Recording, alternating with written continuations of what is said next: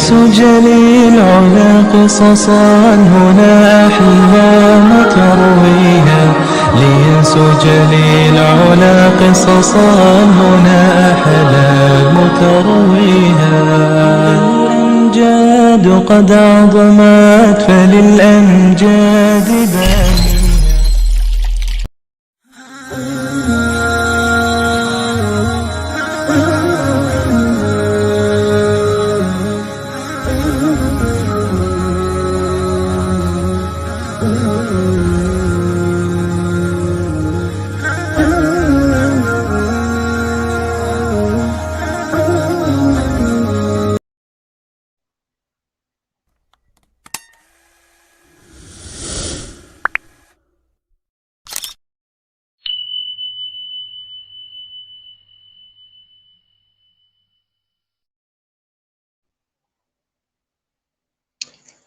Bismillahirrahmanirrahim. Assalamualaikum warahmatullahi ta'ala wabarakatuh. Alhamdulillah, kita panjatkan puji dan syukur kehadirat Allah Subhanahu wa Ta'ala.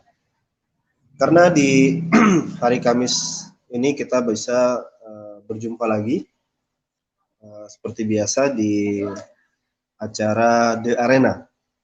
Jadi acara The Arena ini adalah acara di mana kita berikan kesempatan kepada saudara-saudara kita siapa saja untuk berdiskusi tentang apa saja, khususnya diskusi tentang kristologi, diskusi tentang islamologi,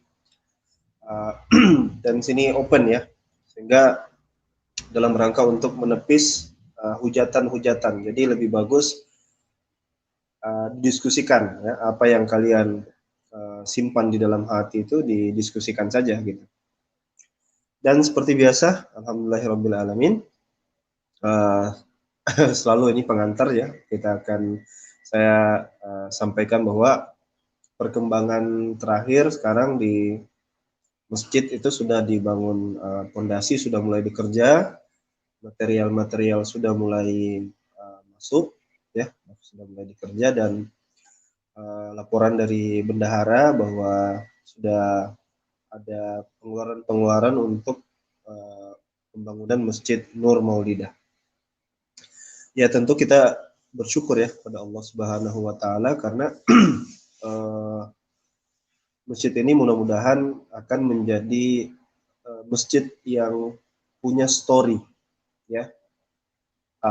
Sambil menunggu Bang Zuma, saya cerita sedikit. Jadi waktu almarhumah itu meninggal dunia, saya datang agak telat ya ke tempat beliau. Jadi sampai di rumah beliau itu rupa-rupanya jadwal dimakamkan itu dipercepat. Jadi saya nggak sempat dapat. Tapi pada waktu itu alhamdulillah kita dijamu dengan Ustaz Zuma dan beliau mulai bercerita. Nah, saya kasih kisi-kisinya aja ceritanya dan kenapa misalnya beliau Ustaz Zuma ini sangat berkesan dengan istri beliau.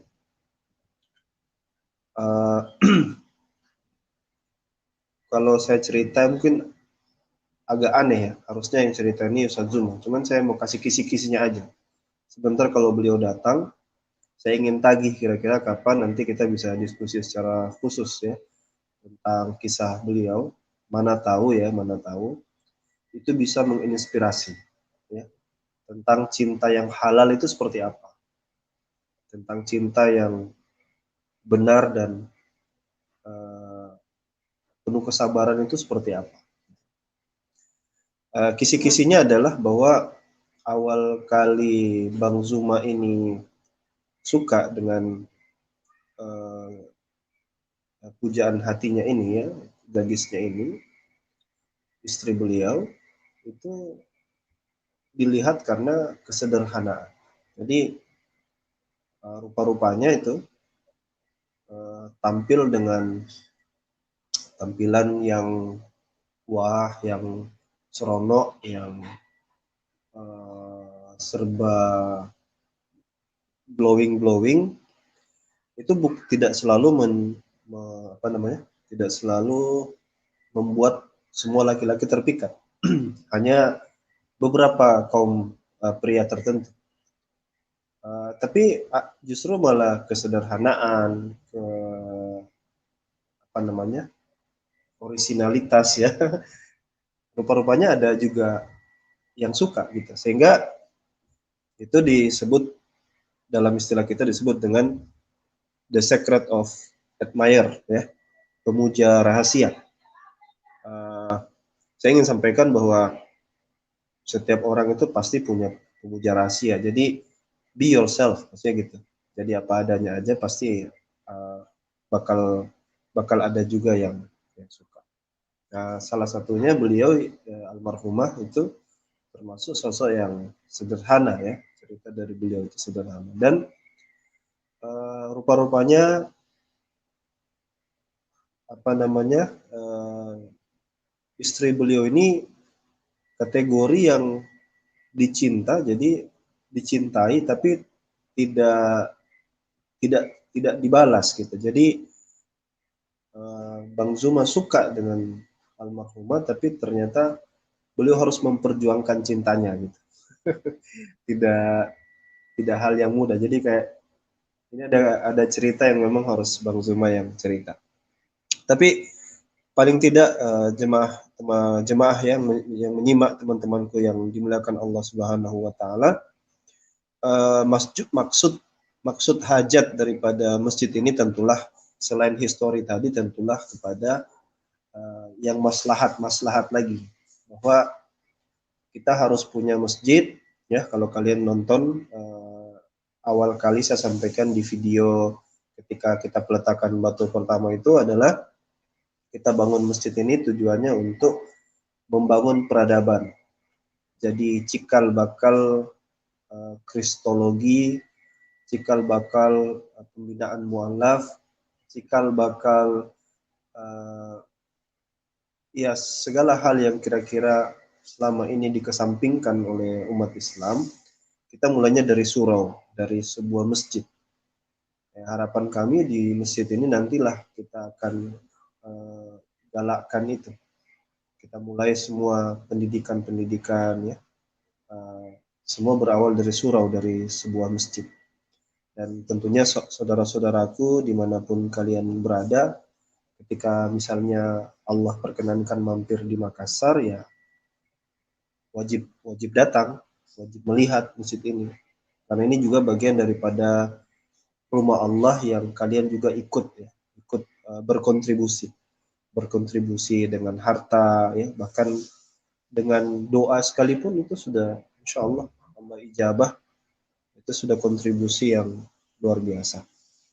Nah, bagi saudara-saudaraku, sebelum kita masuk ke arena, sekali lagi saya menghimbau, manakala ada rizki yang Allah berikan kepada antum sekalian, inilah ada kesempatan yang sangat baik ya, Anda infakkan hartanya bukan untuk keperluan pribadi kami, tapi untuk keperluan membangun rumah Allah ini.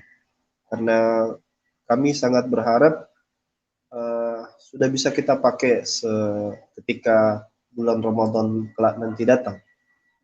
Jadi harapan kita semoga bisa tarawih di sini nih, harapan kita. Dan tentunya semua bergerak dengan kemampuannya masing-masing. Ada yang bergerak dengan tenaganya, ada yang bergerak dengan dengan dananya gitu. Dan kalau yang dekat-dekat dengan tempat sini di Bolangi, Anda boleh menyumbang material ya. Sangat diperbolehkan sekali. Silakan dihubungi admin. Misalnya mau nyumbang semen boleh, semen jumlah apa? Menyumbang batu boleh, apa saja yang kira-kira bisa mempercepat pembangunan masjid ini. Saya berdoa kepada Allah Subhanahu wa taala, semoga para donatur ya, keseluruhan ya. Ini doa saya dan doa kami semua pengurus dan segenap kaum muslimin untuk memudahkan urusan saudara-saudara kami yang juga memudahkan tangannya untuk berinfak di jalan Allah. Tidak hanya untuk MMCI, tapi bagi siapa saja yang memang peduli dengan agama Allah ini. Bantu anak yatim, ya kan? Bantu orang-orang yang tidak mampu, ya semoga Allah mudahkan segala urusan-urusan mereka, ya. Dan bagi mereka saudara-saudaraku yang memang lagi kesusahan, ya, apalagi di masa-masa pandemik sekarang ini, yang bisa kami sampaikan adalah bahwasanya bersabar itu adalah cara yang paling baik. Isbiru wasabiru warabitu, itu perintah Allah. Bersabar dan bersabar dan bersabar. Sabar itu adalah perkara yang paling baik, ya. Bahkan ganjaran dari sabar itu adalah solawat daripada Allah Subhanahu Wa Taala. Allah memberi solawat dan salam kepada mereka-mereka yang bersabar, ya. Jadi marilah kita pupuk rasa sabar kita, apalagi kalau misalnya antum lagi dalam keadaan susah. Kalau antum punya kelapangan, ya, sebenarnya berinfak itu juga tidak harus lapang sekali, ya. Yunfikuna fis sarra'i wad dharra, itu berinfak itu tidak harus selalu lapang, ya. Bahkan orang berinfak itu dalam keadaan sempit dia masih bisa berinfak. Ya, paling mudah adalah dengan senyuman, ya kan? Senyum itu juga infak. Oke deh, mungkin begitu. Jadi teman-teman, silakan yang mau berdonasi, silakan kirim ke nomor rekening, ya Bang. Ini rekening sementara dulu. Kita lagi ngurus rekening sosial atau rekening masjidnya di Bank BTN di 0000 kosongnya 4 kali 401 300017173, ya, kode banknya 200. Dan jangan lupa untuk, kalau itu peruntukannya untuk masjid, tolong diberi 999, ya, di belakang angka sumbangannya. Kalau menyumbang 50.000 misalnya, berarti 50.999, supaya kami bisa pilih-pilih. Oh, ini untuk yayasan, oh ini untuk masjid, kira-kira seperti itu. Ya, barakallahu fikum, ya, barakallahu. Oke deh, tolong dinaikkan. Sekarang kita, Masya Allah, sudah hadir guru saya ini, Gurunda Zuma. Assalamualaikum warahmatullahi wabarakatuh. Waalaikumsalam warahmatullahi wabarakatuh. Adikku yang selalu ku sayangi dan selalu ku banggakan. Apa kabar Masya hari? Allah. Hari ini mendung-mendung kan dah. Tapi insya Allah suasana hati kita tetap cerah. Amin, amin, amin. Sebelum kita mulai dan kita mengundang siapa saja yang ingin masuk, utamanya teman-teman kita Kristiani, saya akan tetap lanjut, ya. Jadi setiap momentum kita datang di arena ini, saya akan tetap mengangkat soalan-soalan seputar ketuhanan Yesus. Nah, sambil menunggu, tapi kisi-kisi sedikit saja kan, sebelum mungkin saya wawancara. Di awal itu saya sempat cerita bahwa ibunda, ya, saya panggil ibunda aja, ibunda almarhumah, itu kan sosok yang antum kagumi. Padahal orangnya sangat sederhana kan, ya, nggak make upan, nggak seperti glamor begitu gitu. Bisa mungkin digambarkan, kita kembali ke berapa puluh tahun silam, ya, berapa puluh tahun ke belakang waktu antum masih remaja, terus momen dimana pertama kali melihat dan falling in love. Dicerita sedikit saja, memorinya juga biar kita pada dengar semua. Silakan, Ustaz. Bismillahirrahmanirrahim. Masya Allah. Ya, jadi ini mengajak kembali ke masa lalu, ya, masa yang tidak akan pernah terlupakan dalam hidup saya. Alhamdulillahirabbil alamin. Wa bihi nasta'inu ala umurud dunya waddin. Assalatu wassalamu ala asyrafil anbiya'i wal mursalin wa ala alihi wa sahbihi ajma'in, amma ba'd. Qala Allah Ta'ala fi Qur'anil Karim, a'udzu billahi minasyaitonir rajim. Bismillahirrahmanirrahim. Wa anfiqu mimma razaqnakum min qabli ayyatiya ahadakumul maut fayaqula rabbi laula akhartani ila ajalin qarib fa asaddaqa wa akum minas salihin. Shadaqallahul azim. Jadi bercerita mengenai masa lalu ya bersama dengan kekasih saya. Itu bermula ketika saya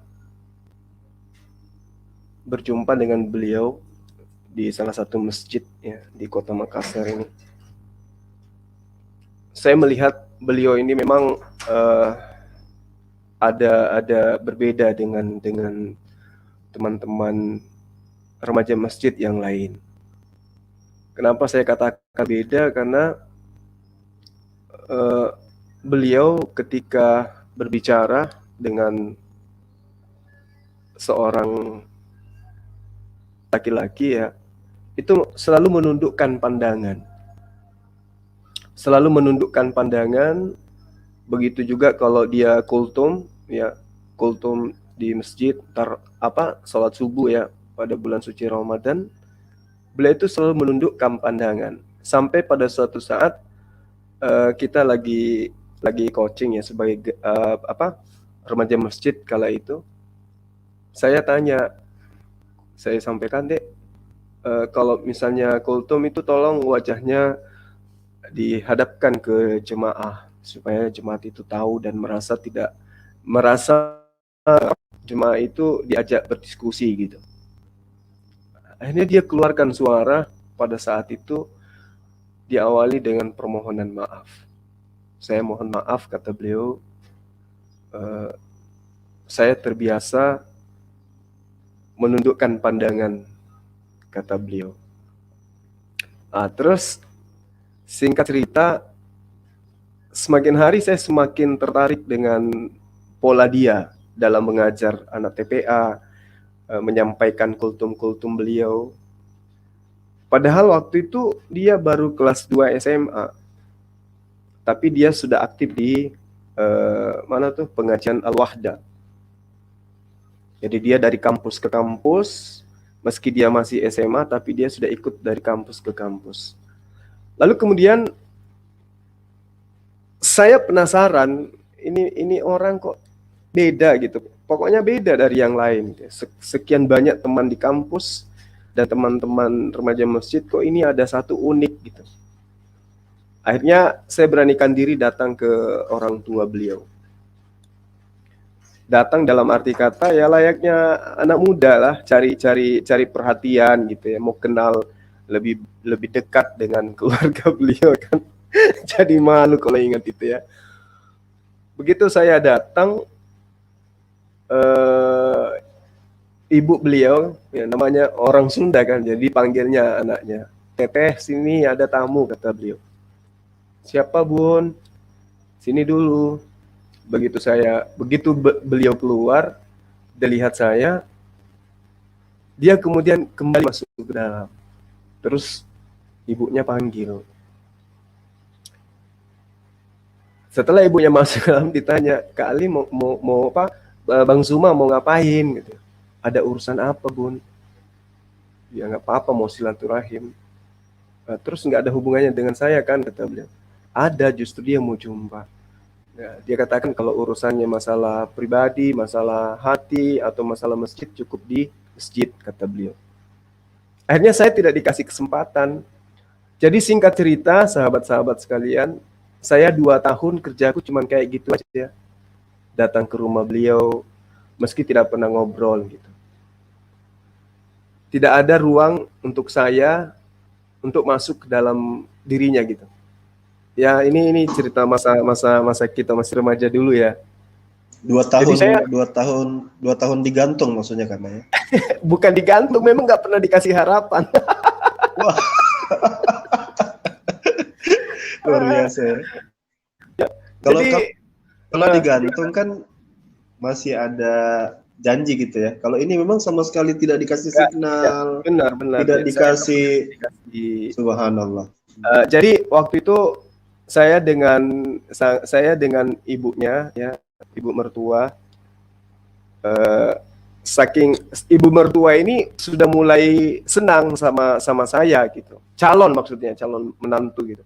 Tapi si anak tidak mau terima meskipun sebagai kawan. Yang tadinya masih ngobrol di masjid, begitu satu hari saya mohon sekali supaya ibunya bisa bicara dengan saya, tapi anaknya hadir gitu. Terus ibunya minta ke beliau kan, kok ini kita cerita kayak gini nggak apa-apa ya?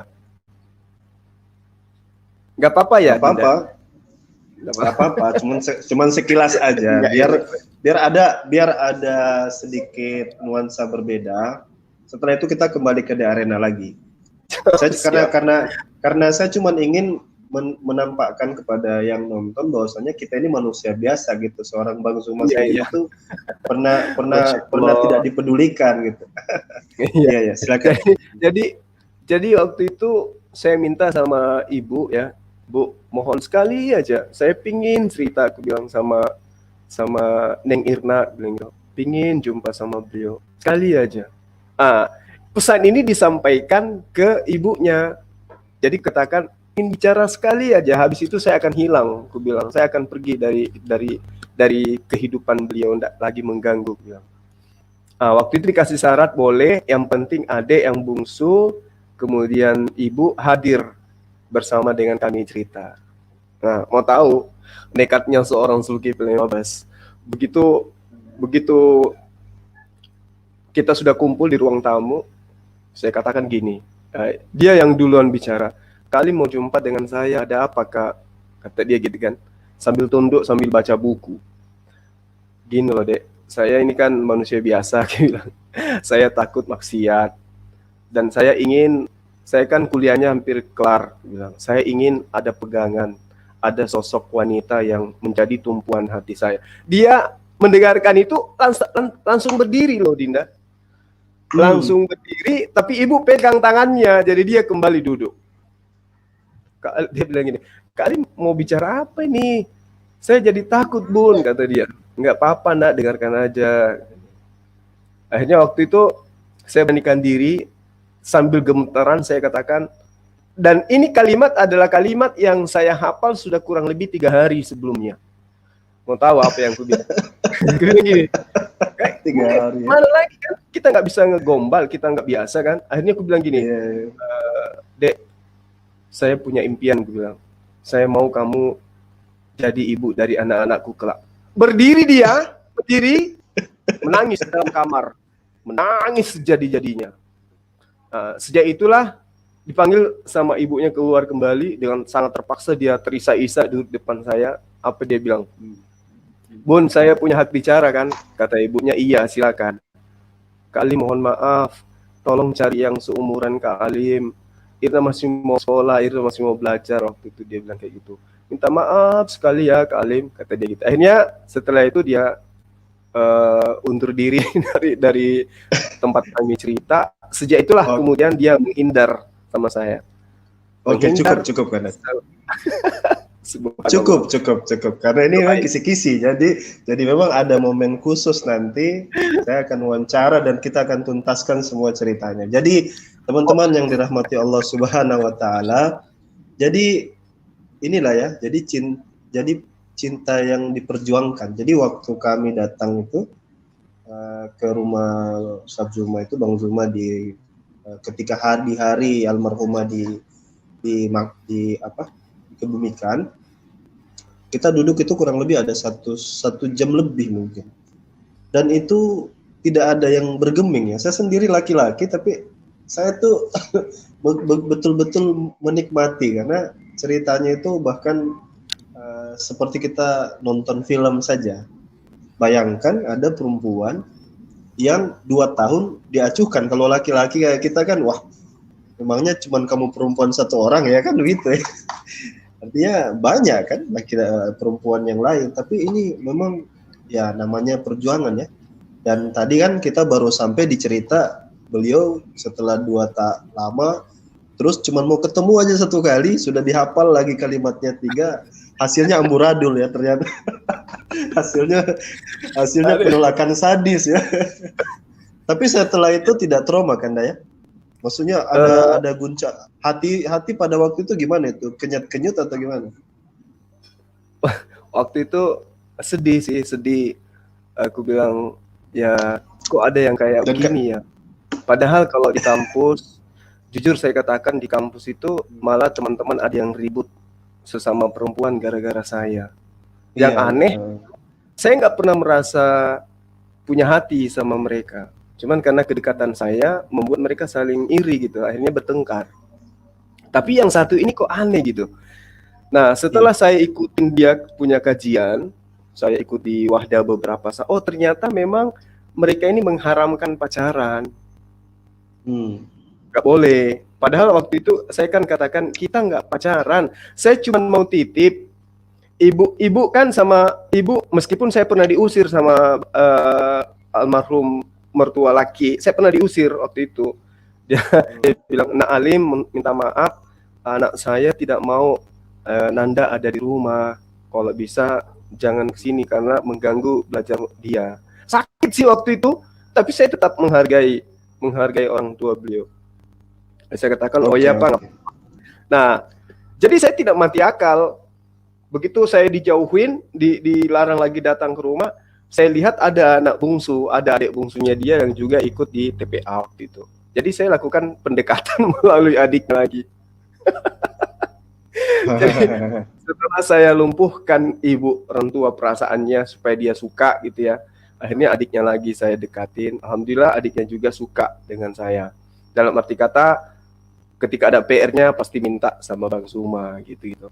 Iya, nah, ini ditinggal. Harus kita tahan. Harus kita tahan ini kan. Oke, Bang Zuma ya. Ini jadi saya nanti pasti akan insya Allah akan ngobrol dan ini mungkin akan bisa bersesi-sesi ya. Kenapa? Karena akan ada pelajaran di sini. Jadi ada dulu nuansa itu karena di zaman-zaman dulu ya. Jadi ada langgemnya itu kayak gini.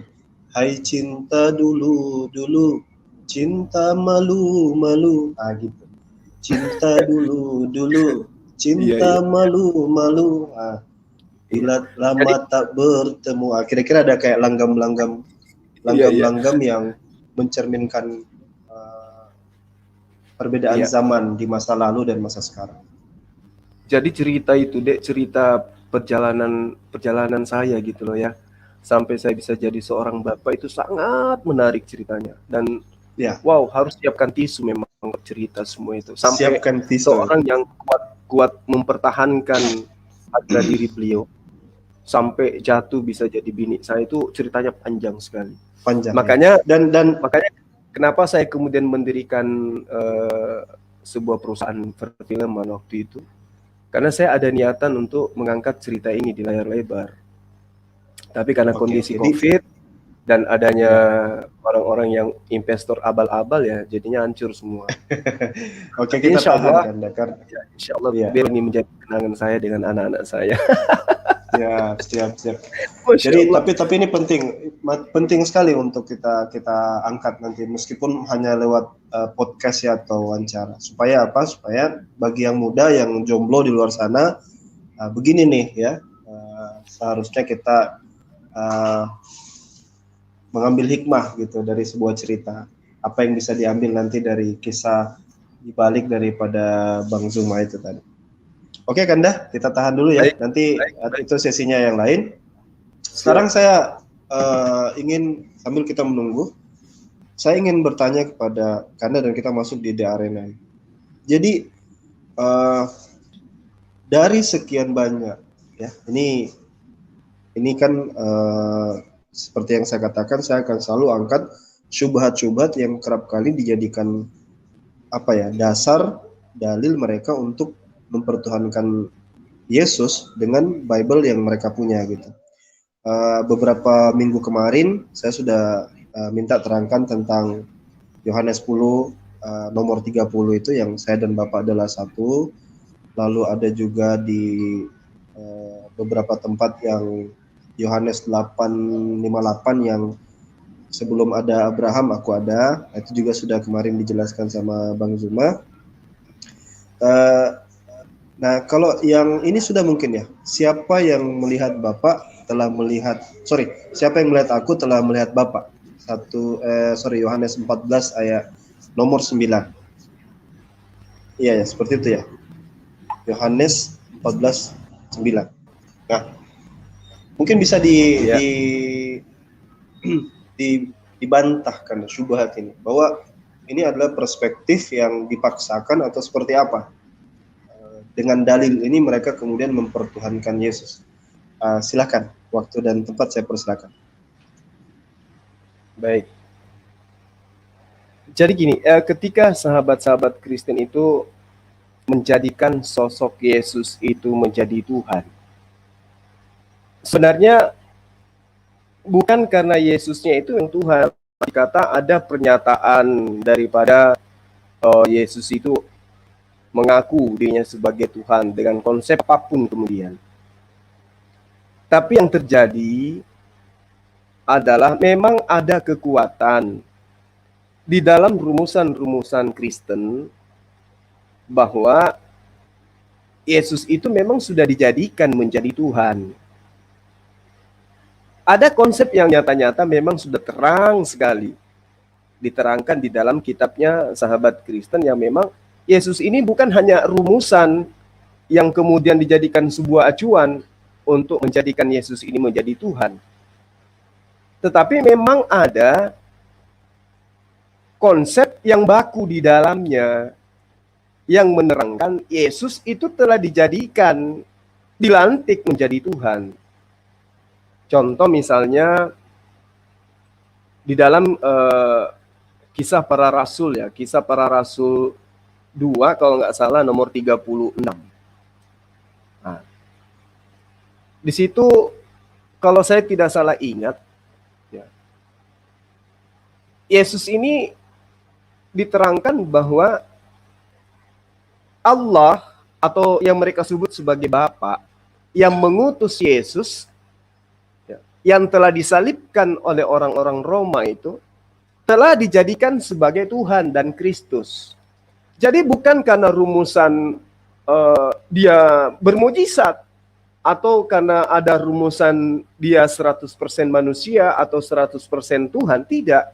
Tetapi memang dia adalah manusia yang dilantik berdasarkan dalil. Bukan rumusan-rumusan gereja atau bukan. Tetapi memang dia adalah Tuhan yang mereka sembah, yang berdasar terhadap apa? Pelantikan. Memang dia dilantik. Contoh yang seperti yang saya gambarkan tadi, Kisah Para Rasul 2 nomor 36. Jadi seluruh kaum Israel harus tahu pasti, itu penekanan bahwa Allah, mereka menulisnya dengan huruf besar, berarti pencipta alam semesta. Pencipta alam semesta telah membuat Yesus, kalau di dalam terjemahan lama itu telah menjadikan. Itu di terjemahan lama. Kalau terjemahan baru membuat, terjemahan lama menjadikan. Berarti bahasa kerennya melantik. Jadi Allah melantik Yesus yang disalibkan itu menjadi Tuhan. Jadi kita tidak bisa lagi mengatakan bahwa ini adalah konsep iman, semata-mata iman, karena mujizat, karena segala sesuatu telah diberikan kuasa ke Yesus, baik di langit maupun di bumi, bukan karena itu semata. Tetapi memang Yesus ini telah dilantik, telah dijadikan Tuhan berdasarkan pengajaran Lukas, Paulus, Markus yang ada dalam kitabnya teman-teman Kristen. Kalau di terjemahan lama, sebab itu hendaklah diketahui oleh segala isi rumah Israel dengan yakin bahwa Allah telah menjadikan Yesus itu menjadi Tuhan dan Kristus. Nah, artinya bahwa teman-teman Kristen kehilangan arah sekalipun, bahwa rumusan-rumusan gereja yang mengatakan bahwa Yesus itu Tuhan karena dia menyembuhkan, membangkitkan, memberi kuasa, mengampuni dosa, itu hanya merupakan tambahan-tambahan, ramuan-ramuan, bumbu-bumbu. Yang pasti kemudian adalah memang dia adalah manusia yang dibunuh di atas salib dan telah dijadikan menjadi Tuhan. Celakanya konsep ini berasal dari Lukas, dan Lukas bukan muridnya Yesus. Kalau kita lebih jauh ya, kalau kita lebih jauh melihat, kenapa di dalam konsep Matius, misalnya di dalam Matius 3 apa Matius 13 ayat 23 itu diterangkan. Dia katakan gini, engkau telah membuat engkau telah menyesatkan. Ya. Dan orang yang kamu sesatkan itu akan sesat 2 kali lipat dari engkau. Artinya bahwa sesesat-sesatnya Paulus, orang-orang yang mengimani pengajaran Paulus itu 2 kali lipat lebih sesat daripada Paulus itu sendiri. Contoh misalnya nih, saya kasih pembuktian. Di dalam kitabnya sahabat Kristen, 1 Korintus 15 nomor 47. Dikatakan apa dengan terang di sana? Manusia pertama berasal dari debu tanah dan bersifat jasmani.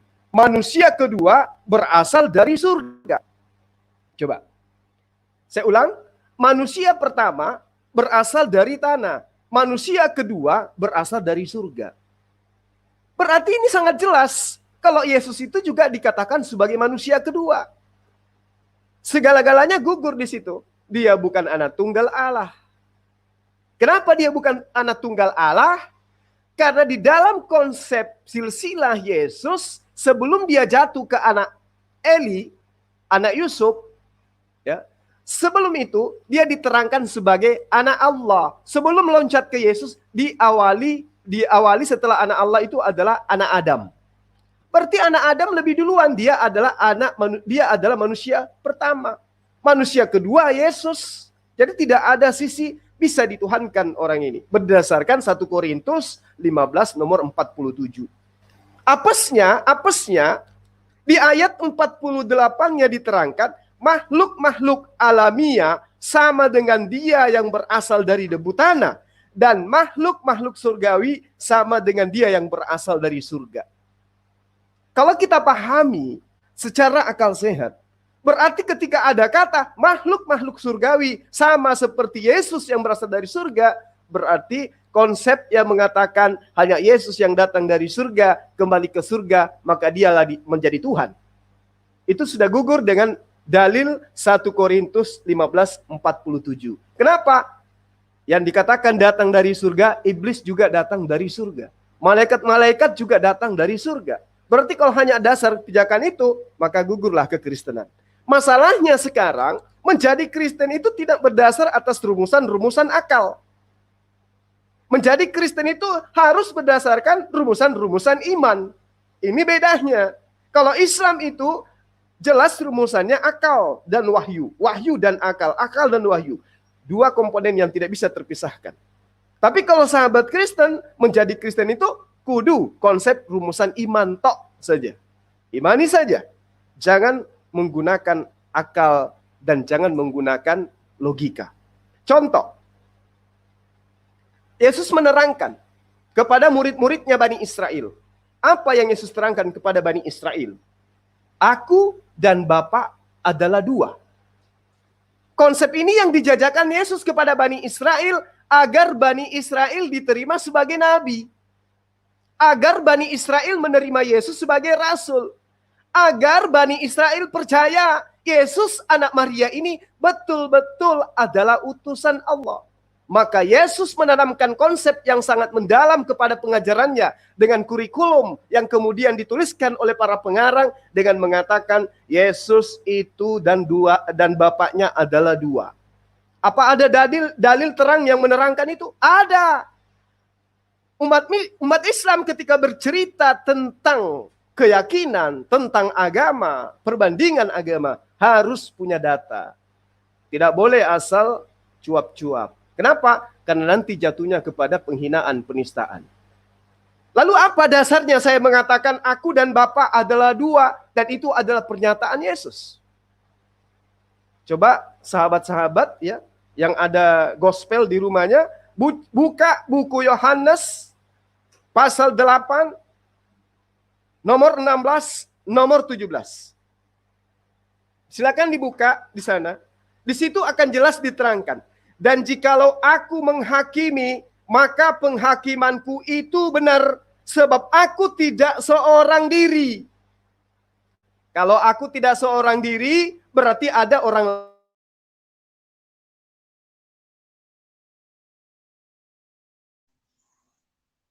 Bang Zuma, suaranya... Aku dan Bapa ada berapa? Oke. 2. Berarti aku dan Bapa adalah 2.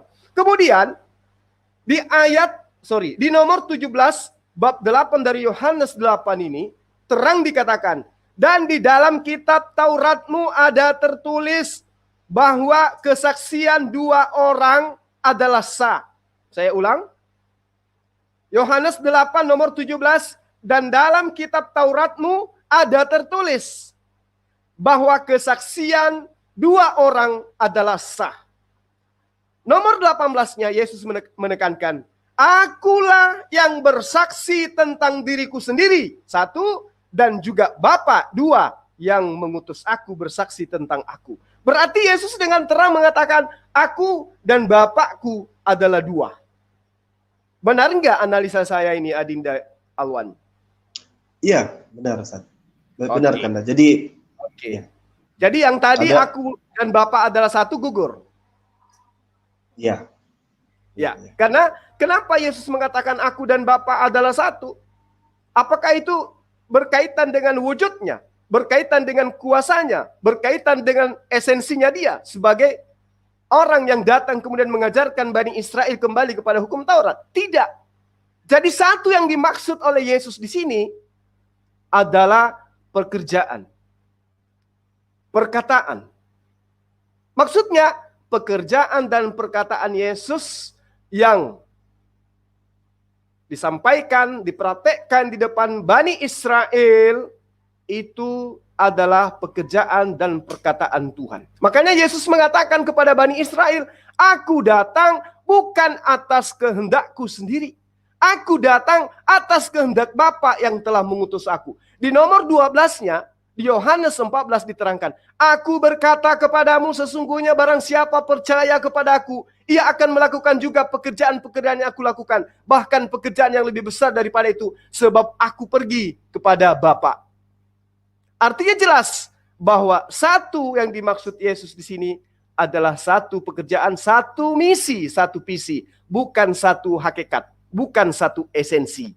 Kalau Yesus dan Bapa, jelas pengakuan Yesus, aku dan Bapa adalah 2. Di dalam Yohanes 8, nomor 17, nomor 18. Demikian sementara Dinda. Ya, Masya Allah ya. Jadi, saya pikir ini bantahan yang cukup clear ya, cukup jelas sekali bagaimana bahwa kalau dianggap Yesus dan Bapa itu adalah satu kesatuan, di Yohanes 8, ayat 16 yang sudah dipaparkan tadi oleh Bang Zuma itu sangat dengan terang menjelaskan bahwasanya di situ tidak satu tapi 2, mereka 2 yang berbeda. Dan atas dasar inilah itu menjadi bukti yang valid bahwa Yesus itu sendiri tidak bermaksud ya mengatakan bahwa dia dan Bapa adalah satu, atau siapa yang melihat Bapa melihat aku melihat Bapa. Itu tidak bermaksud bahwa dia itu adalah satu kesatuan dengan Bapa itu sendiri, ya, sebagaimana dipaparkan Bang Zuma tadi. Tetapi yang dimaksud itu adalah sama-sama menjalankan perintah daripada Bapa itu. Jadi apa yang dilakukan Yesus semata-mata mengikuti perintah daripada Bapa. Mungkin gitu ya Bang Zuma ya, kesimpulan ininya ya. Nah, sekarang momen kita naikkan lagi karena sekarang sudah menjelang asar, kita naikkan dulu satu. Siapa yang antri nih, Dek? Mungkin ada yang bisa dinaikkan, kita naikkan dulu. Ini langganan kita ini, ya. Tapi, ya, tapi tidak apa-apa, tidak apa-apa. Oh ya, jelas. Tapi tolong itu jelas suara saya. Jelas suara saya. Terlalu apa itu namanya kalau terlalu keras kah? Saya jauhkan dikit. Apa namanya tuh kalau dia kayak bergema gitu, terlalu gema. Anunya dikurangi dikit. Oh, gemanya. Oh iya. Semoga begini bisa. Di situ ada pengaturan gemanya. Dia kayak berada di ruangan besar terus mantul-mantul suaranya gitu. Saya tidak pakai headset soalnya. Kalau pakai headset seringkali jelek. Oh, mana dan nih? ini audio dan ini ada di dalam ruangan ya, berarti ya. Iya, dalam ruangan. Default speakerphone, headset, earpiece. Oke, nggak apa-apa. Gitu aja dulu sementara ya. Oke, Bang Kritisi. Baik. Jadi Iya, yang lalu saya sempat lihat live chat, ada yang minta saya diturunkan, ada yang menyatakan bahwa saya ini biasanya membenarkan diri. Saya juga heran, padahal ada beberapa pernyataan saya mengikuti dialog ya, sesuai dengan diskusi mengalir. Ya, saya menempatkan Yesus setara, kemudian katakanlah Yesus tidak setara, nomor 2 dan seterusnya. Dan juga saya sangat ingat pernyataan dalil dari Ustadz Zuma, Matius pasal tidak pakai pasal ya, saya mengikuti Matius 28, nomor ya bukan ayat, Matius 28 nomor 20 lah. Baik. Ajarlah mereka melakukan segala sesuatu yang telah kuperintahkan kepadamu. Jadi di sini pilihan katanya kuperintahkan, bukan yang kulakukan. Maka dari itu saya menganggap apa yang Yesus lakukan belum tentu atau belumlah wajib untuk kita lakukan. Apalagi ya ada yang tidak mampu kita lakukan dari perbuatan-perbuatan Yesus, misalnya ya soal-soal keajaiban, mujizat, penyembuhan dan lain sebagainya. Sebaliknya ada yang Yesus tidak lakukan tetapi kita sebagai pengikutnya lakukan. Nah, dan di sini juga izinkan kembali saya memberikan dalil juga dari saya, meskipun dari Rasul Paulus, Roma 14 nomor, balik-balik ini antara nomor dan ayat. Roma 14 ayat 23. Barang siapa yang bimbang kalau ia makan, ia telah dihukum karena ia tidak melakukannya berdasarkan iman. Dan segala sesuatu yang tidak berdasarkan iman adalah dosa. Nah ini kalau kalimat pertama ini, makan itu tetap sebuah dosa kalau makan dalam kebimbangan. Dan yang kedua juga, segala sesuatu yang tidak berdasarkan iman, yang dilakukan tidak berdasarkan iman adalah juga dosa. Nah berarti kalau makan sudah dosa, kalau makan dalam kebimbangan dosa, dan bahkan kalau tidak makan juga tetap suatu dosa, manakala itu sekiranya itu dilakukan tanpa dasar iman. Nah sementara salah satu prinsip iman itu apa sebenarnya? Kalau dalam Roma 14 ayat 17 kan, Roma 14 ayat 17, bahwa hal kerajaan surga, nah itu adalah iman, tentang kerajaan surga itu sebagai suatu iman, bukan semata-mata soal makanan dan minuman, tetapi soal kebenaran, damai sejahtera, dan sukacita dalam Roh Kudus. Nah berarti kalau dalam hal ini saya melakukan sesuatu atau tidak makan karena saya beriman, karena saya percaya dan percaya lewat apa yang saya tahu, lewat pengetahuan-pengetahuan yang diberikan kepada saya, misalnya oleh ilmuwan, oleh penemu-penemu, sehingga saya tidak mau terjadi lagi Galileo modern dan Kopernikus modern. Nah berarti itu saya sudah melakukan seturut dengan Roma 14 nomor 23, di mana saya lakukan berdasarkan iman. Nah dan juga memang ada sekiranya ada waktu nantinya atau ada kesempatan, saya izin menindaklanjuti soal An-Nisa 171. Ini satu ayat yang menggelitik hati saya, tapi bukan soal yang panjang, tapi yang satu kutipan awalnya itu sangat menggelitik. Wahai ahli kitab, janganlah kamu berlebih-lebihan.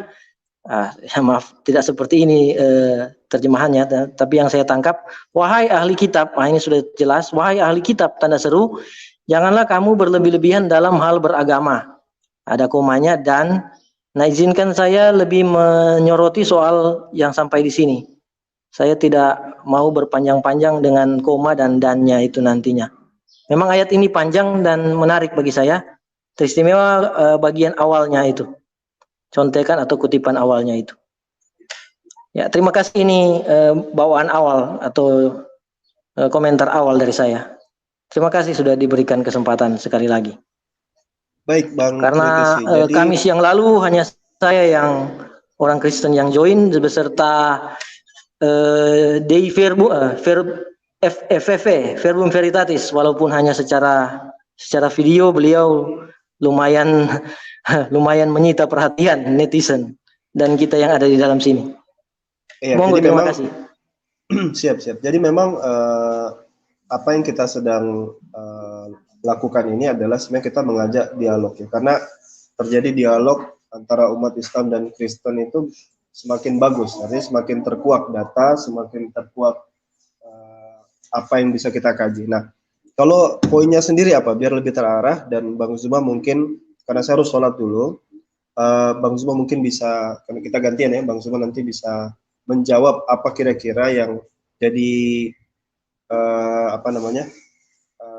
pokok dari yang didiskusikan gitu. Nah, maksud saya seperti ini, kita satu-satu aja dulu.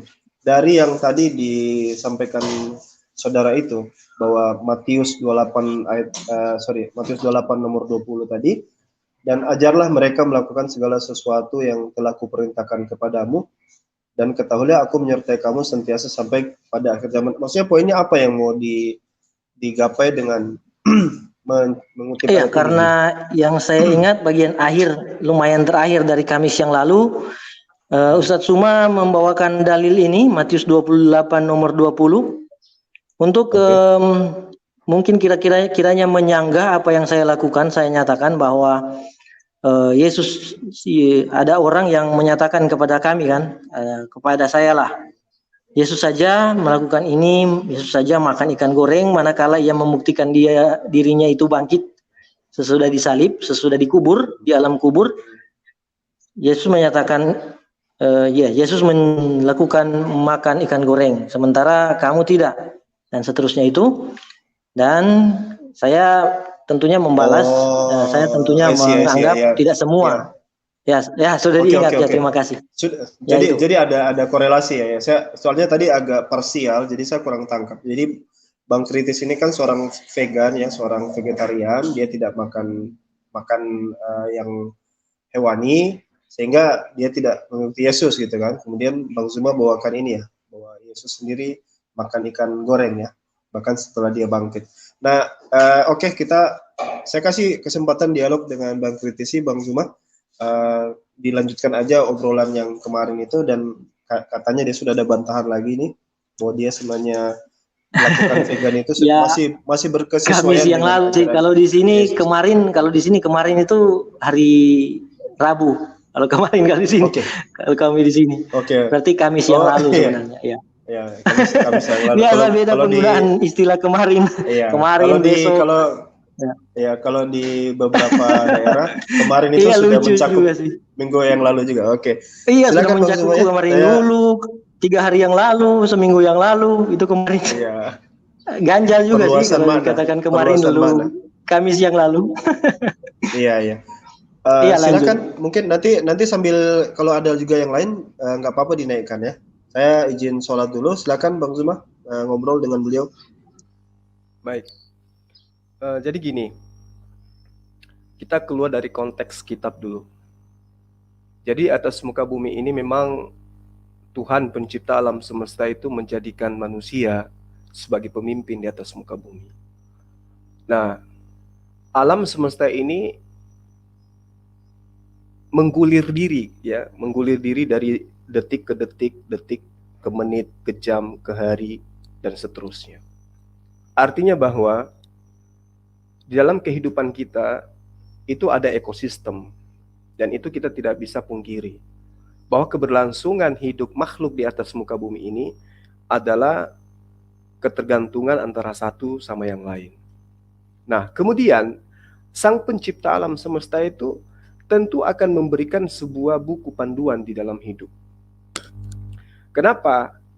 Karena tanpa buku panduan, maka saya rasa kehidupan di alam semesta ini tidak akan menjadi sebuah tatanan yang berkesesuaian dengan kodrat kita selaku makhluk sosial. Nah, terkait dengan hal itu, maka Al-Quran hadir menjawab semua apa yang menjadi permasalahan di dalam perjalanan hidup sejarah keturunan Adam. Nah, lalu kemudian ketika Al-Quran itu dijadikan sebagai tumpuan, zaman seperti apapun jadinya, kondisi dalam bentuk apapun modelnya, Al-Quran tetaplah menjadi pedoman di dalam kehidupan. Al-Quran bisa menjadi penawar dalam segala hal di dalam kehidupan masyarakat. Lalu kemudian ketika para sahabat kemudian terkhusus kepada saudara saya ini ya,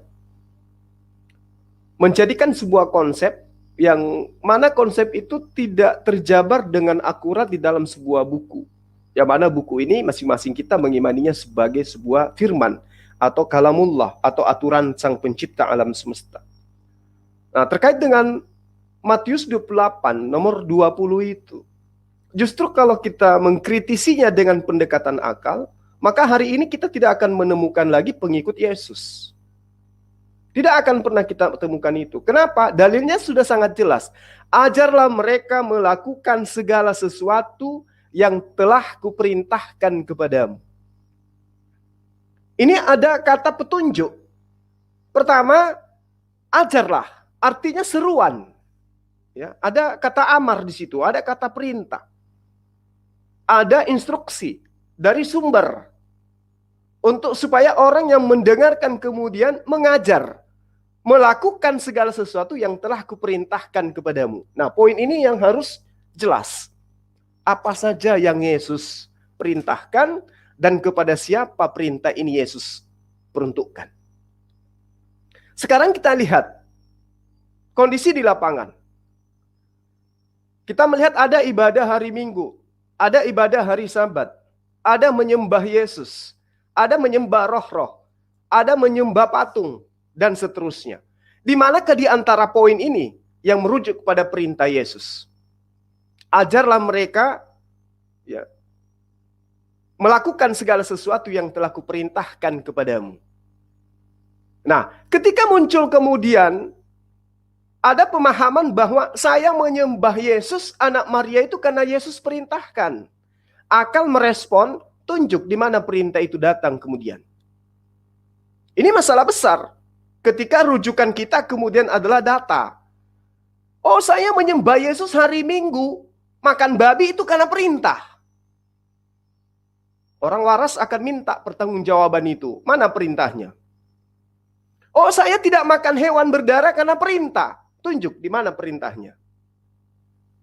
Ini akan jadi masalah kalau ini yang dijadikan sebagai rujukan. Bukan lagi yang dikatakan bahwa yang percaya kepadaku akan melakukan pekerjaan-pekerjaan yang aku lakukan. Kita menyampingkan apa yang kemudian Yesus amanatkan di dalam Yohanes 14. Yesus menerangkan di dalam Yohanes 14, ya, jika seorang mengasihi aku, ia akan menuruti firmanku, sabdaku, perkataanku. Dan Bapakku akan mengasihi dia. Dan kami akan datang kepadanya dan diam bersama-sama dengan dia. Lagi-lagi perkataan ini tidak menyentuh kepada sahabat-sahabat Kristen hari ini. Apapun sektenya. Sekali lagi. Melalui pernyataan Yesus ini, melihat dari kondisi Kristen hari ini, tidak mengikuti sabda Yesus apapun sektenya. Mau sekte apapun itu. Karena jelas mengatakan, jika engkau mengasihi aku, engkau akan menuruti perkataanku. Engkau akan menuruti firmanku. Engkau akan menuruti sabdaku. Sabda mana dari Yesus kemudian? Yang sahabat-sahabat Advent lakukan. Yang sahabat-sahabat Pantekosta lakukan. Katolik lakukan. Kristen lakukan. Sehingga tertuju kepada satu titik, menyembah kepada Yesus, layaknya Yesus adalah pencipta alam semesta. Data. Ini data. Kita butuh data. Karena kenapa? Hidup di zaman sekarang, ketika kita membeli sesuatu, maka harus buku petunjuknya ada, supaya kita tidak tersesat. Buku petunjuk itu mana?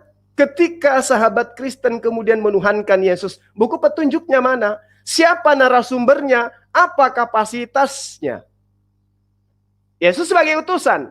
Sebagai utusan, Islam mengakui itu. Islam mengimani itu. Bagaimana kondisi masyarakat pada saat utusan Allah bernama Yesus itu datang ke tengah-tengah mereka? Apa yang mereka lakukan? Menerima dia, mengimani dia, atau sebagian besar dari mereka memusuhi, bahkan berniat untuk membunuhnya. Kalau niatnya mau membunuh, niatnya mau menyalibkan Yesus, bagaimana mungkin kemudian ajarannya bisa diterima oleh orang-orang pada masa itu? Kalau Yesusnya sebagai narasumber saja ditolak, jangan mimpi ajarannya akan langgeng sampai hari ini. Tentu ajarannya pun akan disalibkan, ajarannya pun akan dihabiskan, ajarannya pun akan dipunahkan. Lalu dari mana konsep Kristen hari ini? Kita lihat bagaimana sahabat saya kritisi Omnipora mencoba untuk mengais-ngais dari surah-surah Paulus. Siapa Paulus ini? Adakah dia sebagai murid Yesus? Adakah dia sebagai pengikut setia Yesus? Atau dia hanya berpura-pura sebagai pengikut demi untuk mencari wajah bagi penjajah Romawi saat itu? Demi untuk menciptakan sebuah konsep kepada penganut-penganut pagan yang tidak memiliki kitab pada masa itu. Ini pertanyaan besar. Tentunya orang berakal sudah tahu jawabannya. Karena itulah kemudian saya katakan pada sahabat saya, beriman tidak hanya bisa ditegakkan iman itu hanya berdasarkan terhadap percaya saja, tetapi harus berdasar terhadap akal dan logika. Pertama. Yang kedua, ketika sahabat saya mencoba untuk mengambil apa yang tertuang di dalam Al-Quranul Karim. Bismillahirrahmanirrahim. Ya ayyuhal kitab, la taghlu fi dinikum. Wahai ahli kitab, jangan kamu melampaui batas dalam agamamu. Valid. Ini perintah. Apa melampaui batas itu? Melampaui batas itu adalah ketika berbicara dinul, ketika berbicara milah, ketika berbicara agama, maka panduan kemudian filternya adalah kitab suci. Sumber kitab suci itu adalah Rasul, utusan Allah, Nabiullah. Maka itulah yang menjadi filter. Akulah jalan, akulah keselamatan, akulah hidup. Itu filternya. Apa jalan yang Yesus tunjukkan? Apa yang harus dilakukan untuk mendapatkan keselamatan? Setelah menjalani jalan dan mengikuti instruksi keselamatan, apa yang kita dapatkan? Hidup. Lalu apa muatannya kemudian? Ya ahlul kitab, la taghlu fi dinikum wa la taqulu 'ala Allah illal haqqa. Wahai ahli kitab, wahai Bani Israel, wahai sahabat Kristen, jangan berlebihan dalam agamamu. Yesus mengajarkan apa? Cukup imani itu. Yesus mengajarkan A, lakukan A. Yesus ajarkan B, lakukan B.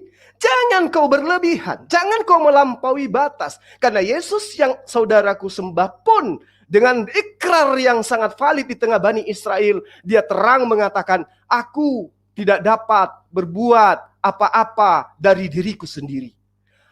Kalau Anda kemudian melantik dia menjadi Tuhan berdasarkan pengajaran Paulus, maka kena. Engkau telah melampaui batas dalam agamamu. Ya ahlal kitab, la taghlu fi dinikum wa la taqulu 'ala Allah illal haqqa. Jangan berlampaui batas dalam agamamu. Jangan mengharamkan apa yang tidak diharamkan. Jangan menghalalkan apa yang diharamkan. Jikalau ada seseorang yang kemudian membuat konsep, sama dalam Islam, Rasulullah SAW memberikan koridor, lakukan A, lakukan B, tinggalkan C, dan seterusnya. Ada yang membuat aturan sendiri, maka itu berarti dia menganggap dirinya, ajarannya, pemahamannya lebih sempurna daripada ajaran Rasulullah Muhammad SAW. Demikian juga ketika ada orang hari ini ngaku Kristen, tidak melakukan kehendak Yesus, bahkan berlebihan daripada apa yang Yesus gambarkan, apa yang Yesus gariskan, maka sejatinya harusnya dia yang menjadi juru selamat dan hidup, bukan Yesus.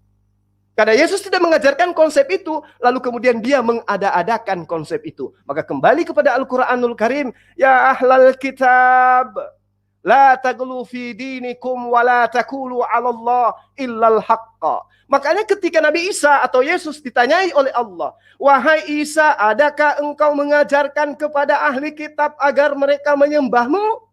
Yesus mengatakan, Subhanallah, maha suci engkau ya Allah, aku tidak akan mengajarkan, aku tidak akan mengatakan apa yang bukan hakku untuk aku katakan. Aku mengajarkan kepada mereka, ya Bani Israel, Inni Rasulullahi ilaikum, wahai Bani Israel, sungguh aku ini adalah utusan Allah kepadamu yang mengajarkan hukum Taurat kepadamu dan menginformasikan akan datang roh penolong, roh penghibur yang akan mengajarkan segala sesuatunya tentang keyakinan, tentang agama, tentang apa yang diperintahkan Tuhan berdasarkan aturan mainnya.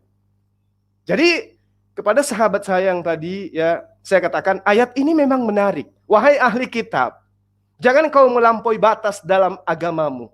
Maksudnya, kalau sudah disyariatkan, kuduskan hari Sabat, jangan beralih ke hari Minggu.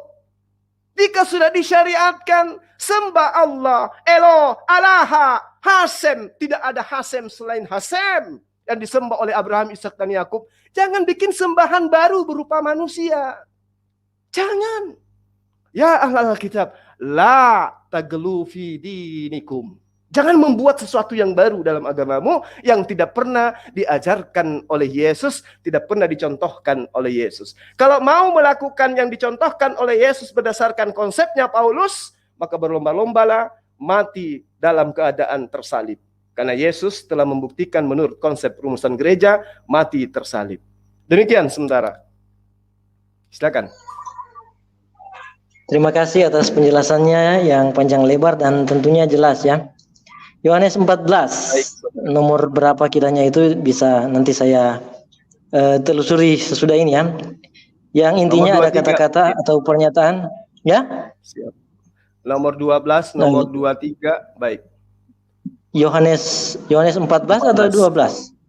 Yohanes 14, oke, 23. Nomor 12, boleh. Yohanes 14, oke. Kasihilah Yesus, yang mengasihi Yesus berarti melakukan perkataan Yesus. Nah, berarti balik lagi ke tadi, perkataan Yesus itu tidak mesti yang Yesus lakukan, bukan semata-mata yang Yesus lakukan tentunya. Dan tadi dikatakan juga tentang kalau saya mengais-ngais ayat-ayat Paulus, ya benar. Mengais-ngais di sini patut dibuat karena apa? Karena Paulus ada tulisan-tulisan Paulus yang sepertinya bertentangan satu dengan yang lain ya.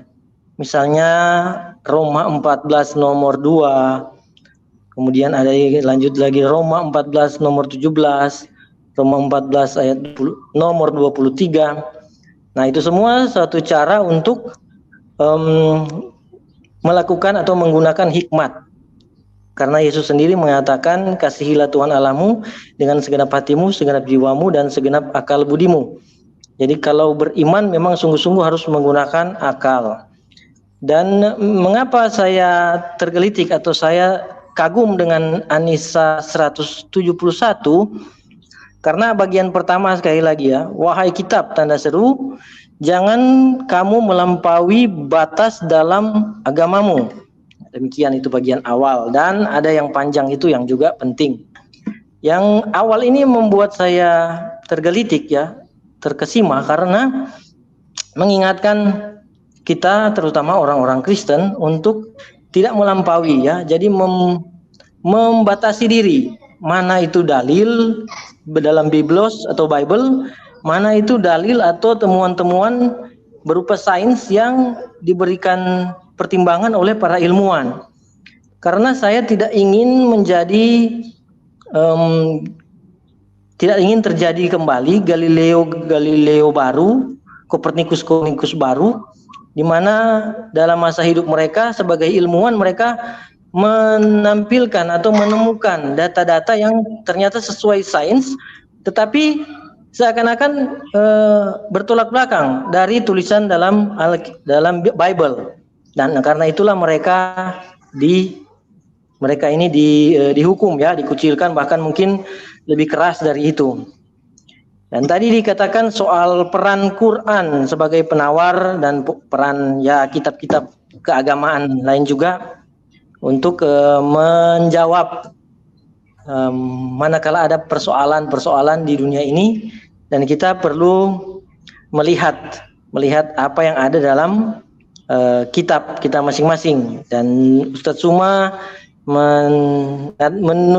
memilih kata Quran sebagai penawar atas dalam tanggapan saya permasalahan-permasalahan di dunia.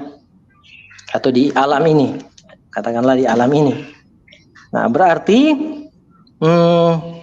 ya sekali lagi tetap saja ada dalam Bible, ya mohon maaf saya kalau dalam Quran saya tidak begitu tahu, karena biasanya dalam diskusi-diskusi kawan-kawan saudara-saudara muslim menyatakan Quran itu sudah baku, sudah lengkap, sudah merupakan suatu buku sepanjang zaman. Tapi memang terus terang dalam Bible ada yang tidak begitu tegas, ya terus terang tidak begitu tegas dan perlu kajian lebih jauh. Dan itulah mengapa saya katakan tadi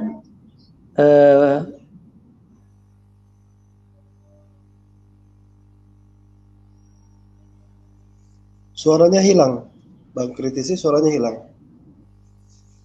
Input dari ilmuwan itu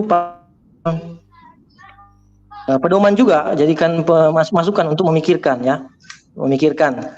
Ya sesuai juga dengan Anissa tadi 171. Jangan melampaui batas dalam agama. Jadi memang ada batas, ada dalil-dalil tegas dalam juga Bible. Tetapi harus diingat juga bahwa ada dalil-dalil ilmuwan yang mereka keluarkan dalam ranah sains dan itu patut jadikan pertimbangan. Dan dalam pertimbangan itu, misalnya dia diketahui untuk masa kini ternyata para ilmuwan dan pemerhati lingkungan atau ahli-ahli lingkungan, environmentalist, mereka menemukan bahwa apa yang kita konsumsi ternyata tidak hanya berpengaruh pada tubuh kita sendiri yang mengkonsumsi. Ternyata itu punya pengaruh jauh lebih luas, ya ini punya pengaruh berdampak lingkungan, berdampak negatif lingkungan misalnya. Dan manakala itu sudah berdampak negatif ke lingkungan, tentunya itu balik lagi kepada orang-orang yang juga tidak mengkonsumsi, mereka juga kena dampak negatifnya. Nah, karena itu ini juga perlu satu karena itulah saya mengatakan saya tergelitik dengan ayat An-Nisa ini karena menampakkan bahwa orang Kristen itu harus punya akal budi, punya keterbukaan hati, open minded untuk tidak hanya mengambil sumber itu dari satu sumber ya, harus ya tentunya harus ya, misalnya dalam kekatolikan misalnya ada sekarang ensiklik Laudato Si yang memang bukan semata-mata dituliskan oleh Paus sebagai seorang pribadi manusia lalu dengan pertimbangan-pertimbangan logisnya lalu mengeluarkan satu ajaran baru, tapi tetap berdasarkan juga Bible dan mengeluarkan menampilkan ajaran-ajaran suatu aplikasi atas iman untuk, karena Laudato Si berarti itu perawatan rumah kita bersama. Jadi sekali lagi itu dalam Bible itu harus ada keterbukaan hati ya, manakala masuk pada areal abu-abu. Dan dalam diskusi saya bersama Bang Tristan juga, ketika saya menampilkan data-data dan efek misalnya ya, efek terhadap orang-orang ya, saya mengakui ya dalam diskusi bersamanya, saya mengakui orang-orang Islam adalah orang-orang yang cukup dengan apa yang sudah diperoleh, maksudnya mengusahakan yang dibutuhkan, bukan jadi tidak berusaha jadi mencari boros-boros ya, tidak apa ya, jadi tidak hedonis ya. Orang Islam bukan orang yang hedonis karena hanya berusaha untuk memenuhi kebutuhan, bukan semata-mata keinginan. Nah, manakala saya menampilkan bahwa orang yang sesederhana, orang Islam sekalipun, umat Islam sekalipun punya ketaatan, punya kepatuhan pada Quran dan bukan orang yang hedonis, bukan orang yang suka-suka royal, ya. Jadi hanya cukup sesudah pada saat manakala kebutuhan itu terpenuhi, sudah bersyukur cukup dan tidak serakah ya, tidak rakus, tidak serakah. Nah, untuk orang-orang demikian sekalipun manakala ada orang-orang serakah memanfaatkan orang-orang Islam dengan iklan propaganda yang luar biasa tentang produk-produk yang sebenarnya eksploitatif terhadap alam. Nah, orang-orang yang sederhana itu sekalipun, ya, saudara-saudara muslim sekalipun bisa jadi kemudian termakan dengan iklan-iklan itu, kemudian menjadi membeli dalam mindset pemikiran mereka harus membeli A, membeli B, membeli produk-produk yang sebenarnya merupakan hasil eksploitasi atas alam tanpa disadari, karena mereka berpikir bahwa itulah yang harus dipenuhi, itulah yang harus dibeli untuk memenuhi kebutuhan. Nah, padahal itu katakanlah kasarnya termakan iklan, ya, termakan propaganda sistem kapitalis lah, kalau saya katakan. Kalau bisa saya katakan sistem kapitalis.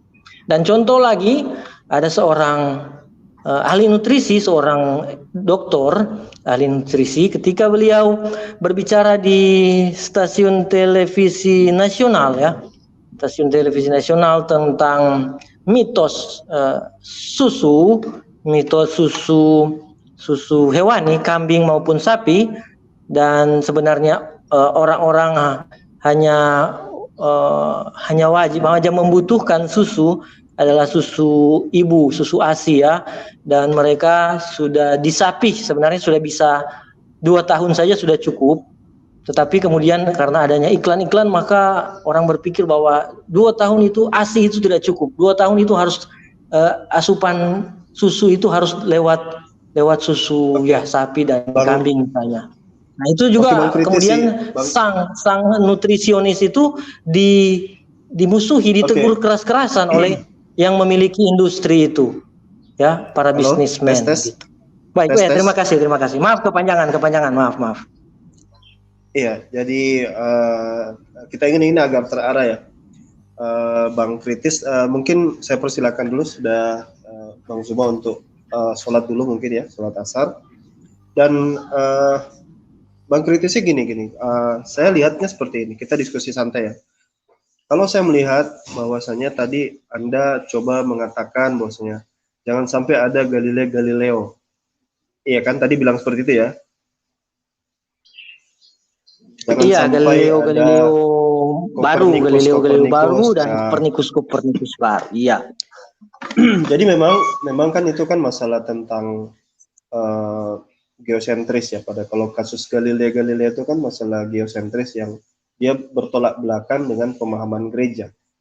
Jadi kalau gereja dahulu itu memang memandang bahwasanya bumi itu sebagai pusat tata surya, sehingga itu yang kemudian terbantahkan dengan teori dari Galileo yang dianggap melawan gereja, kan, sehingga beliau mendapat persekusi. Itu mungkin kalau bahasa sederhananya Bang Kritisi ingin bilang bahwasanya kitab suci itu punya kemungkinan salah.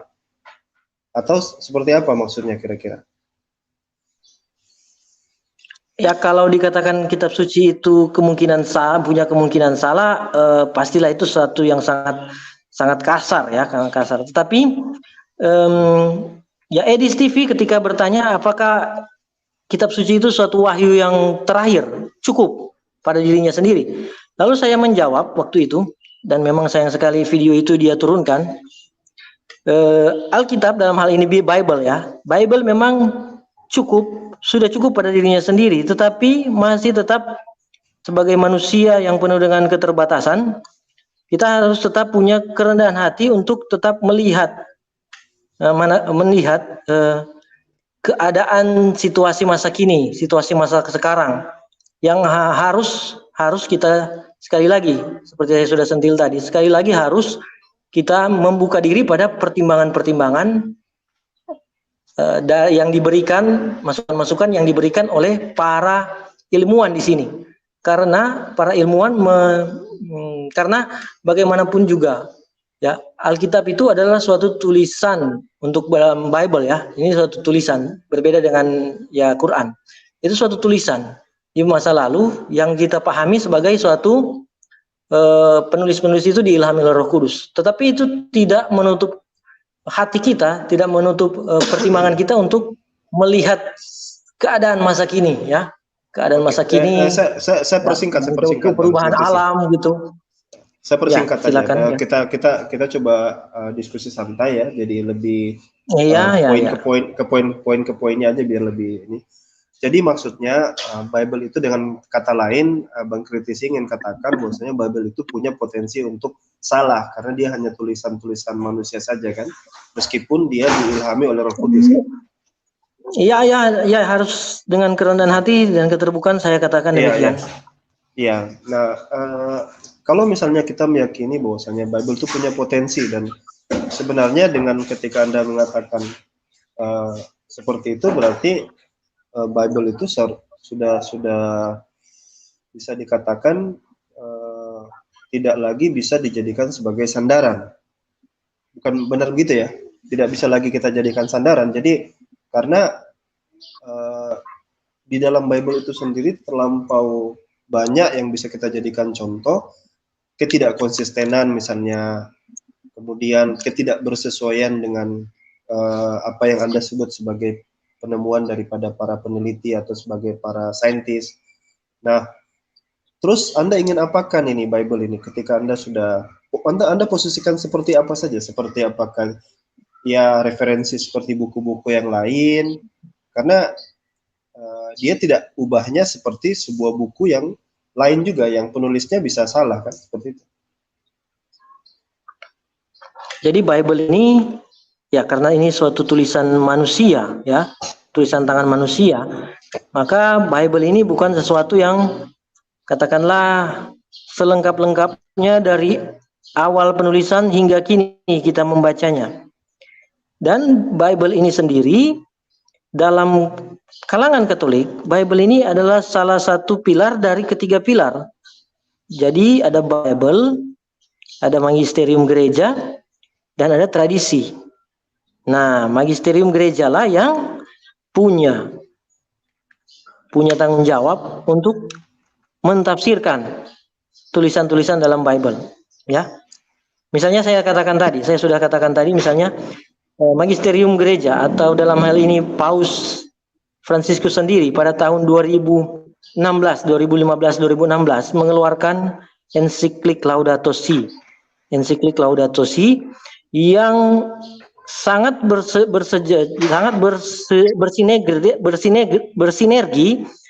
bersinergi dengan seruan PBB misalnya, seruan para pemerhati lingkungan, para ilmuwan, ya, para spiritualis di sini. Nah, jadi disitulah posisi Bible untuk kalangan Katolik ya. Dan sekali lagi di sini posisi Bible yang bukan satu-satunya, kiranya ini tidak dilihat secara negatif oleh orang lain. Ya. Iya. Sehingga karena tafsirnya atau yang bisa mengeksegesi itu hanyalah magisterium, dalam hal ini uskup misalnya, maka itu menjadi tertutup ya, akibatnya jadi tertutup dan kemudian sewaktu-waktu bisa berubah-ubah, betul begitu ya, seiring zaman. Iya, karena kan saya tunjukkan tadi tulisan-tulisan Paulus misalnya kan, tulisan Paulus misalnya dalam Roma 14 nomor 2, bagi yang tidak kuat imannya, makanannya sayur-sayuran dan seterusnya ya, cukup makan sayur-sayuran lah untuk ya. Dan kemudian di Roma 14 ayat 17, nah itu entah bagi yang lain ini menganggap ini satu kontradiksi, tetapi untuk yang punya iman atau punya pemahaman yang dewasa, tentu ini Roma 14 ayat 17 ini lebih mengedepankan soal bagaimana iman akan kerajaan Allah. Bahwa kerajaan Allah bukan hanya soal makanan dan minuman, tetapi soal kebenaran, damai sejahtera, dan sukacita oleh Roh Kudus, sukacita dalam Roh Kudus. Nah, berarti kan bukan hanya soal makanan kan di sini, bukan hanya soal makanan, berarti bisa merunut atau mundur pada ketika yang dianggap makanan itu sebelum dijadikan makanan. Nah, siapa mereka? Bukan siapa itu, tetapi siapa sebenarnya mereka. Dalam iman, apa mereka itu, posisi mereka di muka bumi ini. Dalam iman, bahkan keyahudian, posisi mereka itu adalah untuk keseimbangan alam. Sehingga Kejadian 1 ayat 29 sampai 30 itu adalah maksud awal pencipta itu menciptakan bumi beserta isinya, beserta manusia, beserta hewan-hewan, itulah untuk satu keseimbangan di bumi, satu keharmonisan. Bukan semata-mata mereka itu dikonsumsi. Nah itu. Iya, oke. Jadi Kembali saya lagi, tidak, sebenarnya sih tidak bertentangan. Kalau dilihat itu tidak bertentangan, tapi perlu digali ya. Dan yang harus menggali itu ya magisterium gereja tentunya. iya, Itu. dan ini memang jadi hal yang hal yang agak sedikit absurd ya. Kemudian menjadi aneh karena sebentar saya baca WA dulu. Ya, silakan. Ya. Jadi aneh, lanjut. Oh iya, ini katanya ada juga yang antri. Dinaikkan saja dulu yang antri itu. Dinaikkan saja dulu, Dek. Jadi absurdnya begini tuh, Bang Kritisi. Karena dari awal Anda bicara, yang Anda ingin tampilkan bahwasanya Bible itu tidak bertolak belakang dengan pemahaman Anda tentang vegan gitu. Jadi dan tentu pasti yang dimainkan juga di situ cherry picking ya, bermain pilihan-pilihan. Dari tadi Anda katakan tadi surat Paulus itu ada yang pro dan kontra dengan yang Anda pahami, lalu Anda mengeksegesa ayat yang lain. Saya no comment untuk itulah. Itu kan perilaku dari tiap-tiap orang yang tiap-tiap believer. Tapi saya begini, kalau Anda sekritis itu ya melihat bahwasanya ketika Bible itu nggak bisa dijadikan patokan, satu-satunya patokan kebenaran, dan Anda masih bisa mengatakan Bible itu bisa salah, ya kan? Artinya posisi yang Anda akui sebagai firman Tuhan itu yang mana kalau seperti itu? Apakah yang sesuai dengan keinginan Anda saja, atau jadi ngambil di situ kalau sesuai, kalau nggak sesuai itu salah gitu, gimana? Ya tentunya yang diambil tentunya pastilah peran apa namanya sini saya katakan peran magisterium gereja sangat penting di sini kan. Dan manakala ada yang secara pribadi sebelum ke magisterium gereja dan ada yang bertentangan ada yang bertentangan dengan praktek saya, praktek Kristen lainnya yang juga Kristen lainnya juga pada vegan. Ya tentu kalau saya ya dalam posisi saya apalah saya akan menyalahkan Bible? Tentu tidak. Menyalahkan nomor-nomor, menyalahkan nama-nama perjanjiannya, nama-nama bukunya, tentu tidak. Tapi karena apa? Karena saya tetap melihat ada bagian-bagian keluhuran dalam Bible itu sendiri. Jadi Anda dan manakala yang tidak sesuai ya tentunya kalau saya secara orang sederhana, orang yang tidak punya kemampuan, bukan magisterium gereja dan bukan orang yang punya kemampuan untuk mengajak pengikut, mempengaruhi pengikut ya. Tapi kan dalam praktek kami kan tetap sudah ada dan bukan hanya orang Kristen juga yang vegan ya. Karena ya saya menyebutkan mengatakan di sini sikap saya adalah saya diam menunggu dan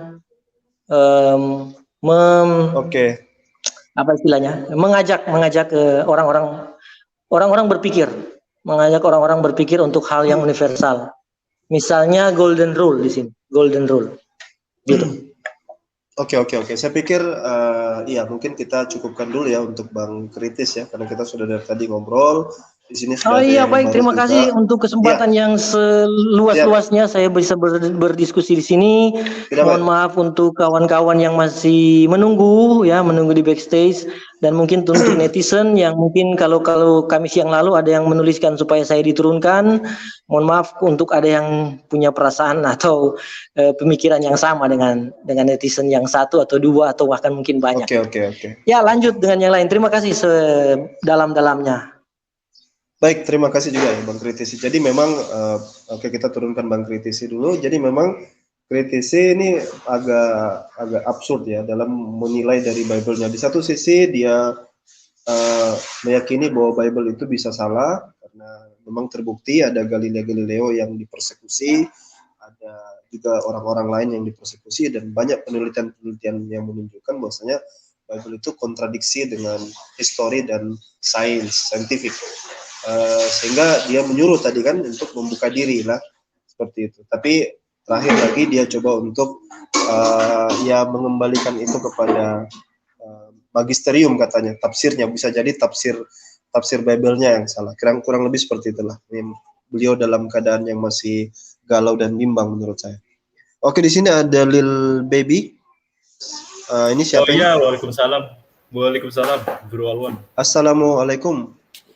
Ya, ada 2 pertanyaan tapi singkat padat jelas ya. Silakan. Ya udah, saya share screen karena ada sesuatu yang lebih ini.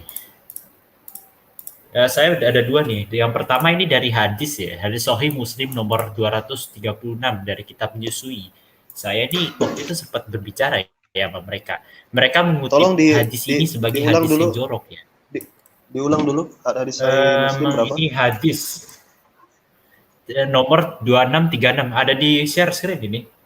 Sangat enggak kelihatan. Tolong ditampilkan, Dek. Udah ditampilkan. Belum lihat Bro Alwan tadi.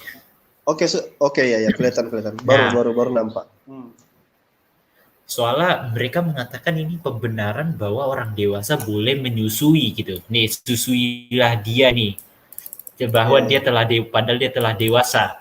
Ya kalau pemahaman mereka gitu, tapi saya nggak ngerti artinya apa. Lalu yang kedua, buktikan bahwa Nabi Isa alaihissalam tuh memang menikah gitu. Nah itu 2 itu saja. Oke. Sudah jelas sebelumnya ya pertanyaannya. Ya bagus, jelas sekali pertanyaannya. Sebelumnya Ustaz Zuma, Assalamualaikum, sudah hadir? Oke, mungkin masih sementara sholat. Kita satu-satu ya. Sebelumnya perkenalkan dulu, akhi, dari mana?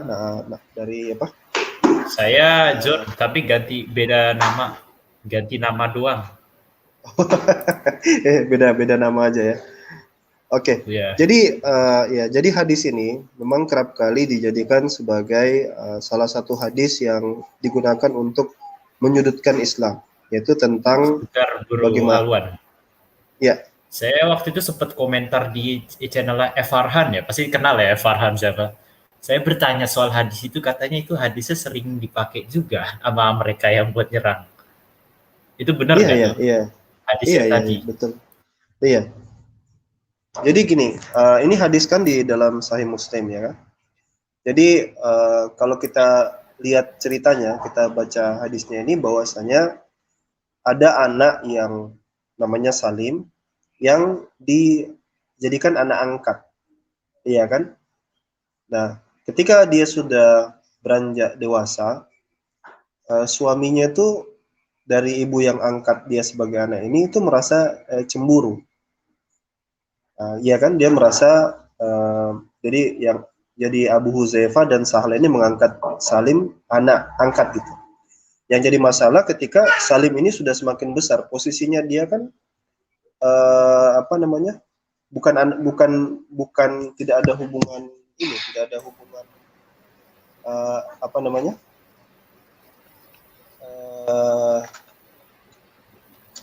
sepersusuan gitu.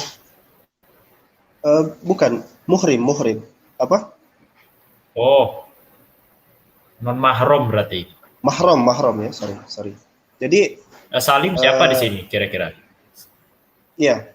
Jadi Salim ini karena dia tidak punya bukan mahramnya, maka solusi yang diberikan oleh Rasulullah SAW itu adalah dengan dipersusui. Kan kita tahu cara untuk membuat seseorang itu menjadi persusuan itu dengan cara dipersusukan kan.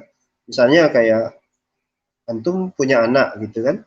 Kemudian istri saya menyusui anak antum, maka anak antum itu nggak bisa kawin dengan anak saya. Meskipun kita bukan saudara kandung. Namanya kita kenal itu dengan saudara persusuan gitu kan.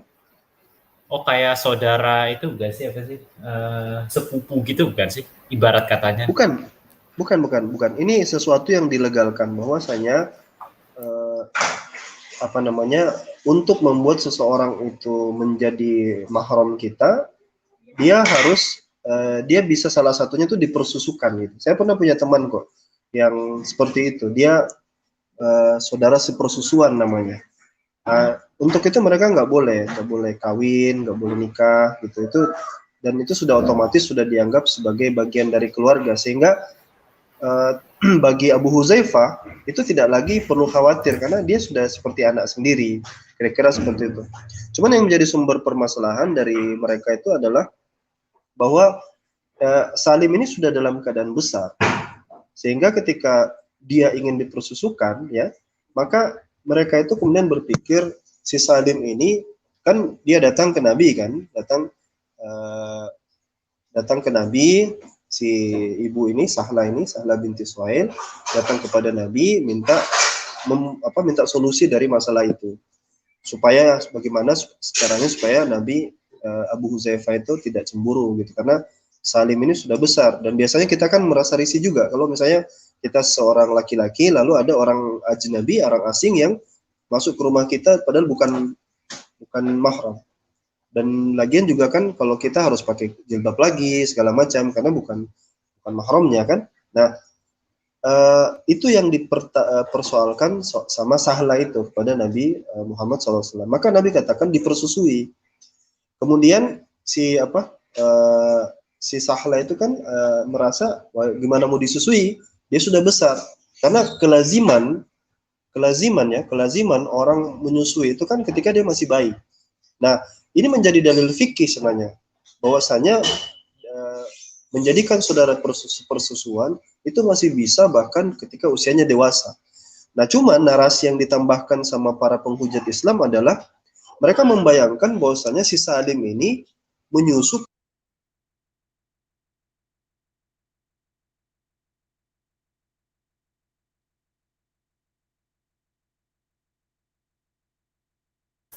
Maaf, gak kedengeran.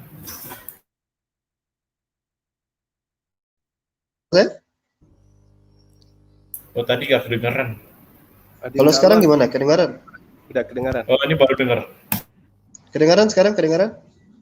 Ya, aman. Lanjutkan. Iya, jadi gini. Jadi saya terpotong di mana tadi ya? Jadi si Sahla binti Suhail itu. Ya, Sahla binti Suhail kan sama Nabi diminta supaya menyelesaikan masalahnya dengan Salim ini dipersusukan saja. Maksudnya dijadikan sebagai anak persusuan namanya. Supaya apa? Bapaknya, suaminya Abu Huzaifah itu tidak lagi merasa risih kalau ada Salim masuk karena sudah bagian daripada anaknya gitu. Nah, tapi Salim ini sudah besar, ya. Dia sudah tidak anak bayi lagi. Sehingga itu yang dia tanyakan, Sahla itu bertanya kepada Nabi, bagaimana bisa saya susui padahal dia bukan lagi anak-anak, karena kelaziman anak-anak dipersusukan itu pada waktu masih bayi. Sebagaimana Nabi SAW juga dipersusukan dengan ibu persusuan Nabi, siapa namanya saya agak lupa. Jadi Nabi juga dipersusukan. Jadi itu kebiasaan Arab, budaya Arab ketika Aminah dia ya? Bukan Aminah ya? Yang sama Hamzah bukan sih? Bukan. Jadi bukan nama Hamzah. Jadi ketika misalnya dipersusukan, maka berarti urusannya kelar kan gitu, urusannya selesai. Nah, yang jadi masalah adalah Sahla itu dinarasikan oleh orang-orang yang tidak senang dengan Islam ini, penghujat ini, bahwasanya si Sahla ini menyusui Salim dalam keadaan dia sudah besar. Jadi yang dibayangkan itu seperti ibu menyusui anak bayinya gitu. Kalau kita buka ya kitab-kitab yang menjelaskan tentang hadis ini, saya lupa spesifik nama kitabnya. Yang dilakukan itu adalah, ini ada riwayatnya, nanti bisa saya cross-check di lain waktu. Riwayatnya itu bahwasanya cara Sahla memberikan susu kepada si Salim itu dengan menuangnya ke dalam satu wadah, kemudian diberi minum kepada Salim gitu. Dan itu sah secara fikih gitu. Jadi secara fikih kalau misalnya ada sekarang ya, kalau misalnya kita ingin mempersusukan itu sebagian ulama mengatakan itu sah. Tapi nanti kalau kita buka lagi penjabaran fikihnya, ada lagi beberapa ulama yang mengutip pendapat daripada istri-istri Nabi yang lain, bahwasanya apa yang dilakukan Aisyah yang mengatakan boleh mempersusukan orang dewasa, dalam artian menjadikan orang yang sudah besar itu sebagai anak sepersusuan, masih boleh, itu dibantah. Jadi ini koridornya itu ada yang mengatakan itu taksis khusus, pengkhususan khusus untuk Salim saja sendiri. Jadi tidak untuk secara general gitu. Jadi masalahnya di mana sebenarnya? Masalahnya sebenarnya adalah ketika orang-orang yang tidak senang pada Islam ini menuduh bahwasanya Sahla ini menetekkan orang dewasa gitu. Itu subhanallah, nauzubillah min dzalik. Itu karena mereka tidak dapati riwayat yang saya ceritakan tadi, bahwasanya cara mempersusukannya pada waktu itu adalah dengan menaruhnya di satu wadah lalu kemudian diminum. Mudah-mudahan jelas ya. Oke ya. Nomor 2-nya gimana? Ini tadi dengar-dengar. Nomor 2. Iya ya. Itu yang pertama. Terus yang nomor 2 apa tadi soalannya tadi? Buktikan Nabi Isa alaihissalam menikah. Itu aja sih. Saya kasih kesempatan dulu kepada Bang Zuma. Bang Zuma sudah selesai. Di sini juga ada Pendeta Abednego ya. Supaya kita ganti-gantian. Silakan Bang Zuma. Ada Goldian juga ya.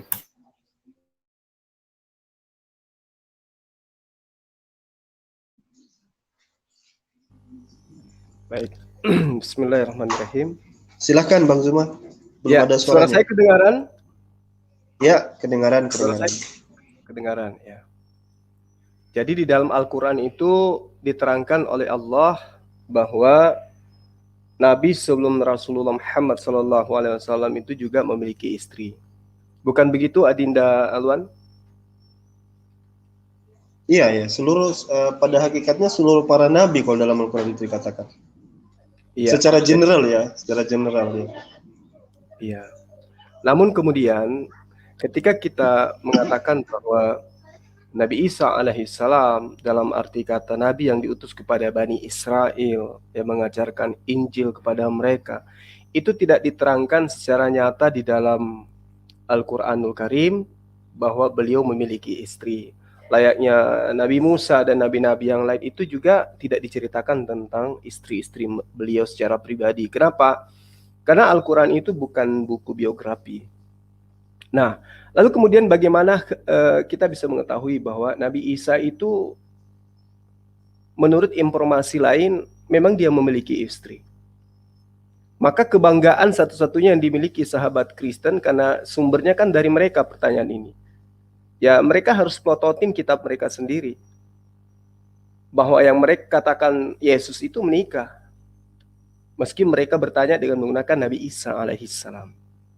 Nah artinya bahwa umat Islam pun di sisi lain mengakui bahwa orang yang datang kepada Bani Israel kemudian yang membawa kitab atau ajaran atau hikmat ya, daripada apa yang Allah firmankan kepadanya, itu kami sebut dengan Nabi Isa dan mereka sebut dengan Yesus. Nyata memang bagi kita bahwa teman-teman Kristen ini pasti akan mati-matian melawan ya, konsep ajaran yang mengabarkan bahwa Yesus itu menikah. Apa alasannya? Karena tidak mungkin Tuhan itu menikah. Tapi di sisi lain mereka mengakui bahwa Yesus itu 100% manusia. Kalau sebagai manusia 100%, maka mereka sejatinya harus menerima keadaan sebagai manusia, sebagai laki-laki normal, Yesus itu nikah. Dibandingkan dia onani atau mimpi basah, kan tidak bagus.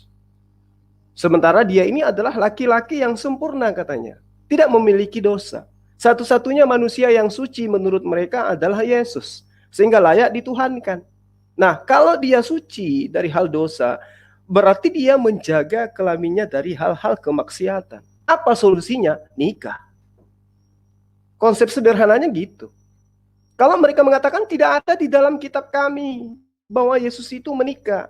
Ya sama, di dalam kitab Anda juga tidak ada konsep Trinitas. Tidak ada juga dalil Yesus itu adalah Tuhan yang patut untuk disembah. Tidak ada perintah Yesus itu mengajarkan bahwa sembahlah aku karena aku Sebentar Bro Zuma. Siap. Kalau baptislah dari anak-anak Bapa dan Roh Kudus itu bagaimana tuh? Dalil itu katanya dalil Trinitas itu. Itu bukan Trinitas itu. Itu bukan dalil Trinitas. Karena ketika ada perintah membaptis, ya, ketika ada perintah membaptis, pembaptisan itu adalah pertobatan. Dan ini juga dinyatakan oleh para ahli Bible bahwa ayat ini adalah ayat sisipan. Gitu. Baptislah di dalam nama Bapa dan Roh Kudus, Anak dan Roh Kudus. Sama seperti kita kan, ketika orang itu diislamkan, mereka disyahadatkan dalam nama Allah dan nama Rasulullah Muhammad SAW. Akankah kita karena disyahadatkan dengan nama Rasulullah Muhammad SAW, kemudian bisa menjadikan Rasulullah Muhammad SAW itu adalah satu di antara dua Tuhan?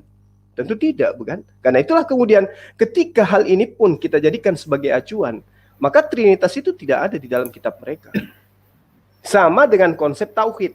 Tauhid dalam arti kata tauhid itu juga tidak ada dalam Al-Quran. Tetapi konsep rumusannya itu ada. Sama seperti teman-teman Kristen. Jadi mengenai pernikahan Yesus, memang mereka akan melawan. Keadaan itu mereka akan tolak mati-matian. Karena mereka tidak mau Tuhan mereka itu memiliki istri. Tapi kalau hanya dasar seperti itu kemudian, maka memang ini adalah merupakan pemberitaan yang miris. Karena mereka mempertuhankan Yesus, kemudian Tuhan mereka itu menikah.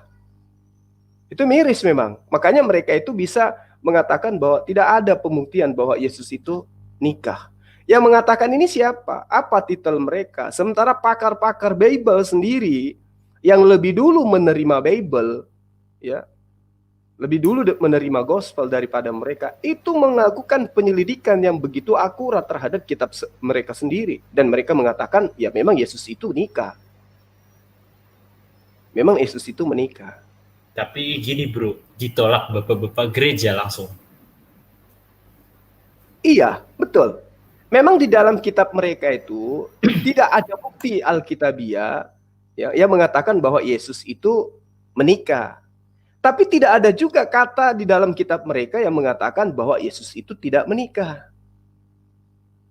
Tidak ada. Nah, yang menjadi kemudian acuan adalah orang yang dijadikan sebagai idaman, idola. Orang yang kemudian dijadikan sebagai Tuhan malahan. Kalau cuma idola mah masih bisa kita ketinggalan sejarahnya. Ini Tuhan. Coba kita minta. Apakah benar apa yang menjadi hasil penyelidikan para pakar misalnya seperti Simcah Yakobi Civi? Apakah dia mengatakan ketika dia terangkan bahwa Yesus itu menikah pada usia 14 tahun, apakah itu bisa ditolak mentah-mentah? Kalau teman-teman Kristen mengatakan, oh tidak, Yesus tidak menikah usia itu. Sekarang tunjukkan kisahnya di mana. Pada masa usia 14 tahun sampai 29 tahun Yesus itu ngapain aja? Ini Tuhan loh. Ini Tuhan. Seorang mantan Presiden Republik Indonesia Soeharto, kita bisa mencari benang merah di mana sejarah hidupnya beliau. Dari sejak lahir sampai dia meninggal. Ini Soeharto. Hanya seorang presiden yang berkuasa di dunia, hanya belahan dunia sedikit. Bagaimana dengan Yesus yang adalah Tuhan pencipta alam semesta? Masa iya konsep bahwa dikatakan marilah kita menikmati bersetubuh sampai pagi, menikmati mesra sampai pagi karena suamiku dalam perjalanan. Ini lebih penting diungkap di dalam kitab mereka daripada sejarah seorang Tuhan. Mana sejarahnya Yesus? 14 tahun sampai 29. Kenapa 4 penulis kitab mereka ini kompak tidak menuliskan kisah itu? Apa yang mereka sembunyikan? Ada apa di balik usia Yesus di usia itu? Bukankah usia itu adalah usia matang? Usia di mana harusnya semua apa yang dilakukan menjadi tindak tanduk beliau sebagai manusia yang kemudian dijadikan Tuhan. Itu harus diceritakan secara gamblang. Bukan yang diceritakan itu kemudian ketika dia mengambil keledainya orang tanpa izin sama empunya. Bukan yang itu. Bukan ketika dia mengatakan seluruh manusia yang datang sebelum aku adalah perampok dan pencuri. Bukan yang kayak begitu. Tapi sejatinya Yesus sebagai jalan keselamatan dan hidup ditunjukkan. Usia 14 tahun, apa dakwanya? Usia 15 tahun, apa misinya? Dia ajarkan apa saja pada masa itu. Ini disembunyikan. Ada apa disembunyikan itu? Lalu kemudian, di dalam kitab mereka, Markus 14 nomor 3, Lukas 7, nomor 37 sampai 38. Jelas di sana dituliskan bagaimana Maria Magdalena membawa buli-buli pualam berisi minyak wangi. Lalu apa yang terjadi? Maria menangis. Apa lagi yang dilakukan? Membasahi kaki Yesus dengan air matanya dia. Lalu kemudian dia menyeka dengan rambutnya. Nah, ini hal yang sudah melakukan pelanggaran berat bagi hukum Torah, bagi hukum orang-orang Yahudi maksud saya. Lalu apa lagi yang dikatakan di situ? Maria mencium kaki Yesus. Maria meminyaki kaki Yesus. Ya, kalau kemudian diparalelkan dengan kitabnya Bani Israel, Kidung Agung misalnya, Kidung Agung 1 nomor 2 sampai nomor 3, maka prosesi yang dilakukan Maria Magdalena dengan Yesus itu adalah upacara pernikahan bangsawan Yahudi. Siapa yang mau menolak ini? Siapa yang mau mengatakan bahwa Kidung Agung itu bukanlah sebuah cerita yang menceritakan tentang pernikahan anak-anak bangsawan Yahudi? Siapa yang menolak? Dan prosesi yang dilakukan Maria dengan Yesus depan umum mencerminkan sebuah prosesi upacara pernikahan bangsawan Yahudi. Maka ya wajar ketika kita bertanya, mana usia 14 tahun sampai 29 tahun Yesus? Mana tahu pada saat itulah dia mengatakan, akulah Tuhan. Akulah pencipta alam semesta. Sembahlah aku. Mana tahu? Kenapa tidak dimunculkan? Mana ketujuh terkait itu, murid-murid mereka? Kenapa nggak menuliskan kesaksian-kesaksian mereka tentang usia 14 sampai 29 tahun? Katanya Yesus 100% manusia. Sebagai 100% manusia, abad pertama, laki-laki usia 25 tahun ke atas itu adalah usia matang untuk melakukan pernikahan. Yesus normal. Kecuali ada anggapan lain bahwa Yesus itu tidak normal seperti yang saya katakan. Saya yakin sekali bahwa Yesus itu laki-laki normal. Silakan. Bro Zuma, terkait ini ada sesuatu yang perlu dikritik tapi dari share screen. Gimana? Silakan ditampilkan share screen. Nih, penelitian DNA darah Yesus. I asked one of the people I work with in Ron Wyatt. antiquities, where is a good laboratory that does reliable work? And they said such and such, such and such. I took it. I just said, please examine this blood and tell me what you can tell me about it. All right. They said, well, look, we're going to reconstitute it. We're going to put it in normal saline and keep it at body temperature for 72 hours. There when you check it out. They said, fine. So I was back due, and then the temperature for 48 hours. And they said, well, that'll do no good because it's dead. So anyway, I was back there. They took care, and then they called the boss over there, and they were talking Hebrew a mile a minute there for a little bit, and they looked at chromosomes in it. 24 chromosomes in it. Everybody else has 46. You see 23 from your mother, 23 from your father, 22 autosomes from your mother, 22 autosomes from your father. You get an X from your mother, you may get an X or a Y from your father, all right? This blood had 23 chromosomes from the mother's side, one Y chromosome only. You see, the child could not have developed if they hadn't had the autosomes from the mother.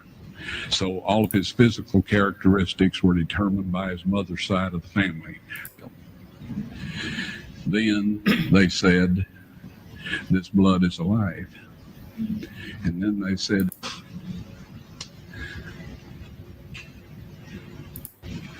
I said, it's the blood of your Messiah. Jadi gini bro, maaf musik copyright. Jadi gitu bro Zuma, itu sesuatu yang perlu dikritisi. Ya, jadi ketika ya gimana? Jadi menurut mereka itu adalah penemuan darah Yesus, yang berarti dia Tuhan gitu. Iya.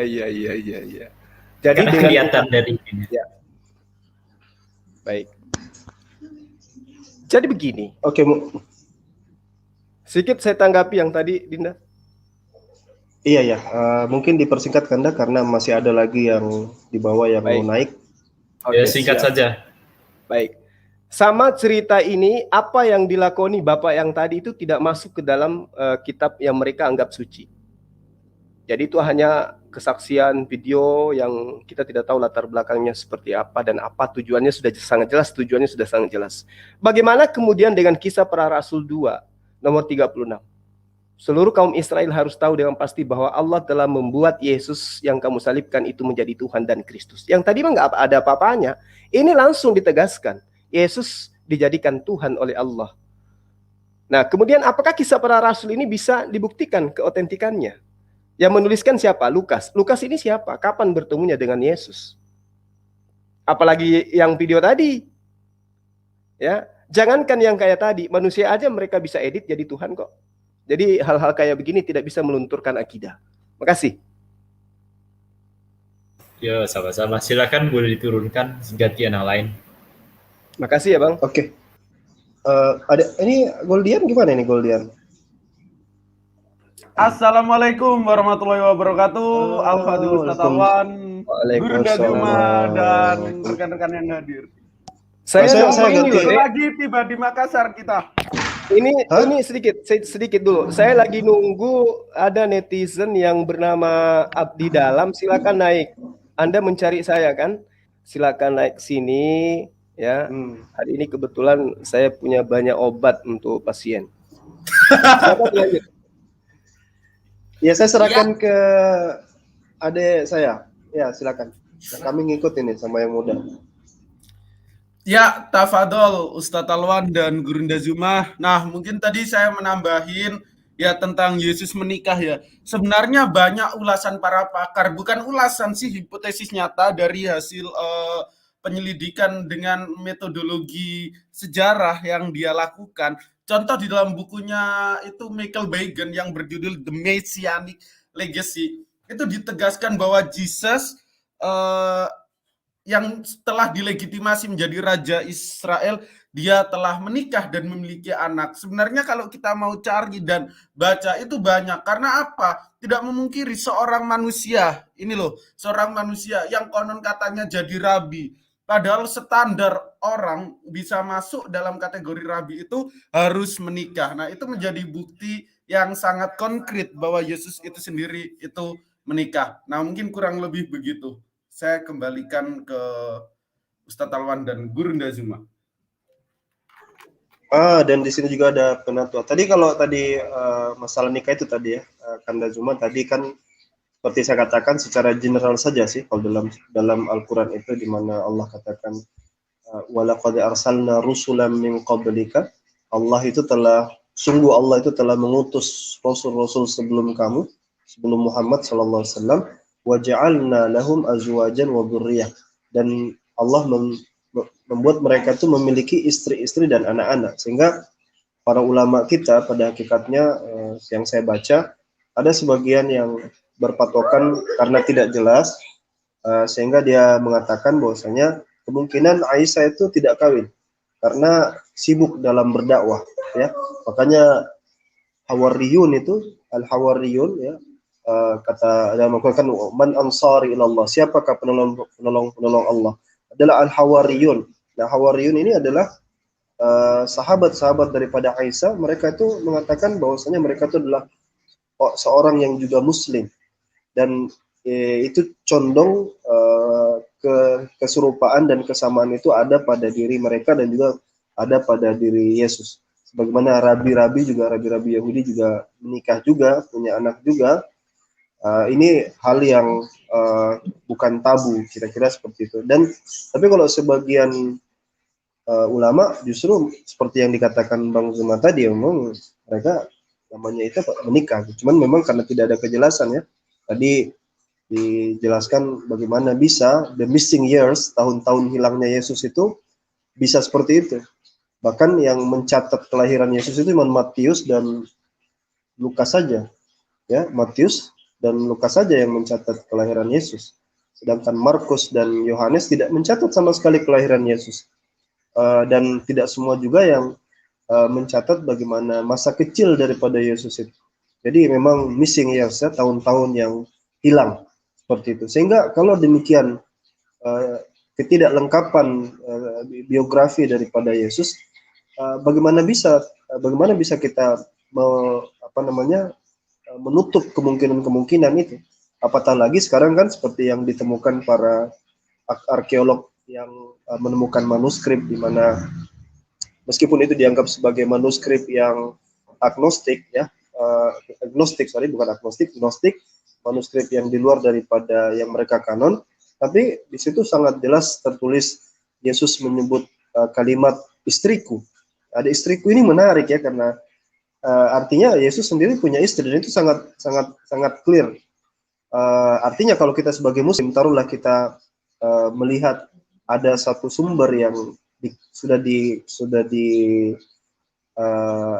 diteliti juga tahunnya, bahkan sudah dikonfirmasi kebenaran tahunnya, itu juga termasuk dokumen lama, maka ya kemungkinan itu ada gitu. Saya pikir ya seperti itu. Nah, maksud saya begini, nah ini ada Penatua Triune Slayer, diambil alih hostnya, kita ngikut gitu. Ini harus, yang host ini harus yang muda ini di arena ini harus yang muda yang host. Silakan, saya lempar hostnya sekarang. Hamba aja yang host, Ustadz Talwan. Tafadhol. Oke, terima kasih pemaparan Ustadz Talwan, Gurunda Zuma, dan tadi para penanya yang sudah berpartisipasi di acara kita seminggu sekali, yakni di arena. Nah, ini sudah hadir Penatua Triune Slayer, Bang Nurul dan Bang Julius nih. Assalamualaikum warahmatullahi wabarakatuh. Shalom, selamat sore menjelang petang nih. Waalaikumsalam warahmatullahi wabarakatuh. Dan assalamualaikum buat yang lain ya. Waalaikumsalam Bang Julius. Oke, siap. Kita langsung ke Pak Nurul nih. Tadi di backstage sudah nulis private chat ingin mau yang disampaikan. Silakan Pak Nurul. Sekarang aku mau tanya sama kalian, makam Maryam di kitab kalian tuh di mana sekarang? Menurut kepercayaan kalian, makam Maryam yang melahirkan Nabi Isa itu, coba jawab.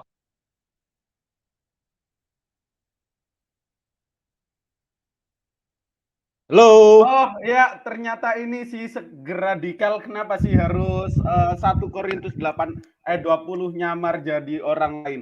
Nah, coba jawab aja dulu. Oke, Golian. Makam Maryam. Saya kasih ke Penatua Triune Slayer untuk menjawab si radikal ini ya.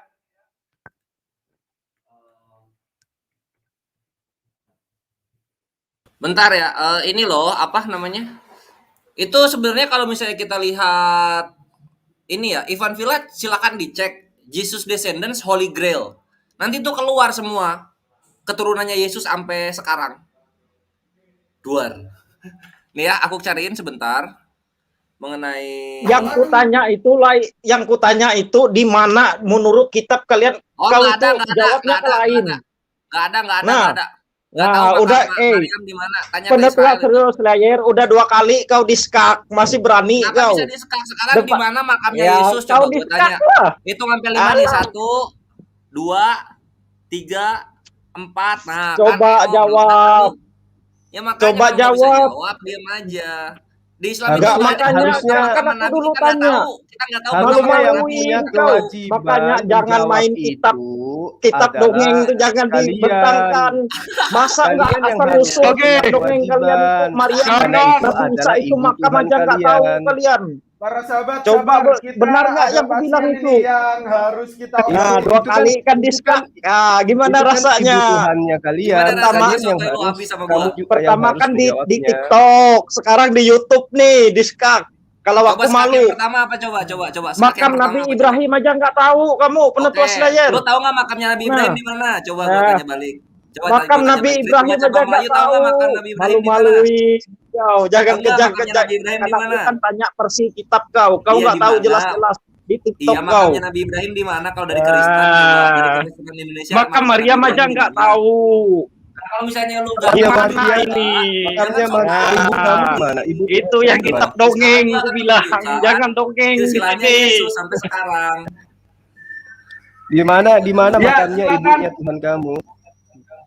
Silakan Penatua Triune Slayer, kan ini ahli. Makamnya di mana?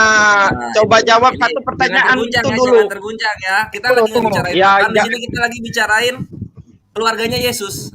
Kita lagi bicara keluarganya lain Yesus. lagi Perhatiin nih. Ininya The Desposini ya, Ivan Villa sekalian. Seger-seger jangan terguncang. Ini adalah Tuhan berikutnya karena Yesus punya anak. Nah, ini perhatiin ya. Yesus, Mary Magdalene. Nah, ini ya. Nih, nikah sama Mary Magdalene. Anaknya orang nggak pakai Yesus Barnabas itu Goldian bibir doer. Masih ganteng aku dari Goldian bibir doer nih. Kau mau lihat aku on cam nggak The Goldian? Ini The Desposini. Ini ya Mary nih ya, Mary ini nikah sama Enki nih. Ini Mary nikah sama Goldian, Enki. orang ganteng begini Goldian. Namanya Yesus. Oh, jangan Goldian, orang ganteng begini Goldian. Ini data loh. Ini yang nulis McCarwall.blog 2015. The Family of God. Jangan terguncang. Itu baru, itu Yesus Barnabas. Apa tuh? Kau jawabnya lagi. Coba di mana makam Tuhan lu itu kawin. Makamnya tuh itu. Kalau bahas kitab dongeng itu jangan main-main. Ya ini udah 2 kali. Ini bukan kitab dongeng ini. Ini sekarang 3 kali. Ini mau dibunuh juga kali Michael Ruak sama lu. Malu-maluin.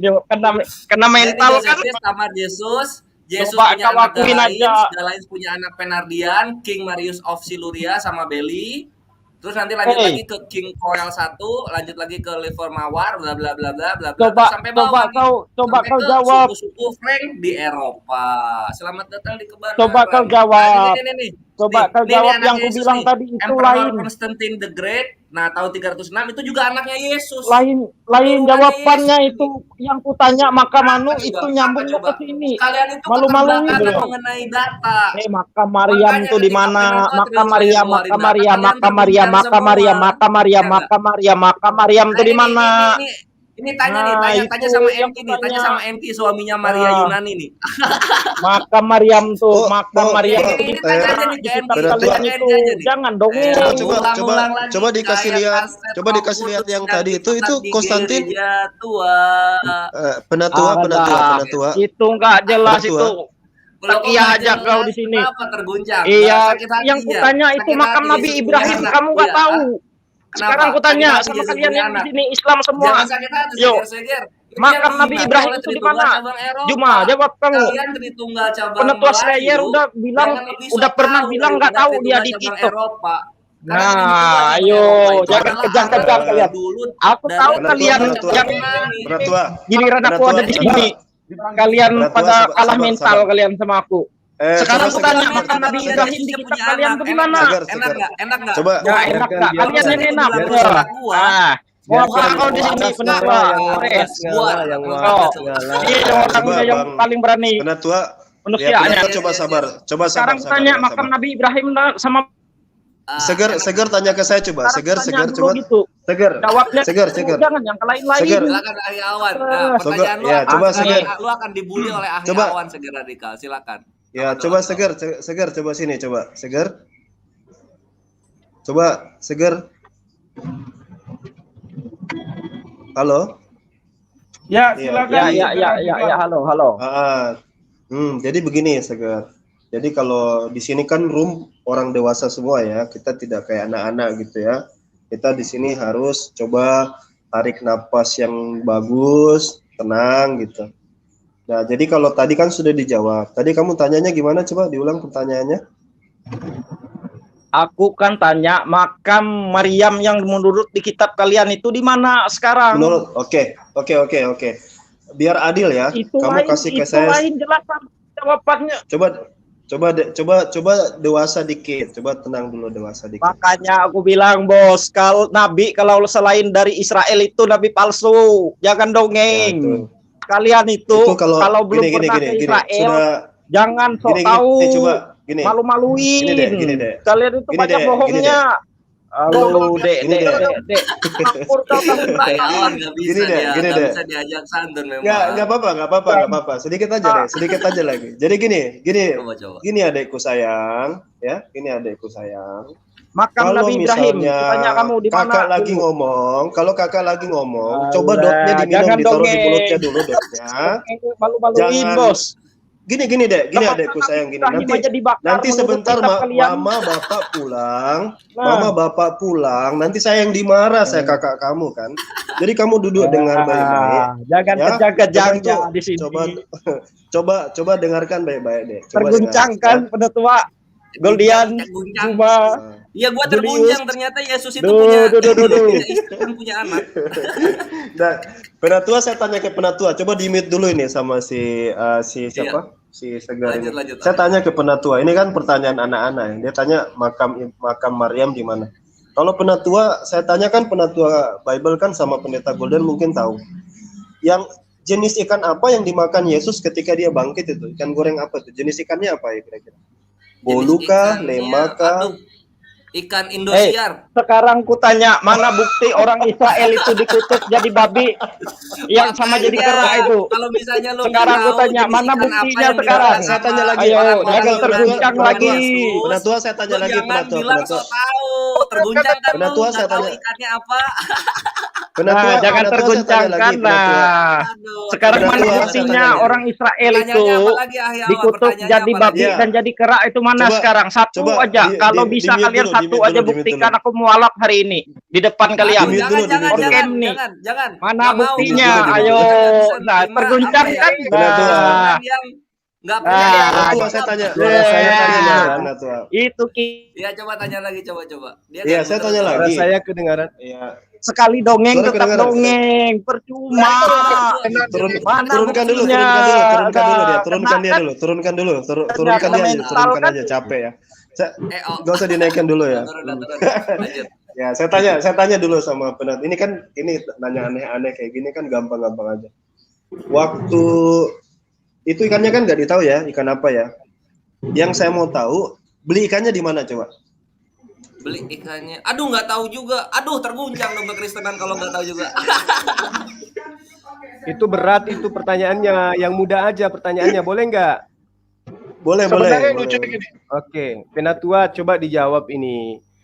Di dalam Yohanes 13 nomor 23, di situ dikatakan salah seorang murid Yesus itu bersandar pada dada Yesus. Dialah murid yang dikasihi. Siapa sih nama muridnya yang bersandar di dada Yesus, kok mesra kali? Aduh. Kalau misalnya jawab Yohanes, laki apa perempuan tuh yang sandar di dada Yesus?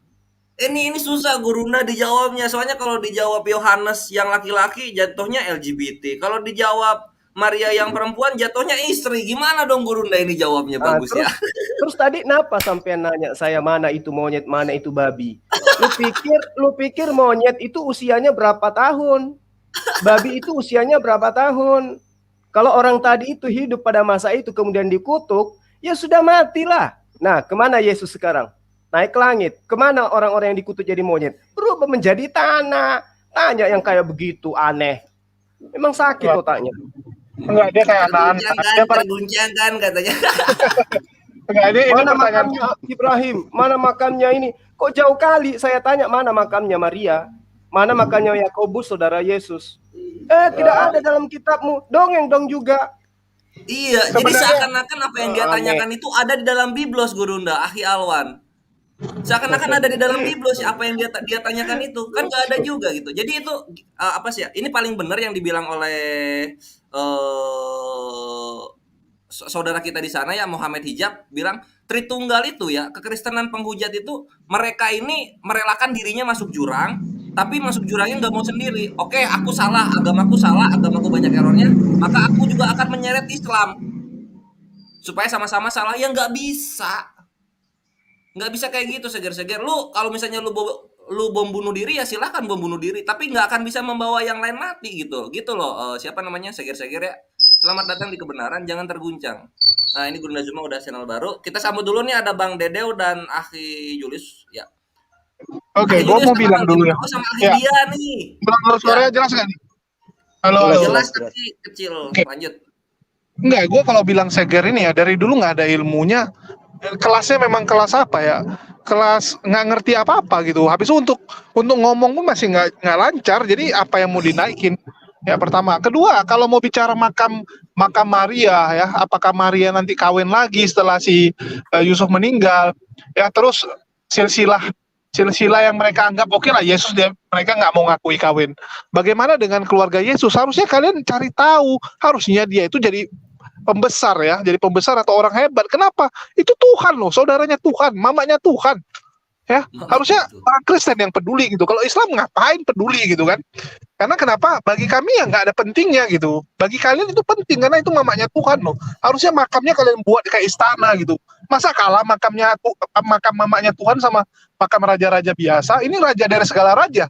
Kan kalian yang bilang raja dari segala raja. Harusnya makamnya yang paling mewah dong. Ya, harusnya kalian tiap tahun ke sana gitu, bagusin gitu kan. Habis itu keluarga Yesus yang lain adik tirinya yang kalian peduli kasih jadi raja. Ya, jadikan dia presiden kayak atau apa kayak keturunannya. Harusnya kalian peduli karena itu Tuhan loh. Jadi ngapain dibalik ke umat Islam yang peduliin dia gitu. Aneh sekali sebenarnya. Iya. Sama kayak gini, kalau misalnya Tuhan yang mati di salib kan bisa bikin Tuhan lagi Maria, iya enggak? Iyalah. Bisa harusnya gitu. Tuhan yang kedua. Kan harusnya gitu. Monogenes Theos. Allah yang diperanakan. Itu kan keimanannya Tritunggal gitu. Kenapa memperanakan Tuhan yang lain kok susah buat mereka? Gitu, Seger. Sekarang kita lanjut ke Ahidia. Tafadol Ahidia. Tadi aku mau ngomong apa jadi lupa jadinya. Assalamualaikum warahmatullahi wabarakatuh. Waalaikumsalam warahmatullahi wabarakatuh.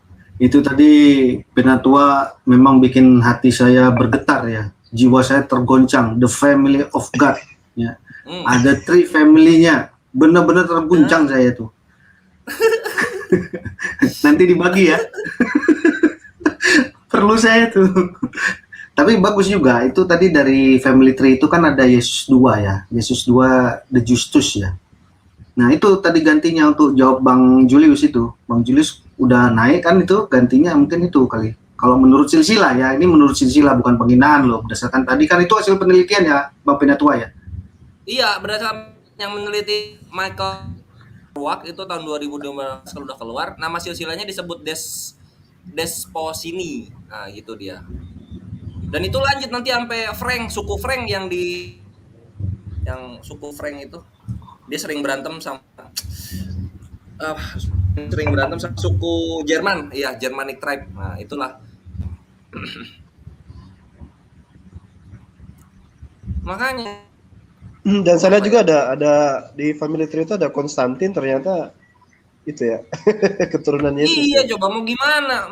Maka mereka ini macam-macam aja dibilangin berkeluarga gitu loh. Jangan terguncang. Kalau betul dia terkawin dengan Maria Magdalena ya. Itu klausanya itu. Bang Dedeo, tafadol. Iya, kalau tidak kawin lantas siapa yang baring di sampingnya tuh, di dadanya tuh?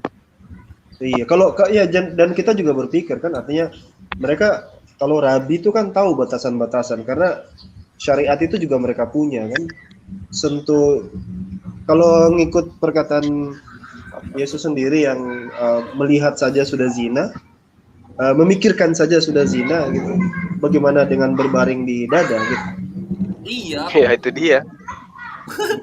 Mereka tuh bela-belain gini Guruna, bela-belain bahwa yang berbaring di dadanya itu Yohanes. Hah? Sampai bela-bela segitunya loh. Wah, mungkin keren lah. Yohanesnya rambut panjang berarti. Yohanes rambut panjang berarti ya. Masa ya? Oh ya ada itunya ya, ada rambut panjang ya. Kayak Bang Dewa. Tadi ada di live chat itu siapa namanya tuh? Nabi busuk itu maksudnya apa? Mana orangnya? Apa bisa di mana? dinaikkan nggak orangnya? Nabi busuk. Nama akunnya Nabi busuk. Iya, nama akunnya tadi. Nabi busuk apa gitu? Nggak ada. Udah di delete mungkin sama Ivan Pilah yang di live comment Guruna. Apa dibilang emang? Oh. Udah terhapus juga di HP, saya pindah soalnya HP-nya. Oh. Ini saya cari ini loh, saya tunggu si atas nama Abdi Dalam tuh. Dia mau membahas tentang hadits Rasulullah Muhammad SAW itu fodevil katanya. Waduh, asik banget. Nah, ya. Itu mau gali kubur. Penghujat kayaknya. Oh, iya. Kami nantikan ya Mungkin sudah mendengar-dengar di balik semak-semak live komen ya itu Tritunggal Penghujat. Yang namanya siapa Gurunda? Abdi dalam. Abdi Dalam ya, Abdi Dalam silahkan naik. Mari kita buktikan pedofilia secara kuhab. Lalu siapa yang paling banyak korban pedofilia di antara Biblos itu sendiri. Ke situ ya. Sambil menunggu nih Gurunda, Ahli Alwan dan Ivan Filah sekalian, kita lanjut nih. Mujahid paling ceria ngomong di tadi. Muslim. Ya. Tunggu, aku mau ngomong lagi, tunggu. Tadi aku ingat gara-gara si Seger jadi lupa tadi. Enggak, tadi aku mau lanjutin yang Bang Alwan bilang ya. Yang Ustaz Alwan bilang ya masalah sejarah Yesus ke belakang ya. Jadi kalau kita mau bahas benar-benar ya, pakai logika kita lihat gini lah. Mereka itu kan nggak mungkin tahu sejarahnya Yesus, contoh ya, pernikahan di Kanan atau saat Yesus dibaptis lah. Saat Yesus dibaptis kan dia belum ada murid. Bagaimana mungkin murid bisa menulis dengan detail kejadian tersebut kalau bukan Yesus yang cerita ya. Antara Yesus yang cerita atau orang lain yang ada di tempat kejadian yang bercerita kepada murid-muridnya. Kan intinya itu, ada orang bercerita, oh jadi mereka nambahin di dalam autobiografinya Yesus. Begitu juga dengan sejarah Yesus yang dulu gitu. Kalau nggak ada yang ngomong, ya murid-muridnya nggak ada yang tahu gitu. Mereka kan kenal Yesus saat Yesus umur 30. Ya murid-muridnya ini kan kenal setelah Yesus 30. Sebelum Yesus 30 nggak tahu. Kecuali muridnya nanya, atau Yesus yang bercerita sendiri gitu. Ada orang dia nggak mau cerita kisah lalunya. Kenapa? Masa lalunya kelam gitu. Kalau orang masa lalunya kelam, nggak mungkin dia mau cerita dong. Pasti ditutupi. Contohnya ya, kayak contoh nih, ada kita mungkin ada dengar juga ya cerita kalau Pak SBY rupanya punya istri sebelum Ibu Ani ya. Sebelum Ibu Ani, Pak SBY sudah pernah punya istri zaman dulu. Ya itu ditutupi gitu kan, nggak mau dikasih tahu gitu. Kenapa? Karena bagi mereka juga nggak penting gitu. Bagi muridnya, Yesus sebelum umur 30, terserah dia mau nikah kayak, mau 2 kali nikah kayak, mau cerai kayak, mau KDRT, nggak ada masalah. Yang penting umur 30 ke atas. Itulah kenapa mereka nggak nulis kisah yang dulu. Ya bisa jadi ada yang tahu, bisa jadi Yesus yang nggak mau cerita memang, karena itu aib gitu. Sama kayak orang gitu kan, dia kalau bikin autobiografi, ya orang-orang hebat yang bikin autobiografi, dia nggak pernah mau ceritakan tahun-tahun kelam dia atau kisah-kisah dia yang menurut dia tuh nggak usah diceritain. Dia mau tutup gitu kan, dia mau tutup. Begitu juga dengan Yesus, kita tahu ya, bisa jadi dia punya kisah masa lalu yang kurang menyenangkan. Terbukti saat dia balik ke Nazaret, orang-orang Nazaretnya nggak terima dia gitu. Orang Nazaret itu nggak terima dia. Bayangkan kita nggak diterima di kampung kita, sedih sekali loh. Biasanya orang sebejat-bejatnya jadi penjahat di luar atau merantau keluar gagal ya. Ujung-ujungnya apa? Pulang ke kampung orang masih terima dia. Ya kita masih punya tempat kita untuk pulang gitu. Sama kayak saya udah lama nggak pulang ke Aceh gitu ya. Begitu saya pulang ke Aceh ke Melapu, ya semua kota kenal sama saya gitu. Ya saya kemanapun orang kenal dan ya kita merasa ini memang kampung kita. Nggak ada yang pergi jelek-jelekan kita, nggak ada yang bilang kita enggak gitu ya. Tapi Yesus kan lain. Dia saat balik ke Nazaret dia nggak diterima. Ya, dibenci sama orang Nazaret. Artinya apa? Ada masa lalu yang memang kelam. Ya, kisah masa lalu yang cukup kelam sehingga Yesus nggak menceritakan itu ke muridnya. Muridnya nggak dengar, ya muridnya nggak catat gitu. Ya muridnya nggak berani tulis. Kenapa? Karena memang Yesus nggak mau cerita. Jadi kita nggak bisa paksain juga gitu kan. Kita nggak bisa paksain karena Yesusnya nggak mau ngomong. Setiap orang pasti punya kisah masa lalu yang jelek. Kalau dari saya lihatnya begitu. Ya, silakan lanjut Bang Panatua. Iya gitu ya. Jadi memang ada sesuatu yang nggak perlu diceritain Yesus, tapi orang-orang terdekatnya menceritakan gitu. Dan itu sampai kepada kita. Holy Grail, itu ya. Kata kuncinya Holy Grail. Nanti di situ keluar semua tuh. Anak cucu Yesus. Jangan terguncang kalian Tritung gitu. Karena yang menurut kalian Yesus berkeluarga itu aib kan kalian ya, bukan kami. Buat kami Rasul berkeluarga itu ya sah-sah saja, halal jatuhnya gitu. Kecuali kalau misalnya zina seperti yang dilakukan oleh Yunani dan Romawi gitu, zina. Nauzubillah. Nah sekarang kita sambut Bang Dedeo. Bang Dedeo, assalamualaikum. Waalaikumsalam warahmatullahi wabarakatuh. Sehat semua ya, alhamdulillah ya. Iya. Sehat Sehat semua ya. Juga. Ini ada Balak 6 juga di sini nih. Balak 6 kan lagi naik mobil ini. Bang Juma, Goldian, Triun, Pak Alwan. Assalamualaikum warahmatullahi wabarakatuh. Sehat semua ya. Gimana Pak Alwan? Pak Alwan sehat Pak Alwan?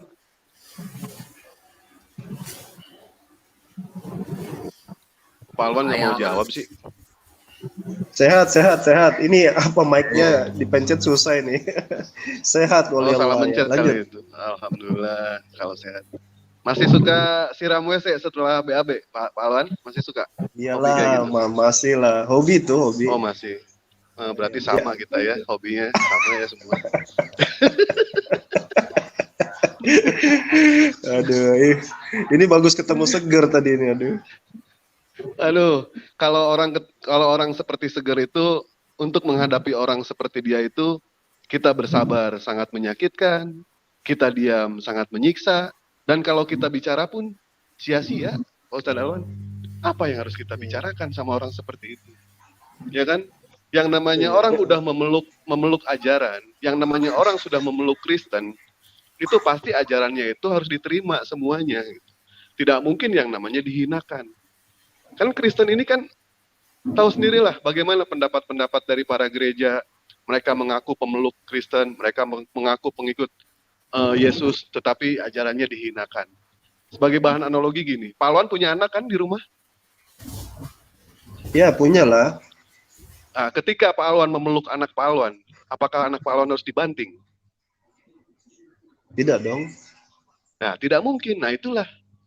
Konon katanya mereka pemeluk, tapi setelah mereka memeluk, bukannya mereka bukannya mereka menebarkan yang namanya kasih sayang gitu kan, malah mereka membanting. Kalau misalkan Bang Juma punya istri, kalau enggak, maaf Bang Juma ya, misalkan Bang Juma suka sama janda yang bahenol, dipeluk, setelah dipeluk apa dicolok matanya? Nggak mungkin dicolok matanya. Kalau dicolok yang lain percaya sih. Tapi nantilah itu mah japri aja itu mah ya Bang. Nah ini mengenai soal Yesus ini ya. Yesus ini kan Yesus ini kan mau dibolak-balikan bagaimanapun juga, tetap Yesus itu adalah utusan. Yesus itu adalah nabi, adalah utusan Allah, dan itu tidak bisa. Walaupun mereka membawa ayat, Yesus ada sebelum Abraham itu ada. Kalau misalkan kita mau bahas seperti itu, mereka percaya nggak dalam ajaran agama Islam? Di situ dijelaskan sama Allah dalam Al-Quran, telah datang padamu seorang nabi. Artinya, ketika Allah mengatakan telah datang padamu, berarti sebelumnya Nabi Muhammad sudah diciptakan. Itu sudah jelas. Min anfusikum, di antara kamu. Seperti kita, seperti golongan kita itu. Nah, di dalam tafsir Nasuhah Alibat Al-Imam Ibnu Hajar, di situ diterangkan. Ketika Nabi Adam alaihissalam, ketika iblis diperintahkan untuk bersujud kepada Nabi Adam alaihissalam, Allah murka karena iblis menolak.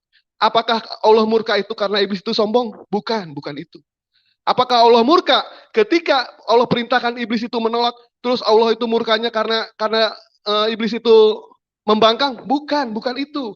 Yang paling pokok utama. Yang paling pokok utama adalah ketika Allah murkanya Allah itu karena di dalam tulang sulbinya Nabi Adam alaihissalam terdapat nurnya Nabi Muhammad SAW. Itulah Allah murkanya di situ. Dan sebagaimana yang umat muslim kita tahu, Nabi Adam alaihissalam diturunkan di kaki gunung Himalaya di India. Dihukum sama Allah, dipisahkan dengan istrinya, sementara Siti Hawa Allah turunkan di Jeddah, dan iblis Allah turunkan di Basroh. Semua nabi ingin yang namanya menjadi umat baginda Nabi Muhammad. Semua itu nabi. Kalau misalkan itu diceritakan dalam kitab itu jelas di situ. Bahkan ketika Nabi Adam alaihissalam meminta ampun, memohon ampun kepada Allah, 400 tahun Nabi Adam itu minta ampun. Taubatnya tidak diterima sama Allah. Tetapi ketika Nabi Adam menginjakkan kakinya di Mekah, dia memohon ampun dengan menyebut nama Nabi Muhammad SAW. Disitulah Allah mengampuni dosanya. Di situ sudah jelas. Kalau kita mau berbicara mengenai soal ini ya, ajaran agama Islam. Allah menyelamatkan Nabi Nuh alaihissalam dari musibah, dari banjir. Kenapa? Karena di dalam tulang sulbinya Nabi Nuh alaihissalam terdapat nurnya Nabi Muhammad SAW. Allah menyelamatkan Nabi Ibrahim alaihissalam ketika dibakar oleh Namrud. Kenapa? Karena di tulang sulbinya Nabi Ibrahim alaihissalam terdapat nurnya Nabi Muhammad SAW.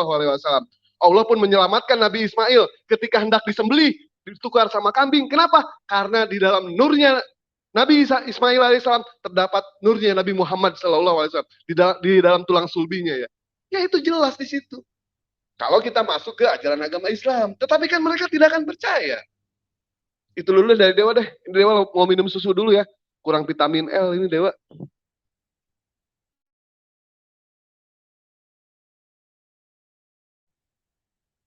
Syahdu kali penyampaiannya tadi dia. Ini Habib tadi ya barusan ya? Keturunan. Oh, Ini di keturunan. buku ini Bang, buku Nasohe Ulibat Al-Imam Ibnu Hajar. Menjelaskan seperti Masya Allah. Masya Allah. Nah itu pemaparannya Ivan Wilayah sangat-sangat menggugah giroh dan keimanan.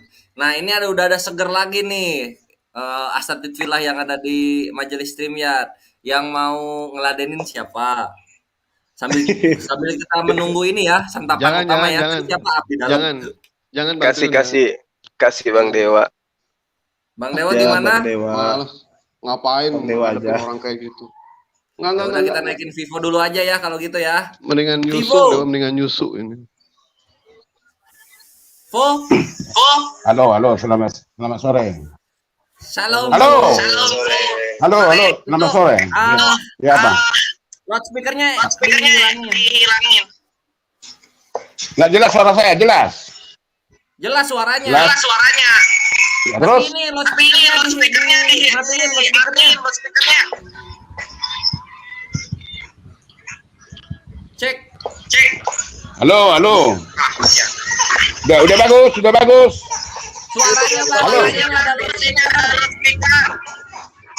YouTube, dia Big Bang. Iya, YouTube-nya matiin YouTube.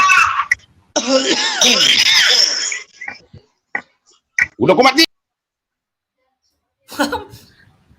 Itu. Malah mati semua.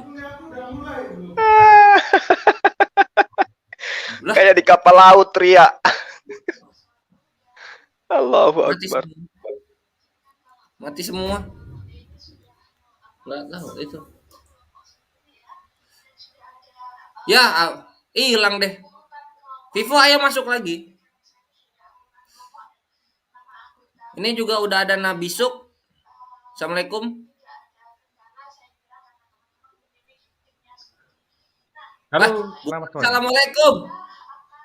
Salam. Halo, selamat sore. Muslim kah? Halo? Sepertinya bukan. Bukan Muslim Halo? ya? Halo. Bukan. Ah, kan. Halo. Berarti ini Abdi Dalam ya? Halo. Iya, Suaranya masuk. jelas? Kedengeran nggak suaranya? Jelas. Iya. Ini temanya apa nih? Oh, ini berarti Gurunda, Nabi Suk, Nabi Busuk ini. Maka Andalah yang kami nantikan untuk berdialog mengenai hadis yang Anda bawakan. Gurunda kami kebetulan sudah menantikan. Silakan dilanjut. Hadis Gimana apa jadi tuh? pembukaannya mengenai pedofilia itu? Oh, iya. Saya ini mau tanya sama Gurunda masalah yang lain aja. Loh kok yang lain? Yang itu aja. Kelihatannya lain orang kayaknya deh. Oh, Halo? tapi ini Nabi Suk belakangnya? Ya, yang Abdi Dalam itu lain lagi. Oh, beda ya. Oh, Oke, ya, lanjut nggak apa-apa. Oh, Silakan beda orang. lanjut. Sorry, salah Iya, ini. iya. Salah. Iya.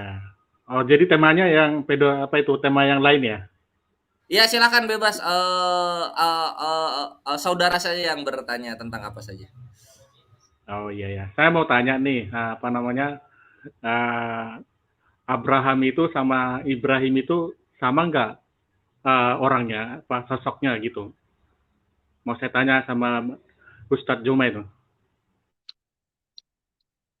Ya. Ya, silakan langsung TikTok berdua saja. Tafadhol Gurunda, waktu dan tempat kami persilakan. Baik. Kalau kami dalam Islam, Nabi yang menjadi kemudian bapak dari Nabi Ismail dan juga Nabi Ishak itu kami sebut dengan sebutan Nabi Ibrahim. Nah, kalau kemudian ada kesamaan, ya mungkin karena di dalam kitabnya Bani Israel itu disebut dengan sebutan Abraham. Jadi menurut saya terkait dengan Ibrahim dan Abraham itu adalah sosok yang sama. Kami menyebutnya Ibrahim, teman-teman Bani Israel menyebutnya dengan Abraham. Oh iya, jadi gini, Siap. Kalau menurut Ustadz Juma itu sama, berarti kalau orangnya sama, berarti sejarahnya satu dong, benar nggak? Jadi nggak mungkin betul. Satu orang melakukan dua kejadian. Contoh dari ini kan Abraham itu kan diikuti oleh orang Yahudi karena itu kan sesuai dengan keyakinan mereka. Sekarang pertanyaan saya, Ibrahim itu kan kalau sama Abraham istri pertamanya kan Sarah ya, betul nggak? Betul. Iya.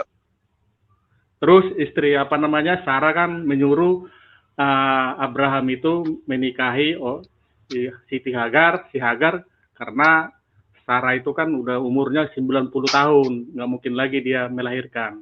Sekarang pertanyaan saya, menurut dari cerita dari Yahudi, kalau kita lihat dia yang tertulis di Alkitab, itu yang dipersembahkannya kan itu kan Ishak. Tapi menurut dari pihak kalian yang dipersembahkan itu adalah Ismail. Apakah mungkin Abraham sama Ibrahim itu sama-sama mempersembahkan dua-duanya antara Ishak dan Ismail? Coba dijelaskan dulu. Baik. Jadi kalau di dalam Al-Quran jelas ya yang dipersembahkan itu adalah Ismail. Kenapa Ismail? Karena yang diuji di sini adalah kesabaran daripada Abraham. Jadi ceritanya gini, Abraham itu sesuai dengan apa yang Abang tadi terangkan. Abraham itu adalah sosok laki-laki yang lama menantikan momongan. Artinya anak itu adalah sesuatu yang dinanti-nantikan oleh beliau. Nah, ketika dia datang, ketika Allah memberikan seorang anak kepada beliau, maka kemudian kegembiraannya ini, kesenangannya ini yang diuji oleh Allah. Mau ndak orang ini yang lagi sedang bahagianya diberi anak dalam usia sekian tahun, setelah menunggu beberapa tahun, mau ndak dia mengorbankan harta yang sangat dia cintai, yang sangat dia sayangi, demi imannya. Itu yang diuji. Jadi kalau dia ini sudah memiliki 2 anak, kemudian diminta anaknya 1, saya rasa ikhlas-ikhlas saja. Itu masih ada yang 1. Tapi ini anak semata wayang. Diminta bertahun-tahun, berpuluh tahun. Tiba ada kok diminta untuk dibunuh, untuk disembelih. Itulah yang diuji di situ. Jadi yang benar adalah kesabaran. Ya, baik. Silakan. Ya. Saya kan dari Ustadz Juma kan bilang yang dipersembahkan itu adalah Ismail. Sekarang pertanyaannya, ini kan menurut versinya orang Yahudi, menurut Taurat, yang dipersembahkan itu adalah Ishak. Sekarang, yang apakah kalian sudah mengklarifikasi ke pihak orang Yahudi bahwa yang dipersembahkan itu adalah Ismail? Apakah karena semua data-data sejarah dari pihak dari Yahudi Israel, apakah mereka menerima dengan 2 sejarah ini? Karena ini kan sejarah ini kan sangat kontradiksi. Tidak mungkin Tuhan menyuruh mempersembahkan antara dua-duanya, Ismail dan Ishak. Kalian harus mengklarifikasi ke Israel, karena di sana kan pasti ada sejarah-sejarah yang dari pihak orang Yahudi. Apakah kalian sudah mengklarifikasi ke sana sesuaikah atau tidak? Karena yang sepengetahuan saya, kalau Alkitab itu kan mengadopsi dari hukum Taurat. Cuma masalahnya orang Yahudi kan tidak mengakui Yesus sebagai Tuhan karena mereka tidak mengakui. Ya, jadi itu yang saya pertanyakan. Apakah kalian sudah pergi ke sana untuk mengklarifikasi apakah benar Ismail yang dipersembahkan? Kalau memang benar Ismail dipersembahkan, di mana dipersembahkan? Terus Ishak di mana dipersembahkan? Tidak mungkin ada dua Tuhan meminta dua anak-anak dipersembahkan. Tolong dijelaskan. Baik. Ya, baik. Ya, pertanyaan yang sangat baik ya dari sahabat kita ya. Jadi ketika ditanyai tentang hal tersebut, maka Bani Ismail dalam hal ini Islam ya, saya katakan seperti itu, dan Bani Ishak atau Bani Israel adalah keturunan Ishak. Ketika ditanyai, siapakah yang dikorbankan antara keduanya? Maka dua golongan ini akan mengatakan tidak ada yang dikorbankan. Karena ini adalah hal yang berkaitan dengan terkait dengan prosesi kemudian yang dilakukan oleh Abraham yang kemudian dilaksanakan secara turun-temurun oleh keturunannya, karena ini adalah merupakan sebuah prosesi keyakinan korban terhadap Tuhan. Nah, terkait dengan apa yang diterangkan kemudian, sederhana bagi kami umat Islam untuk kemudian mengatakan bahwa yang benar yang disalib yang dikorbankan itu adalah Ismail.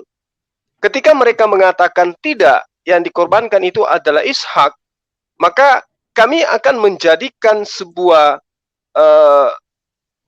pertanyaan di mana pertanyaan itu muatannya kemudian adalah keotentikan kitab mereka.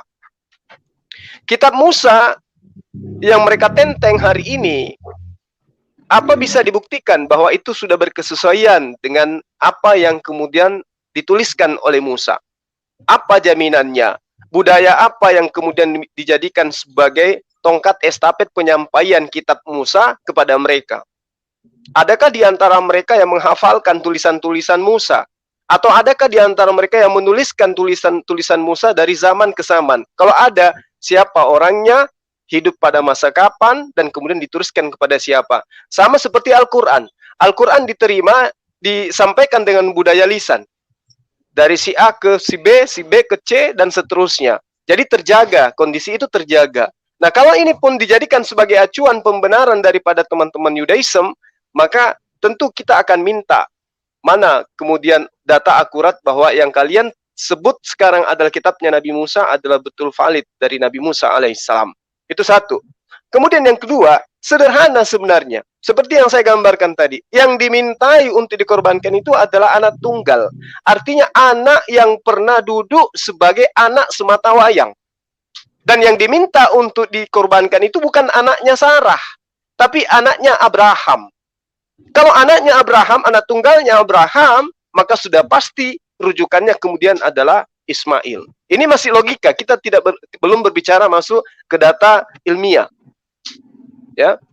Nah, jadi ketika orang Israel ditanya apakah Ishak atau Ismail, mereka akan mengatakan tidak ada di antara keduanya. Dan ini saya sudah sering lakukan. Saya sering bertanya kepada teman-teman praktisi Yudaism, siapa yang dikorbankan, apa yang dikatakan. Itu tidak penting karena tidak ada yang dikorbankan, baik Ishak maupun Ismail. Dan kalaupun yang dikorbankan itu adalah Ishak, itu tidak mengganggu daripada konsep akidahnya umat Islam. Nah, kalau yang dikorbankan Ismail, itu juga tidak mengganggu daripada pola kehidupan Yudaism. Nah, yang menjadi permasalahan di sini adalah teman-teman Kristen yang bukan Bani Ismail, juga bukan Bani Ishak, yang kemudian mengangkat permasalahan ini seakan-akan ini adalah masalah besar. Padahal di antara keduanya Ishak dan maupun Ismail, tidak ada di antara kedua orang ini yang dikorbankan. Itu loh.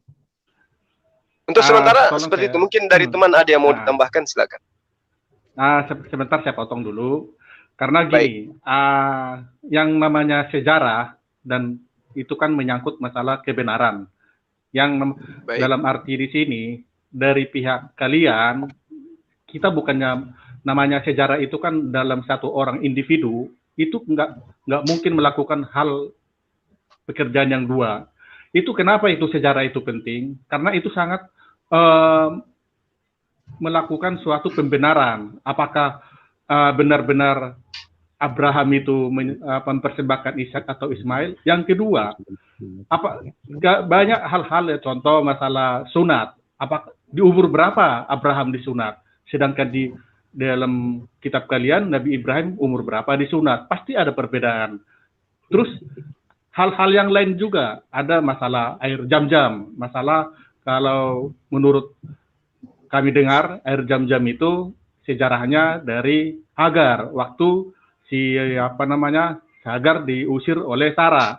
Apakah itu sampai dari sejarahnya dari, karena yang sepengetahuan kami Abraham itu tinggalnya di Hebron, Israel, di tanah Kanaan.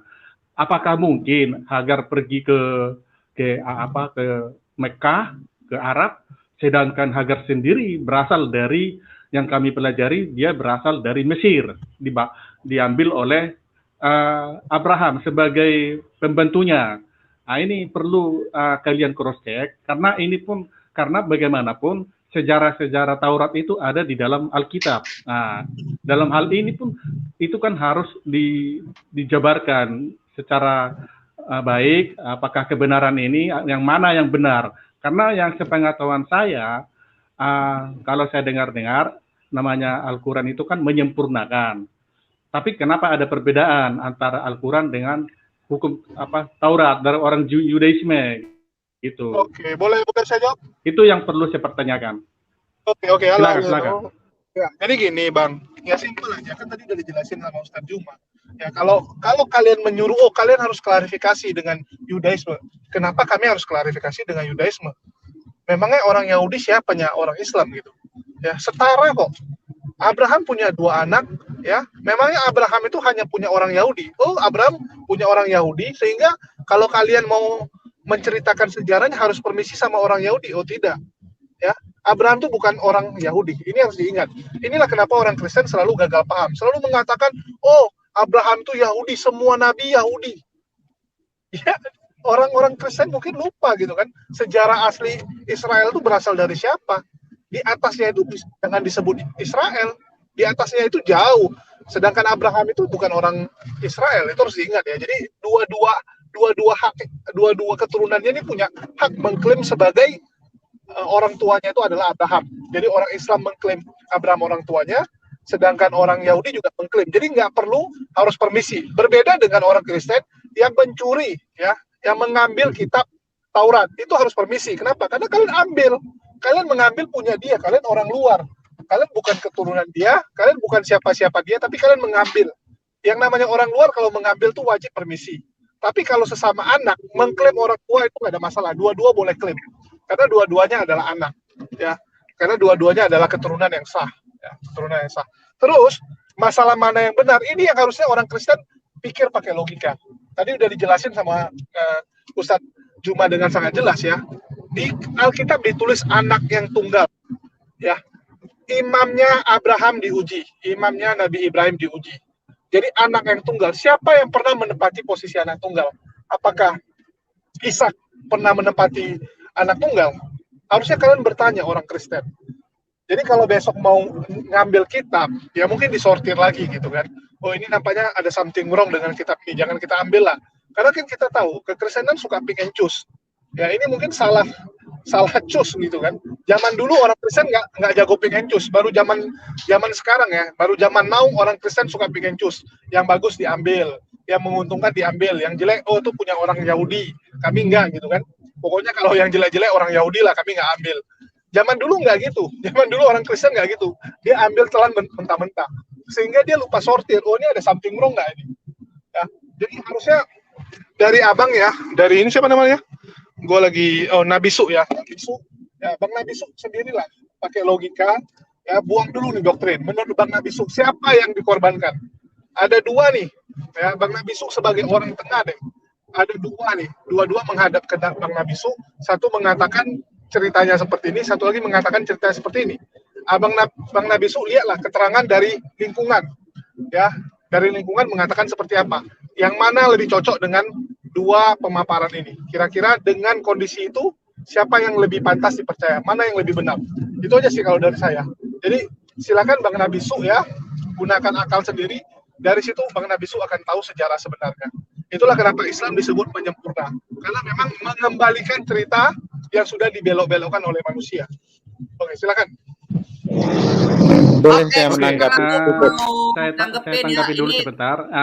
Jadi gini Bang Jul, tadi kan dari awal udah saya tanyakan sama Ustadz Juma, dia mengatakan bahwa Abraham itu sama dengan Ibrahim, sosoknya sama. Dalam arti kalau udah sama, berarti tidak mungkin ada orang melakukan suatu tindakan yang diperintahkan oleh Tuhan. Nggak mungkin Tuhan memerintahkan Abraham mempersembahkan Ismail, nggak mungkin mempersembahkan Ishak, kan gitu kan? Terus yang kalau dalam posisi dalam yang mana yang benar kan dengan, itu aja intinya. Yang mana cerita yang benar kan dipertanyakan yang mana yang benar. Menurut Bang karena Nabi, siapa yang benar? Karena sejarah-sejarahnya itu pun kita harus pelajari sejarah. Kapan Abraham pergi ke Arab? Kapan waktu mempersembahkan itu kan semua sejarah-sejarah itu kan ada di Israel. Kalian juga karena saya balikin pertanyaan. Menurut Bang Nabi Su, kenapa Bang Nabi Su percaya kalau yang dipersembahkan adalah Isa? Pakai logika, jangan pakai Alkitab. Jadi gini, saya pakai logika.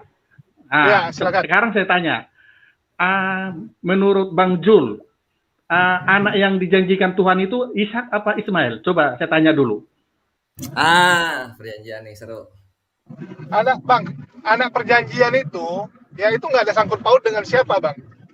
Nggak ada sangkut paut. Dua-dua adalah anak yang diberkati. Dua-dua anak yang diberkati. Sekarang yang diminta, tunggu sedikit Bang. Yang diminta untuk dikorbankan itu anak tunggal, bukan anak perjanjian. Ambillah anakmu yang tunggal itu, bukan ambillah anak perjanjianmu itu. Yang menurut kami pelajari sejarah, yang Ismail itu lahir karena disuruh oleh Sarah Abraham menikahi Hagar. Karena apa disuruh oleh Sarah menikahi Hagar? Karena Sarah sendiri umurnya udah tua, udah 90 tahun. Ya, kita langsung ke Yahudinya aja lah ya. Yuk, Yahudinya yuk. Gini, gampang ke sini. Saya tanya balik ke Nabi Su. Soalnya Bang Nabi Su ini suka mutar-mutar. Kalau gitu, ya apakah mungkin seseorang itu hamil tanpa persetujuan Tuhan? Bisa nggak orang hamil tanpa persetujuan Tuhan? Bang Nabi Su. Segala yang terjadi di dunia ini atas persetujuan Tuhan atau tidak? Enggak. Jawab aja. Jawab aja. Ya betul, persetujuan Tuhan. Tapi yang saya tanyakan, jadi kalau memang gini, enggak, jelas. Bang Nabi Su pakai logika, jangan pakai doktrin. Jadi dari awal jelas anak itu tunggal. Kalau Nabi Su bilang, oh ini gara-gara dipaksa. Kalau Tuhan nggak mau kasih, ya kalau Tuhan nggak mau kasih lahir anak dari Hagar, bisa kan? Bisa aja, kenapa? Ya buktinya itu lahir, artinya apa? Memang Tuhan sudah berkehendak begitu. Itu memang sudah rencana Tuhan kalau Hagar akan hamil. Ya, jadi jangan dibilang, oh itu gara-gara anak yang nggak benar gitu, anak yang nggak benar lahirnya. Nggak bisa gitu, Bang. Semua itu karena Tuhan. Anda harus ingat itu. Semua yang terjadi karena Tuhan. Nggak ada yang kebetulan. Kita harus percaya nggak ada yang kebetulan. Semua yang terjadi di dunia ini rencana. Ya, nggak ada yang kebetulan. Kalau kalian masih dikit-dikit, oh karena ini, karena itu, artinya iman kalian yang salah, Pak. Iman kalian yang salah. Apa keimanan Yunani itu, bukan keimanan Semitik. Sekarang ayo kita ke Yahudinya aja langsung lah. Yuk. Hilang dia. Udah keluar. Iya, ini harus dipertanyakan. Harusnya kalian berpikir ya, orang Kristen itu berpikir. Ya, oh itu nggak bisa, itu karena dipaksain kawinnya. Kalau dipaksain kawin, masalah yang kasih kandungan itu siapa? Kita percaya anak itu adalah pemberian Tuhan. Agama mana yang bilang anak itu bukan pemberian Tuhan? Pemberian setan. Nggak ada agama manapun yang bilang anak itu pemberian setan ya. Anak itu pemberian Tuhan. Artinya apa? Seseorang mengandung itu atas izin Tuhan. Ya, itu aja sih, selesai. Jadi kalau bilang anak perjanjian atau anak apapun itu kalian kan cocokmologi. Udah ada Yesus baru kalian tarik ke belakang. Ya bukan dari sumbernya kalian tarik ke bawah, tapi udah ke ujung, dari ujung kalian cari nih persamaannya apa nih dengan atas. Oh di atas nanti kita bikin jadi gini-gini biar nyambung kisahnya. Itu kan kalian yang nyambungin sengaja nyambungin, oh itu anak perjanjian karena begini-begini. Karena kalian kenapa? Ingin supaya orang Arab itu disingkirkan dari garis keturunan. Kan tujuannya itu.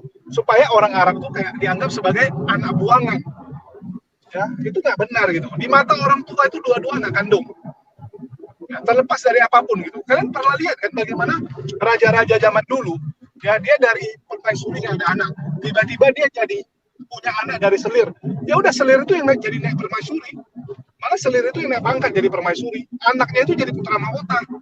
Nggak ada cerita gitu.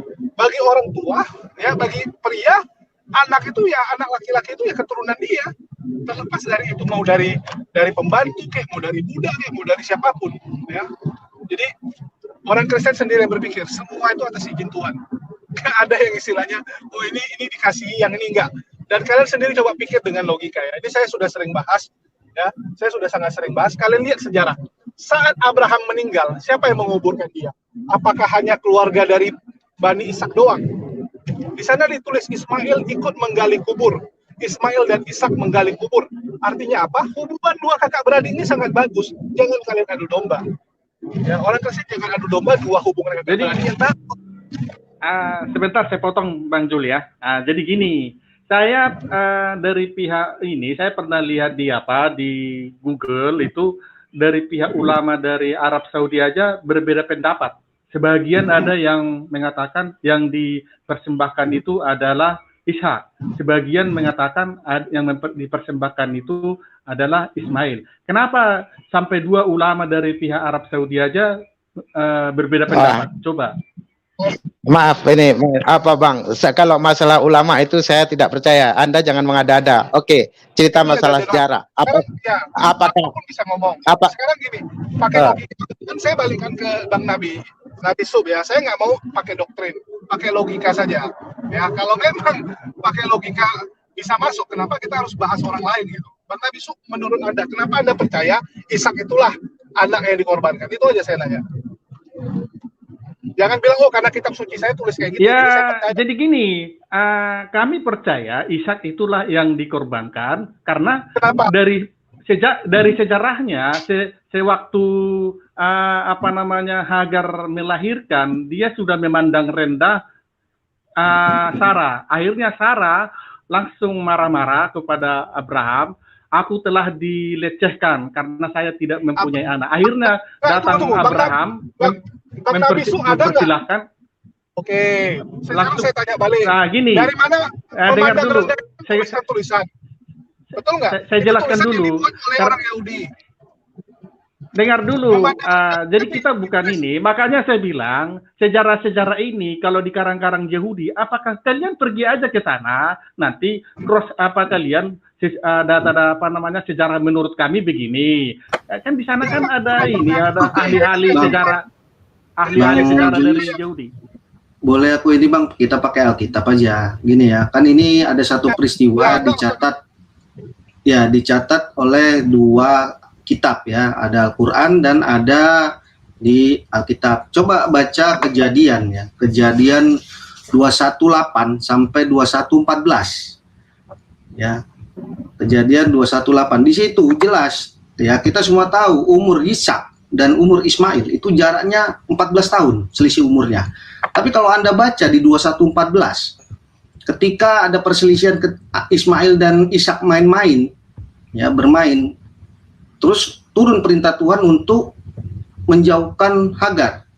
Ya. Nah, di situ ada tertulis di 2114 ya, ia meletakkan perbekalan dan anaknya di atas bahu Hagar. Anak umur 14 tahun ditaruh di bahu. Ini pencatatan sejarah kira-kira bagaimana menurut Bang Nabi Su ya. Jadi dari situ kita bisa lihat, tadi Bang Zuma juga sudah menjelaskan.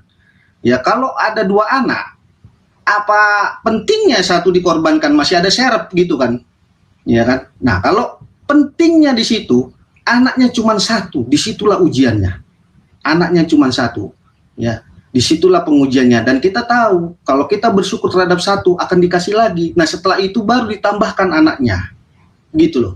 Jadi kalau misalnya mengandalkan catatan sejarah, ceklah 21, Kejadian 21 ayat 8 sampai 21:14. Kalau mau terus sampai 21:21. Di situ bisa lihat bagaimana pencatatan sejarah di dalam Alkitab gitu. Terima kasih, Bang. Oke, saya tambahin sedikit. Saya tambahin sedikit. Tunggu. Saya jelaskan dulu. Yang kami pelajari sejarah itu, sejak Ismail lahir itu sudah diusir oleh Abraham. Karena apa? Karena Sarah merasa dilecehkan, udah diusir dan Hagar pun udah pergi ke arah Mesir, bukan ke arah Arab, bukan. Dia pergi ke arah Mesir. Habis itu melahirkanlah si Sarah. Jadi posisinya Hagar pada saat itu dia pergi ke arah Mesir. Disitulah malaikat mendatangi Hagar untuk kembali lagi ke tuan nonyanya, biarpun diperlakukan dengan kasar. Dari sini kita juga mengambil sejarah kapan Hagar pergi ke Arab dengan adanya dengan air Zam-Zam. Itu sejarah air Zam-Zam itu perlu kalian pertanyakan juga, apa benar Hagarnya pergi ke Arab atau bagaimana? Karena dari sana kan bisa semua sejarah itu, namanya sejarah tidak bisa, yang saya katakan tadi, tidak mungkin dalam satu orang, sosok melakukan dua hal yang berbeda. Itu yang saya perlu pertanyakan. Karena nggak mungkin Hagar sendiri orang Mesir. Kenapa dia kok pergi ke Arab? Apa hubungannya dia ke Arab? Sedangkan bangsa Arab begitu jauh, hampir dari jaraknya dari Kanaan aja hampir 1.500 km. Padahal menurut sejarah dari ini yang di Taurat, orang bangsa Israel itu rata-rata mereka sering berhubungan ke Mesir. Kalau tidak ke Mesir, ke Jordan. Itu aja. Nggak mungkin mereka berjalan sampai jauh ke Arab, yang begitu jauhnya minta ampun itu. Dari mana? Itu yang perlu kalian pelajari sejarah. Namanya sejarah itu sangat mudah, sangat gampang. Contohnya nih, sejarah Majapahit. Dikatakan Gajah Mada berasal dari Sumatera Utara, dari dikatakan dari Malaysia. Itu kan sejarah itu kan nggak semudah itu. Itu yang harus kalian pelajari dan perlu kalian klarifikasi ke sana. Apakah yang mana yang benar gitu. Baik Bang, baik. Jadi gini Bang, kalau benar adalah Rasulullah Muhammad SAW itu nyata adalah Nabi, Rasul, utusan Sang Pencipta alam semesta, maka semua yang diceritakan dalam kitabnya Bani Israel yang berkaitan dengan Ismail, Sarah, Hagar, Abraham itu bisa jelas diragukan kebenarannya. Itu poinnya. Keraguan Anda ketika misalnya Anda mengatakan bagaimana mungkin, jaraknya jauh, tidak ada yang tidak mungkin bagi Allah kecuali jadi hina. Untuk memperjalankan Sarah atau Hagar kepada Mekah itu bukan hal besar bagi Allah. Nah, kembali kita pembuktian sejarahnya. Sejarah yang sahabatku katakan sejarah itu adalah apa yang tertuang di dalam kitab saudara yang kemudian saudara sebutkan sebagai perjanjian lama. Sederhananya gini, di awal tadi saya sudah menjelaskan secara akal. Sekarang kita mengadu data. Siapa yang dikorbankan? Ismail atau Ishak? Nah, untuk menjawab pertanyaan ini, saya mengajak Anda untuk menggunakan akal. Jabarkan apa yang kemudian yang akan saya katakan kepada Anda, jabarkan di kepala Anda dengan sederhana. Begini, ketika di dalam kitab Kejadian, bab 22 nomor 19 dikatakan, kemudian kembalilah Abraham kepada kedua bujangnya, dan mereka bersama-sama berangkat ke Beersheba, dan Abraham tinggal di Beersheba. Saya ulang, Abraham tinggal di Beersheba. Nah, ini adalah kode yang sangat-sangat penting dan akurat dalam catatan sejarah yang ada tertuang dalam kitab saudara. Di ayat ini, setelah Abraham mengadakan perjanjian dengan Raja Abimelek di Beersheba, dan Abraham menetap di sana, lantas muncul pertanyaan, Abraham tinggal dengan siapa di Beersheba? Bersama Hagar dan juga Ismail, atau dia bersama Sarah dengan Ishak? Ini penting. Nah, untuk itulah kemudian dalil yang dibacakan oleh abang saya tadi, saudara saya tadi, di Kejadian 21 nomor 14 oleh abang dia, di situ dikatakan bahwa keesokan harinya pagi-pagi Abraham memberi kepada Hagar makanan dan sebuah kantong kulit berisi air untuk berjalan sebagai bekal dalam perjalanan. Ia meletakkan anak itu pada punggung Hagar. Itu muncul pertanyaan. Dan menyuruh wanita itu pergi. Lalu berangkatlah Hagar dan mengembara di padang gurun Beersheba. Jadi yang di dalam Kejadian 22 nomor 19, Abraham kembali ke bujangnya. Di mana? Di Beersheba. Siapa yang kemudian mengembara di gurun Beersheba? Nyata, Ismail dan juga ibunya. Nah, ternyata ini sejarah yang Anda bawa hari ini menerangkan dengan terang bahwa yang berada di Beersheba itu adalah Hagar dan anaknya Ismail. Dan saat berada di Beersheba itulah kemudian Abraham mendapatkan perintah untuk mengorbankan anaknya. Lalu setelah setelah selesai pengadaan korban domba pengganti anaknya Abraham, anak tunggalnya, maka kemudian Abraham kembali ke Beersheba. Ini jelas Kejadian 22 nomor 19. Nah, di sini dapat diambil kesimpulan, Bang, bahwa yang disembeli itu adalah yang berada di Beersheba. Ini yang berada di Beersheba siapa? Ismail, bukan Ishak. Lalu Ishak di mana? Sarah di mana? Baca Kejadian selanjutnya, Kejadian 23 nomor 1 sampai nomor 4. Apa yang terjadi di situ? Ya, ketika Sarah mencapai usia 127 tahun, dia meninggal. Meninggalnya di mana? Beersheba atau di Hebron? Meninggalnya di Hebron. Siapa yang tinggal di Hebron? Abraham tidak pernah ke sana. Maka ayat ini menerangkan kepada kita di Kejadian 23 nomor 1 sampai nomor 4, Abraham sedih dan meratapi kematian istrinya. Nah, setelah itu Abraham meninggalkan jenazah istrinya dan pergi ke mana? Ke orang-orang Het. Apa yang dia minta ke orang-orang Het di situ? Saya ini orang asing, katanya.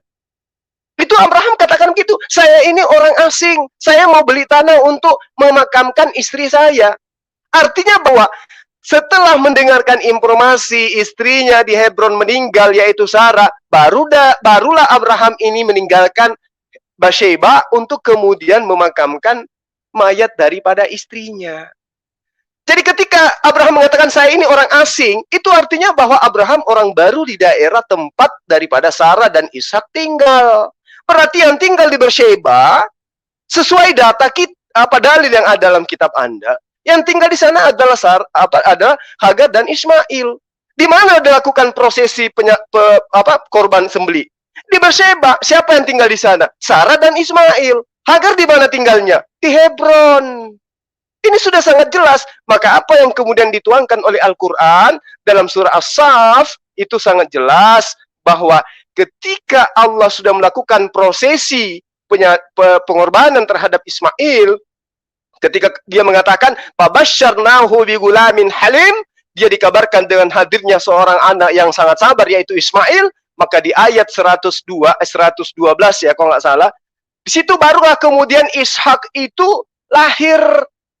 Ya, di ayat 100 ya, di ayat 102. Wa basyirnahu bi Ishaqa nabiyyam minas salihin. Lalu kemudian kami gembirakan beliau Abraham dengan lahirnya anak kedua, yaitu Ishak, yang termasuk orang-orang yang soleh.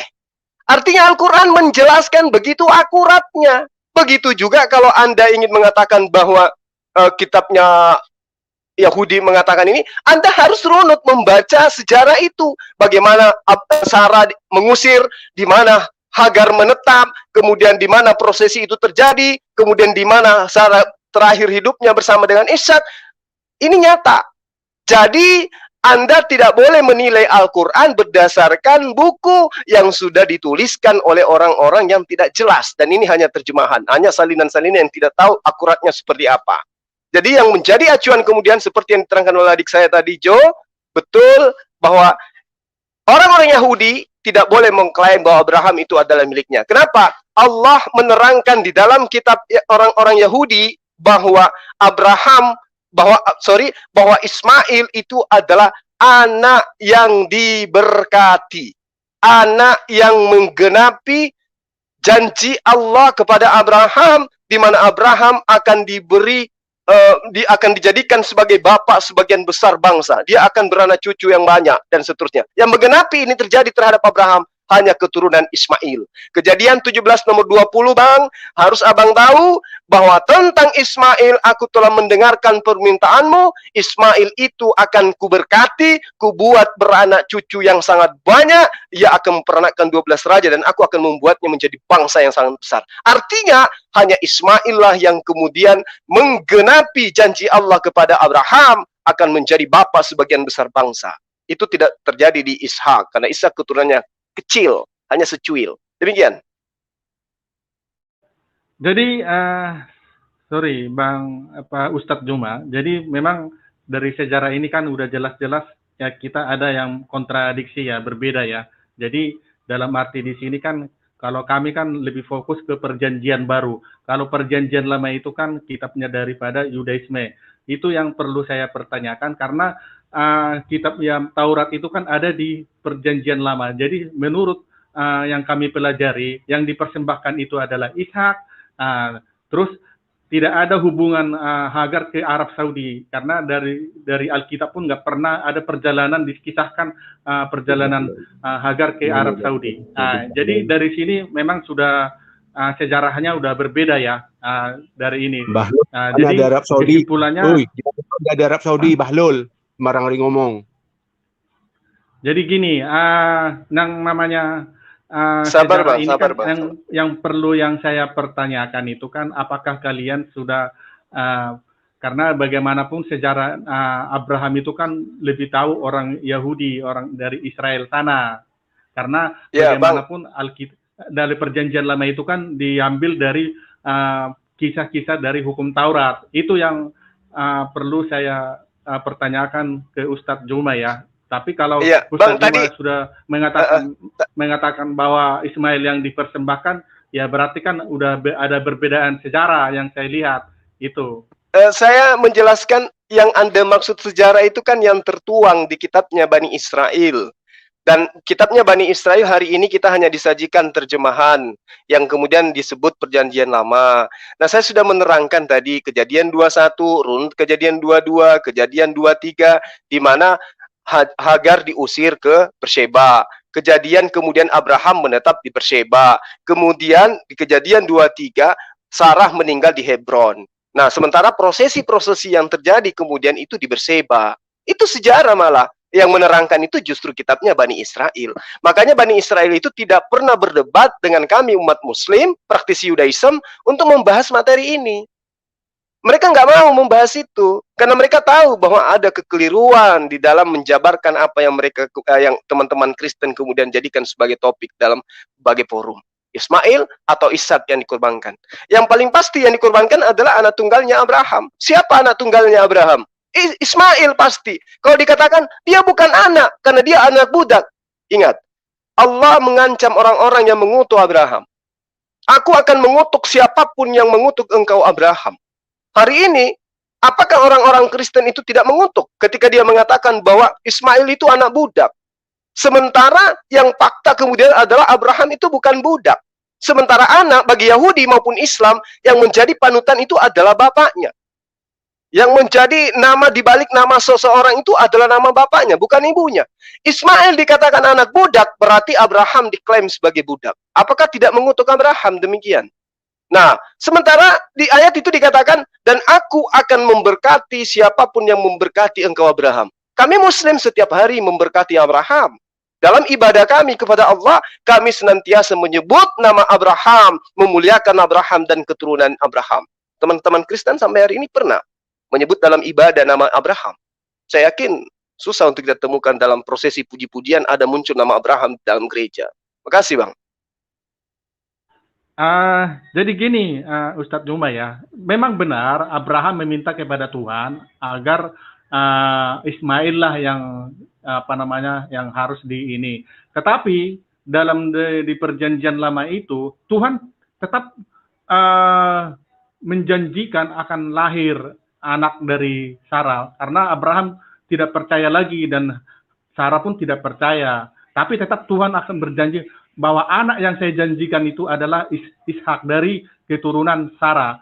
Kalau Ismail tetap diberkati pada saat itu, tetap diberkati oleh Tuhan. Tapi yang menjadi anak yang dijanjikan, yang untuk keturunan selanjutnya bangsa-bangsa besar itu adalah dari keturunan Ishak. Nah, itu yang kami pelajari dari sejarah dari perjanjian lama, ya gitu. Dan keturunan Ismail pun tidak ada yang pergi ke Arab, semuanya ada di sekitar daerah Israel, perbatasan ke arah Mesir. Oke Bang, saya tanggapi Bang. Gini, sekali lagi saya katakan bahwa teman-teman Muslim, mohon maaf saya tanggapi sedikit. Jadi gini, ketika Rasulullah Muhammad SAW itu benar-benar adalah nabi yang telah dinubuatkan dari sejak zaman para nabi, maka semua nubuatan itu yang berkaitan dengan Mekah, berkaitan dengan Dedan, berkaitan dengan kenabian, ya, itu akan merujuk kepada beliau. Contoh misalnya nih, ketika di dalam kitabnya Bani Israel disebutkan, Yesaya 60 nomor 7, segala kambing domba Kedar. Siapa Kedar ini? Kedar ini adalah keturunan Ismail. Keturunan Ismail, kambingnya, dombanya akan berhimpun kepadamu, domba-domba jantan Nebayot akan bersedia untuk ibadahmu, semuanya akan dipersembahkan ke mesbahku sebagai korban yang berkenan kepadamu, dan aku akan menyemarakkan bait agung, aku akan menyemarakkan bait keagunganku. Nah, siapa yang menggenapi ini kemudian? Keturunan Ismail diantaranya adalah Kedar. Keturunan Ismail yang mengumpulkan kambing domba setiap tahun itu mereka kemudian melakukan prosesi korban itu di mana? Ini nubuatan, Bang. Ini nubuatan. Sekarang siapa keturunan Ismail? Ya, yang menghimpun segala domba dari keturunan Kedar, anaknya Ismail bernama Kedar salah satunya. Keturunannya Kedar itu akan melakukan penghimpunan kambing dan domba di sebuah wilayah, di mana wilayah itu adalah bait Allah, yang di mana bait Allah itu akan diagungkan. Pertanyaannya, siapa keturunan Ismail dari anaknya Kedar yang berbondong-bondong ke Israel membawa korban atau melakukan korban setiap tahun? Saya ingin tahu. Ini nubuatan loh. Anda enggak? Atau jangan-jangan Anda tidak tahu bahwa setiap tahun itu Mekah itu adalah satu-satunya titik tumpu pengorbanan keturunan Kedar dari Ismail yang kemudian menghimpun binatang mereka untuk dikorbankan di sana pada saat Idul Adha. Jangan-jangan Anda tidak tahu ini. Bahaya kalau Anda tidak sampai Anda tidak tahu. Ini nubuatan, Bang. Makanya saya katakan, ketika berbicara mengenai Rasulullah Muhammad SAW dan dia betul adalah Nabi, maka tentu ada sisa-sisa nubuatan yang tersisa kemudian dalam kitab yang sudah rubah-rubah. Itu yang perlu dipahami. Tapi kalau Anda mengatakan, oh tidak, keturunan Kedar, anak Ismail, itu setiap tahunnya menghimpunkan binatangnya, itu dipersembahkan di Vatikan misalnya, atau di Belanda, atau di Yerusalem. Mana fakta sejarah itu? Mana kejadian itu? Tidak ada. Yang ada sekarang ini adalah keturunan Ismail dari suku Kedar, itu secara turun-temurun membawa kambing domba dan semuanya lembuhnya ke mana? Ke Mekah untuk dikorbankan pada saat Idul Adha. Coba Anda cari, siapa umat sekarang ini yang menggenapi Yesaya 60 nomor 7 ini? Segala kambing domba Kedar akan terhimpun kepadamu. Kepada Bani Israel, ini tidak pernah terjadi. Berarti mau ditolak enggak ini? Mau dikatakan enggak ini bahwa ini adalah ayat palsu atau gimana ceritanya nih? Karena ini tidak pernah terjadi. Kemudian yang kedua, yang terakhir dari saya. Di Kejadian 17, Allah berjanji kepada Abraham, aku akan menjadikan engkau sebagai bangsa yang besar. Akan menjadikan keturunanmu, anak-anakmu menjadi bangsa yang sangat banyak. Nah, sekarang yang menduduki, anak yang menduduki sebagai penggenapan terhadap orang tuanya itu siapa? Ishak atau Ismail? Kalau Ishak, hari ini kita lihat keturunannya yang mana saja. Dan apakah keturunan Ishak itu membuat Abraham menjadi bapak yang besar? Tidak. Lalu kemudian kalau Ishak, apakah keturunan Ishak yang kemudian memberkati Abraham siang dan malam? Kan tidak. Lalu siapa yang memberkati Abraham siang malam? Lalu siapa yang kemudian keturunannya besar? Anak Ismail atau bukan? Nah, kalau kita mengatakan lagi, Rasulullah Muhammad SAW itu bukan keturunan Ismail. Kalau begitu, janji Allah kepada Ismail, aku akan memberkati, aku akan menjadikan keturunannya begitu banyak, aku akan menjadikan dia berbangsa-bangsa yang begitu banyak. Mana keturunan Ismail yang begitu banyak hari ini? Tunjukkan. Kalau bukan bangsa Arab, maka mana? Coba, silakan Anda tunjukkan. Anda tidak akan mampu menunjukkan. Kenapa? Karena fakta sejarah menorehkan dengan rapi, dengan valid, keturunan Ismail itulah bangsa Arab hari ini. Dan Rasulullah Muhammad SAW lah yang menggenapi bahwa kota yang kemudian ditempati untuk memuliakan nama Allah, mengagungkan nama Allah, menyanyikan nyanyian baru untuk Allah, dari kota, dari desa, dari gurun, dan semua-semuanya itu hanya berasal dari Arab Saudi, dari Makkah. Dari sanalah kemudian nyanyian baru itu bergemuruh sampai ke ujung dunia.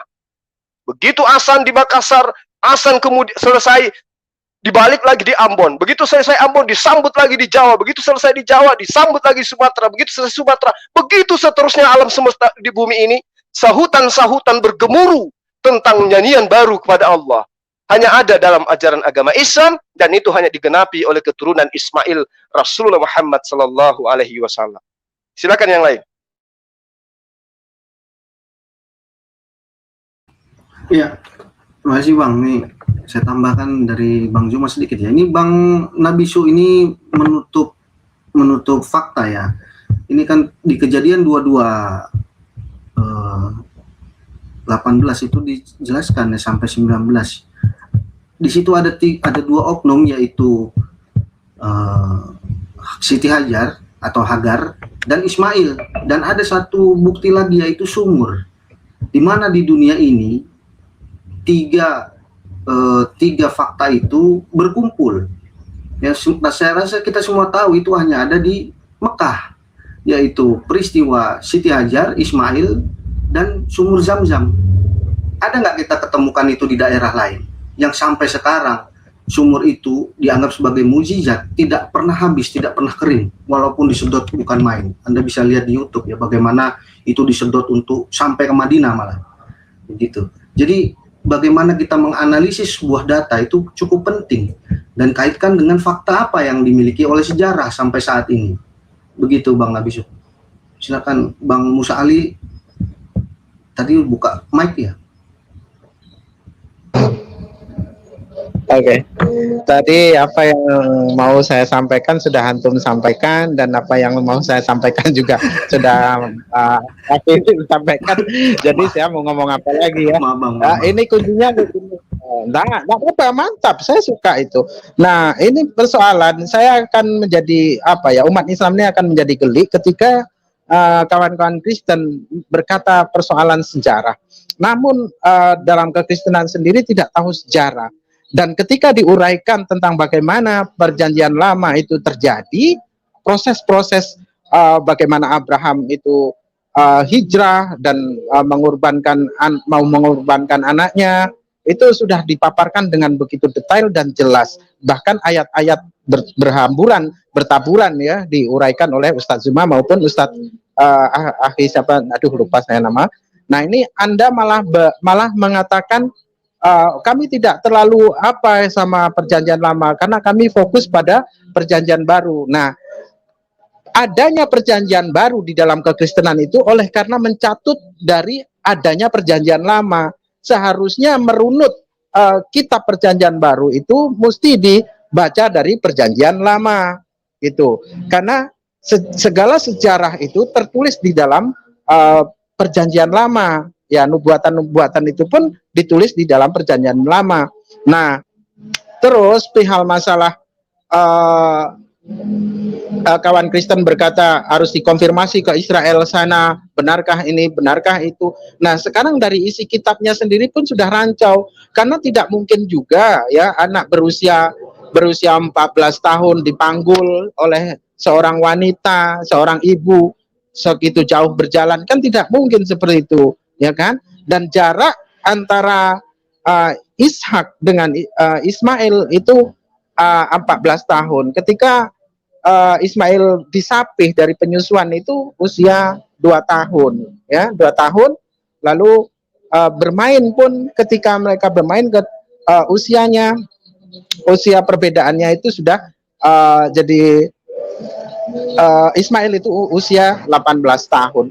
Nah di sini maka ketika kawan-kawan Kristen berkata harus dikonfirmasi. Nah, sementara kitab orang Yahudi, kenapa orang Yahudi itu tidak pernah mendebat kami? Oleh karena mereka tahu seperti apa yang disampaikan Ustadz Zuma. Karena banyak hal-hal yang dimana perjanjian lama itu memberikan informasi itu simpang siur. Ya, karena kebenaran sebuah kitab yang menjadi sebuah informasi itu seharusnya valid, ya, tidak kontradiksi ayat satu dengan ayat yang lain. Jadi jelas bahwasanya jika mana Anda katakan konfirmasi ke tempat orang Yahudi tidak akan pernah memberitahukan itu, karena mereka sesungguhnya tahu bagaimana ayat-ayat kitab mereka itu bertentangan dengan akal sehat, dan mereka tahu bahwasanya kitab mereka sudah diubah-ubah oleh mereka sendiri, ya, dan itu dijelaskan di Yeremia 8 ya, itu dari ayat 1 hingga habis itu jelas bahwasanya Taurat Tuhan itu sudah dibuat menjadi bohong. Itu saja, monggo.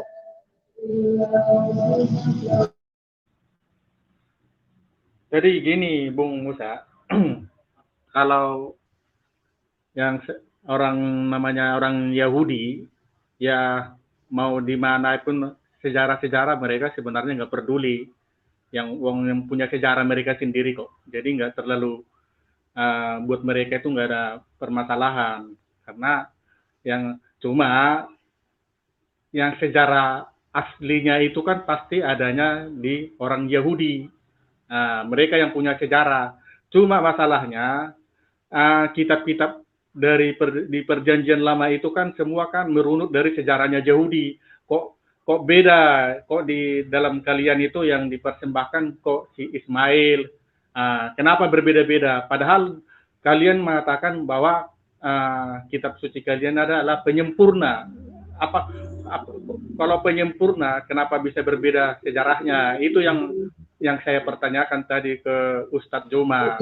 Kalau dalam arti kalau penyempurna itu kan berarti kan sempurna disempurnakan lagi. Kenapa kok ada banyak perbedaan sejarah? Itu yang saya pertanyakan tadi sama Ustadz Joma. Ya, kalau tadi Ustadz Juma sudah menerangkan secara detail loh ya, dan kami umat Muslim paham apa yang beliau sampaikan. Nah, ketika sejarah itu berbeda, oleh karena orang-orang terdahulu sudah membelokkan sejarah itu, dan itu diterangkan di Yeremia, ya, Yeremia 8 dari ayat 1 hingga usai itu mempersoalkan tentang bagaimana kedustaan yang ada di kitab suci. Ini Bang Musa, tadi kan Abang punya statement bahwa orang Israel membelokkan sejarah itu. Justru itulah kalian membuat suatu kebenaran ke sana, bahwa kalian sudah membelokkan sejarah. Justru itu lebih bagus kalau kalian bisa membuktikan secara ini dengan bukti-bukti, ya itu kami mendukung gitu loh. Kalau kalian bisa dari statement Anda telah tadi ngomong. Ya, saya paham. Bisa ngomong tadi mengatakan mereka telah membelokkan sejarah, justru kalian harus membuktikan secara ini gitu loh. Itulah namanya orang yang ini berkompeten. Oke. Anda memberikan saran seperti itu terlambat. Sudah terlambat.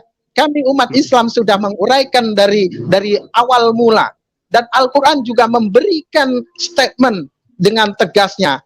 Mereka para ahli-ahli kitab telah mencabut ayat-ayat Allah dari tempatnya, dan mereka tidak berani mendebat kami umat Islam hingga detik ini. Dari awal Rasulullah SAW ada, diutus sebagai nabi, menerima pewahyuan yakni Al-Quran, dan menerangkan bagaimana perilaku orang Yahudi. Ternyata orang Yahudi hingga detik ini tidak pernah membantah apa yang disampaikan oleh Al-Quran itu sendiri. Jadi saran Anda untuk kami memberikan meminta klarifikasi kepada orang Israel itu terlambat.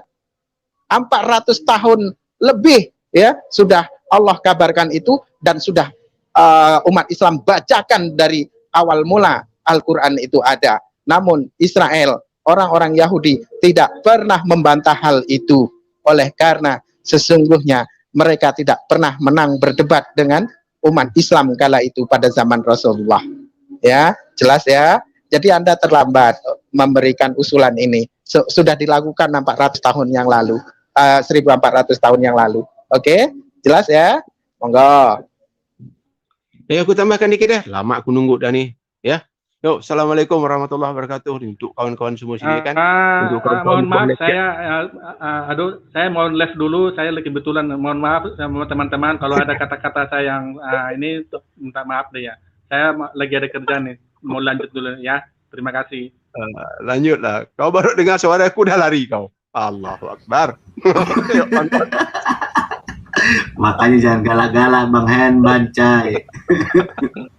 Oke, aku pendek je. Aku pun nak maghrib ni kan, nak siap-siap. Jadi tetap aku katakan bahwa orang yang cerdas itu cukup dengan isyarat. Ini pepatah gitu. Luar biasa para ulama tu mengatakan orang yang cerdas itu cukup dengan isyarat. Tapi orang bahlul tu dikasih contoh pun tak paham-paham. Nah, kenapa aku katakan begitu? Orang oten ni ya, aku selalu katakan tu pintar udah lewat. Ya, udah lewat kelewatan, tapi bodohnya udah lewat kelewatan gitu. bodohnya udah lewat, tapi pintarnya belum sampai-sampai. Dijelaskan segitu detailnya tadi oleh Ustadz Duma ya. Ustadz Zuma luar biasa menjelaskan sedetailkan bagaimana yang korbanku anak tunggal, ya kan, di Gurun Faran, di Baka, di Lembah Baka. Lalu dibilang Arab Saudi. Nenek moyang engkau Arab Saudi ini baru-baru ini ada, tuh. Enggak ada. Ilmu antropologi mengatakan Arab, ya kan? Termasuklah Israel, termasuklah sekarang tuh Palestina itu termasuk Arab juga. Nah, tapi pergi ke Lembah Baka itu jelas kok di perjanjian lama itu.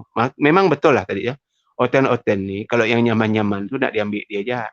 Yang sakit-sakit tuh, Yahudi itu pembunuh Yahudi bukan kami ini.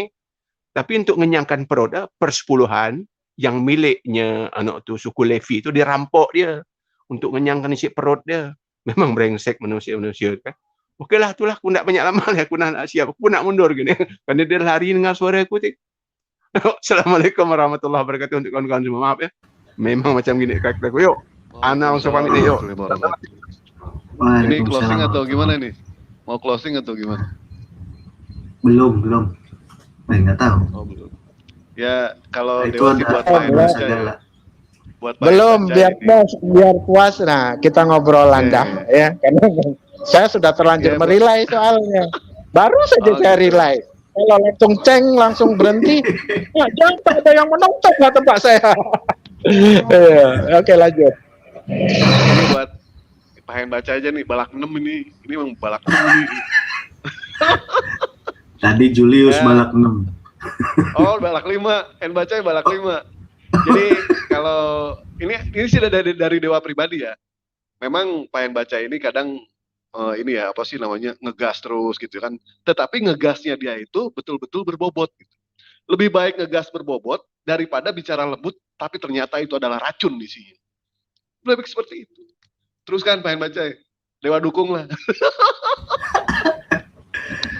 Nah ini mengenai masalah antara tadi Ibrahim sama ini ya udah dijelaskan secara gamblang sama Pak Ustadz Juma. Alhamdulillah dapat ilmu juga. Tetapi kalau misalkan kita mau berpikir secara logika, akal kita dipakai. Mereka lebih percaya sama sejarah, apa lebih percaya sama firman, kitab suci. Jelas kalau kita selaku umat muslim, kita lebih percaya sama yang namanya firman. Firman itu datang dari Allah. Sementara yang namanya sejarah, yang terjadi yang namanya monopoli kata-kata, itu sudah pasti. Penambahan kata-kata, itu sudah pasti. Kalau firman itu tidak perlu yang namanya kesaksian. Firman itu datang dari Allah langsung.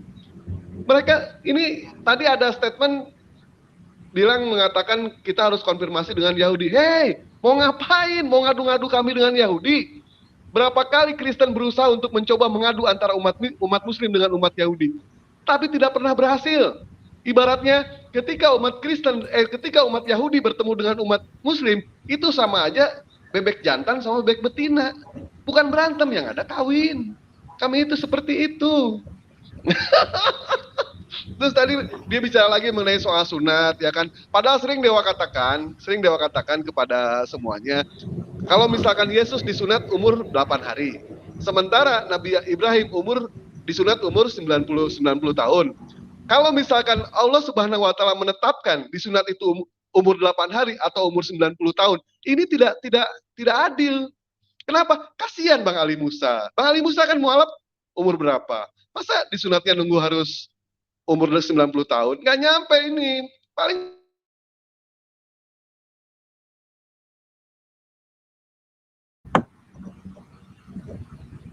Kemute. Lanjut. Kemute Orang itu. sudah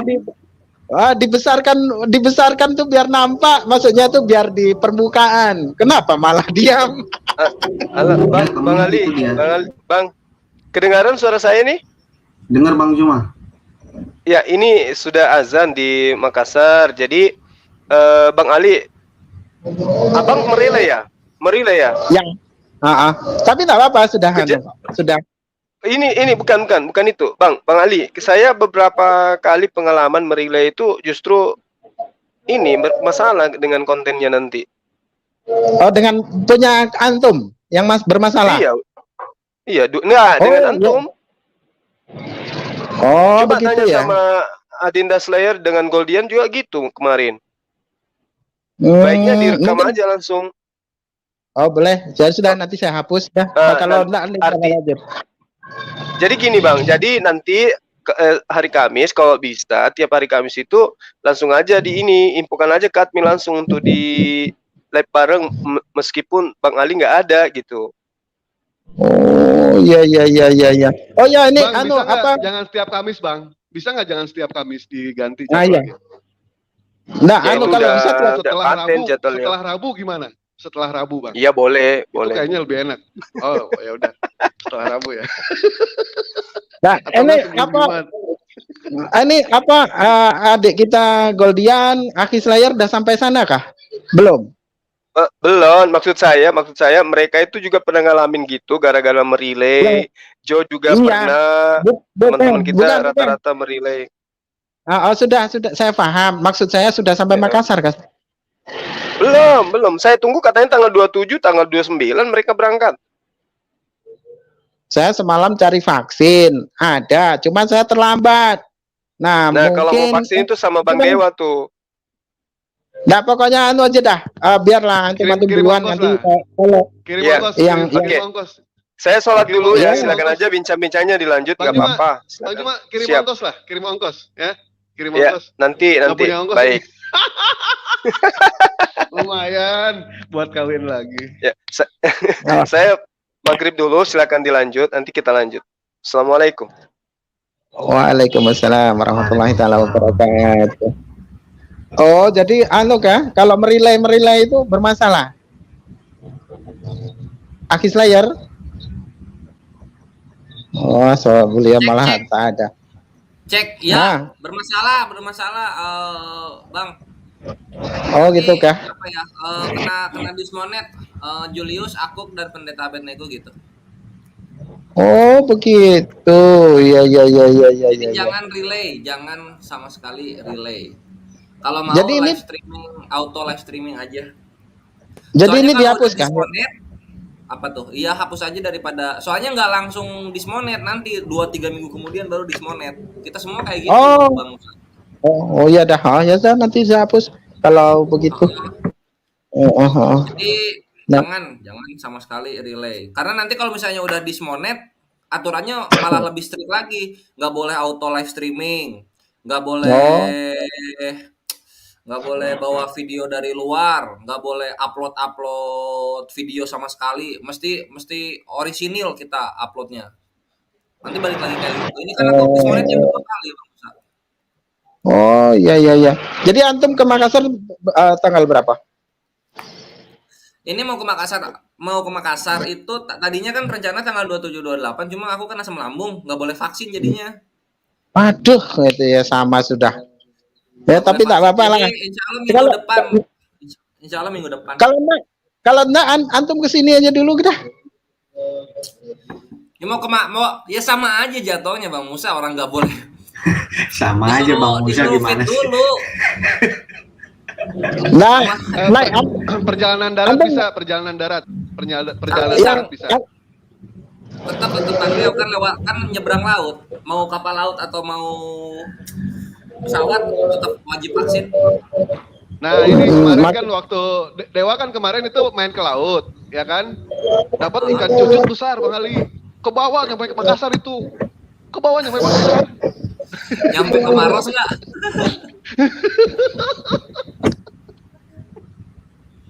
Ya lanjut.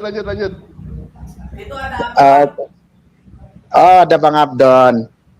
Ya nanti biarlah pinjam dulu. Biar saya mau sholat maghrib juga. Coba kita tanya. Abdon. Kenapa Nanti masih kalau buka di kekristenan? Selamat sore semua. Sore juga. Sore Bang Adon. Salam Bang Adon. Bang Adon sehat? Sehat. Semoga semuanya sehat ya. Ya, amin. Amin. Tadi doanya ke siapa dulu nih? Iya, tadi saya baru tahu, saya kirain selama ini Juma itu Mahadewa. Jadi sorry ya, kalau Dewa itu saya sebut Juma terus. Baru tahu sekarang ternyata. Hanya bersama sih. Orangnya bersama. Baru ini saya tahu. Beda, ketawanya aja beda kok. Iya makanya. Jadi Kalau dewa kan ketawanya nyakitin hati. Tuh kan, denger tuh. tadi Ustadz Juma ya sebenarnya menerangkan tentang tentang Taurat tadi.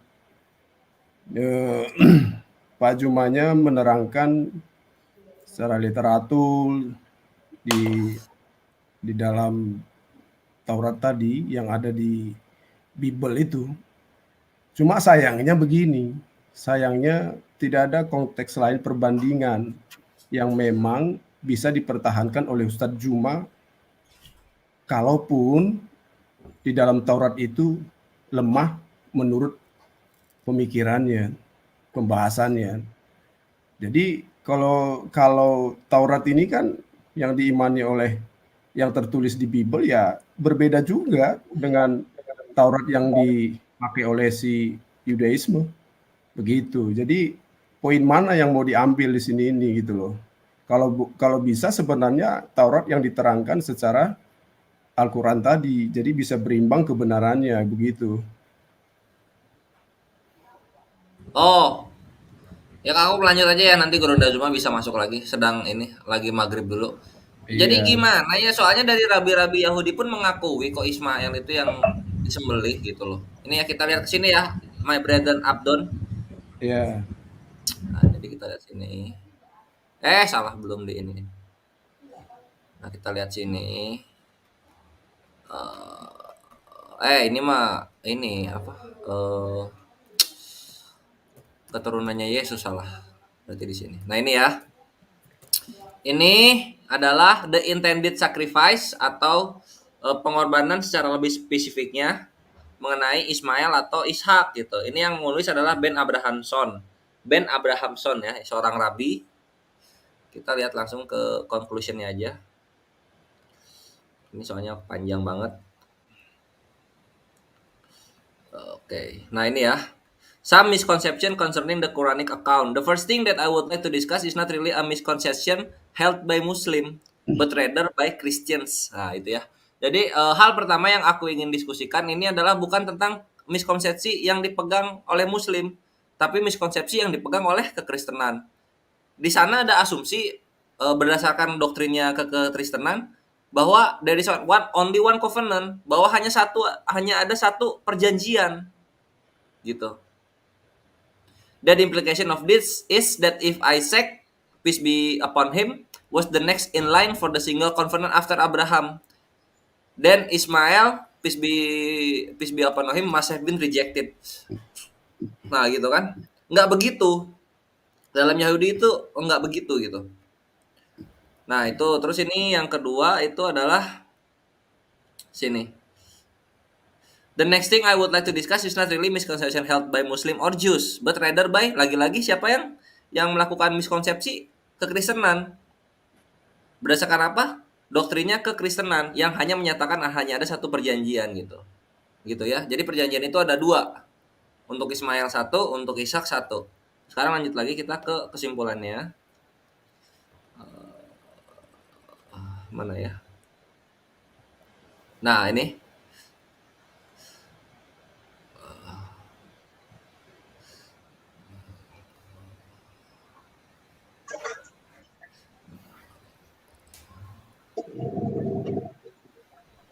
Nah, ini. This last point is very significant. Ini kesimpulan dari Rabi Yahudi ya. The Quran doesn't say Ismail, peace be upon him, was ransomed with a ram, rather with a great sacrifice, Zib bin Azim. Here we suggest that the great sacrifice was Isaac, peace be upon him. In other words, Ismail was ransomed with Isaac. Jadi Nabi Ismail alaihissalam itu dikorbankan, ditebusnya oleh apa? Oleh Ishak. Ishak pun dikorbankan, ditebusnya oleh apa?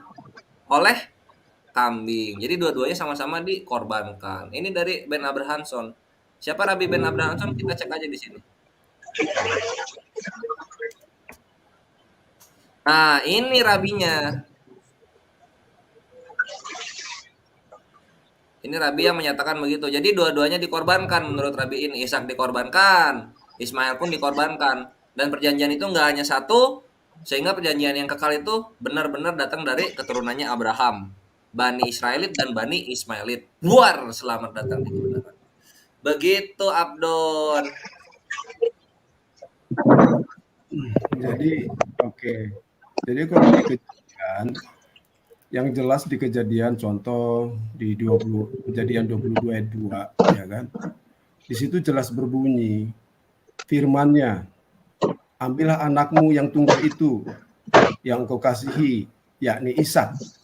Pergilah ke tanah Moria dan persembahkanlah dia di sana sebagai korban bakaran pada salah satu gunung yang akan kukatakan kepadamu. Ya kan? Nah, jadi di ayat 20 di kejadian 22 ayat 6 ya kan, di situ mulai Abraham itu melakukan sesuatu. Lalu Abraham mengambil kayu untuk korban bakaran itu dan memikulnya ke atas bahu Ishak, anaknya, sedang di tangannya dibawanya api dan pisau. Demikianlah keduanya berjalan bersama-sama. Jadi kalaupun ada yang Anda bacakan ya lain daripada ini, ya tentu yaitu bukan diimani oleh Taurat yang dipegang oleh Kristen. Bukan gitu. diimani oleh kekristenan, karena Rabbi Ben Abraham sendiri menyatakan bahwa yang miskonsepsi di sini adalah kekristenan, bukan Islam atau Yahudi. Ya, itu oke Itu mesti saja. diterima kenyataannya tuh. Itu mesti diterima Ya. kenyataannya. Karena Ya, begini, my kenyataan- brother Abdon. Kalau misalnya fokus cerita di dalam Torah itu hanya Bani Israel, wajar.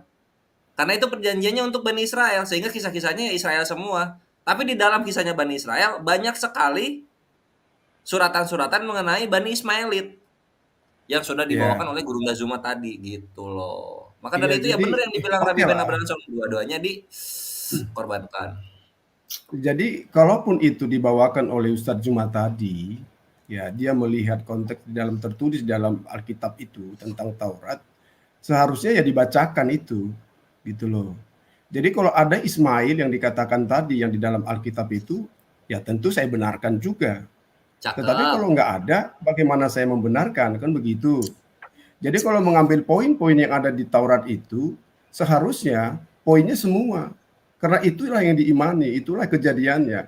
Makanya sewaktu saya dengan si Ishak juga, artinya ketika kami berdebat, poin-poin yang dilakukan, yang diupayakan oleh si Ishak tentang kejadian itu sudah berbeda-beda gitu loh. Thank you Contoh. Arhinganu. Ininya apa infonya? Lanjut. Nah, jadi contoh penciptaan manusia ya menurut Elohim. Nah, Elohim bagi dia itu adalah malaikat. Jadi manusia diciptakan menurut gambar malaikat. Padahal kalau di dalam Bible itu bukan menurut gambar malaikat, tapi gambar Allah itu, rupa dan gambar Allah itu. Nah, Kejadian 1, 2 dan 3. Di situ si Ishak Nggak ada mengatakan rupa-rupa itu nggak ada rupa-rupa. Rupa tuh apa sih? Tidak, di sini tidak ada Ishak. Di sini tidak ada Ishak. Nanti aja kalau mau Iya, ngobrol sama artinya Ishak gini. nanti aja Pak Abdon. Maksud- Jangan di sini, maksud saya jangan. gini. Ishak nggak ada. Kalau mau Maksud saya diundang-undang ke gini. sini aja. Biar Pak Dia Abdon nggak apa-apa, diundang debat nggak sama apa-apa. Ishak. Ishak Maksud nggak ada saya- soalnya. Dicek dong Ishak, dicek. Jadi maksud saya Kalau begini. misalkan Ishaknya ada boleh. Ini kan Ishaknya nggak ada. Ya, saya kan Gimana menceritakan Pak Abdon ini? saya tentang Justru dia nggak kalau masalah kita toh. berpikir cerdas, Muslim itu cerdas. Dia lebih memilih mana yang dipercaya. Justru memilih pemilih kitab langsung. Ya siapa Dia kalau memilih begitu? yang original atau yang mengerti original atau yang tidak mengerti original. Pasti mereka memilih mengerti yang original. Nah, itu Begitu, Pak itulah Abdon. harus dipegang gitu loh Dewa. Iya, Pak Jadi Abdon jangan kan nggak bisa menceritakan. apa-apa. Jadi kan Ustadz Juma kan menceritakan Bible. Gitu loh. Jadi kalau memang itu yang Bible, tidak original Taurat, ya pakai dong si membicarakan originalnya Taurat. mana? Memang Taurat kitab Kan begitu. Kristen. Taurat. Iya dong.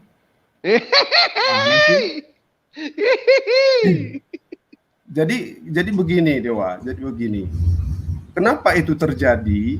Bahwa itu adalah Taurat itu Bentar saya undang Ishak berkesinambungan. aja. Saya undang Ishak aja supaya enak. Enggak Bentar. apa, undang saja si Ishak ya. Jadi maksud saya itu kalau memang Ustadz Juma itu menceritakan tentang Muhammad itu dan ada nubuat-nubuat di situ, seharusnya jangan memakai Bible itu. Pakailah yang original yang menurut Anda tadi gitu loh, biar imbang.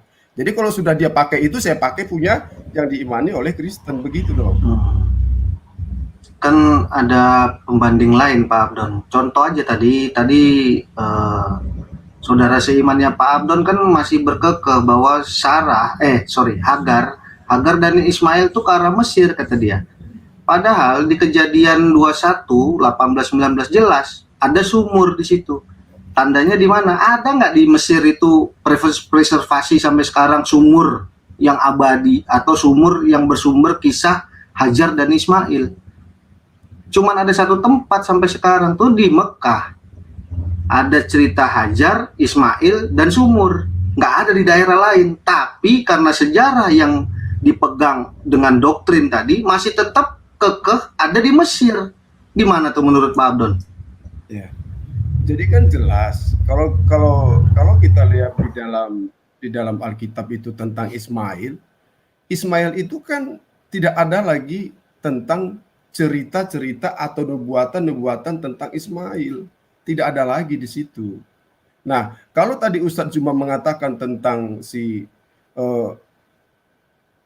mengenai Ishak, sebenarnya Ustadz Juma juga mengatakan Yakub. Mulai dari Yakub lah yang disebut yang namanya Bani Israel. Namanya, bukan si Ishaknya. Gitu. Bukan, pertanyaan saya. Selain dari kitab-kitab suci, ada artefak dan fakta sejarah yang terpreservasi sampai sekarang. Ya, ada sumur yang terkait dengan Hajar dan Ismail. Masa mau ditolak? Yang buktinya ada sampai sekarang? Kalau mengenai Ismail, termasuk juga ke Kedar, karena itu keturunan Ismail. Bukti sebagai bangsa yang besar. Gitu, Pak Abdon. Kedar itu bukan keturunan Ismail. Kedar itu, Ismail itu anaknya Kedar. Nah, jadi Ismail ini, anaknya Kedar. Gimana sih Ismail anak Ibrahim?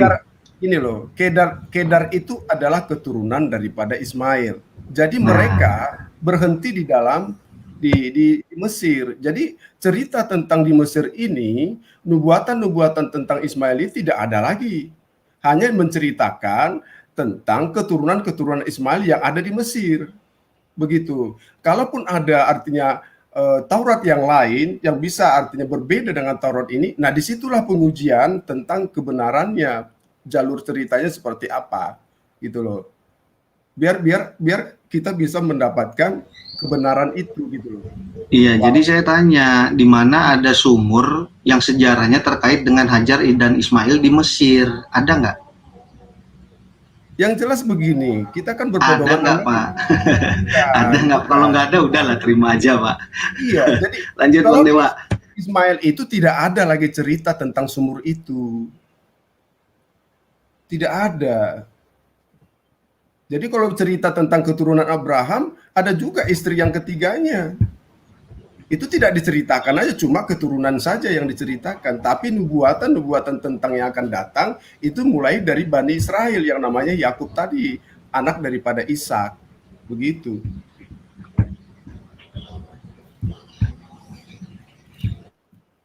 Jadi maksud saya kan, kalau konteksnya itu atau kita memperbandingkan, ya harus ada juga lawan daripada dalil-dalil tadi. Jadi kita bisa tumbuhkan artinya kebenaran melewat sejarah-sejarahnya, kan begitu. Ya, makanya itu saya bilang selain dari dalil-dalil kitab suci, kan ada bukti-bukti sejarah, fakta-fakta sampai sekarang. Itu Bapak baca di Kejadian 21, 18, 19. Ya. Di situ jelas ada sumur. Gitu. Itu sumur itu bukan sekedar kalimat, saya rasa. Saya rasa itu sebagai salah satu bukti yang kita bisa lihat sampai sekarang, gitu loh. Coba kita baca ya, Kejadian berapa? 21, 18, 19. Kejadian 21, 18, 19.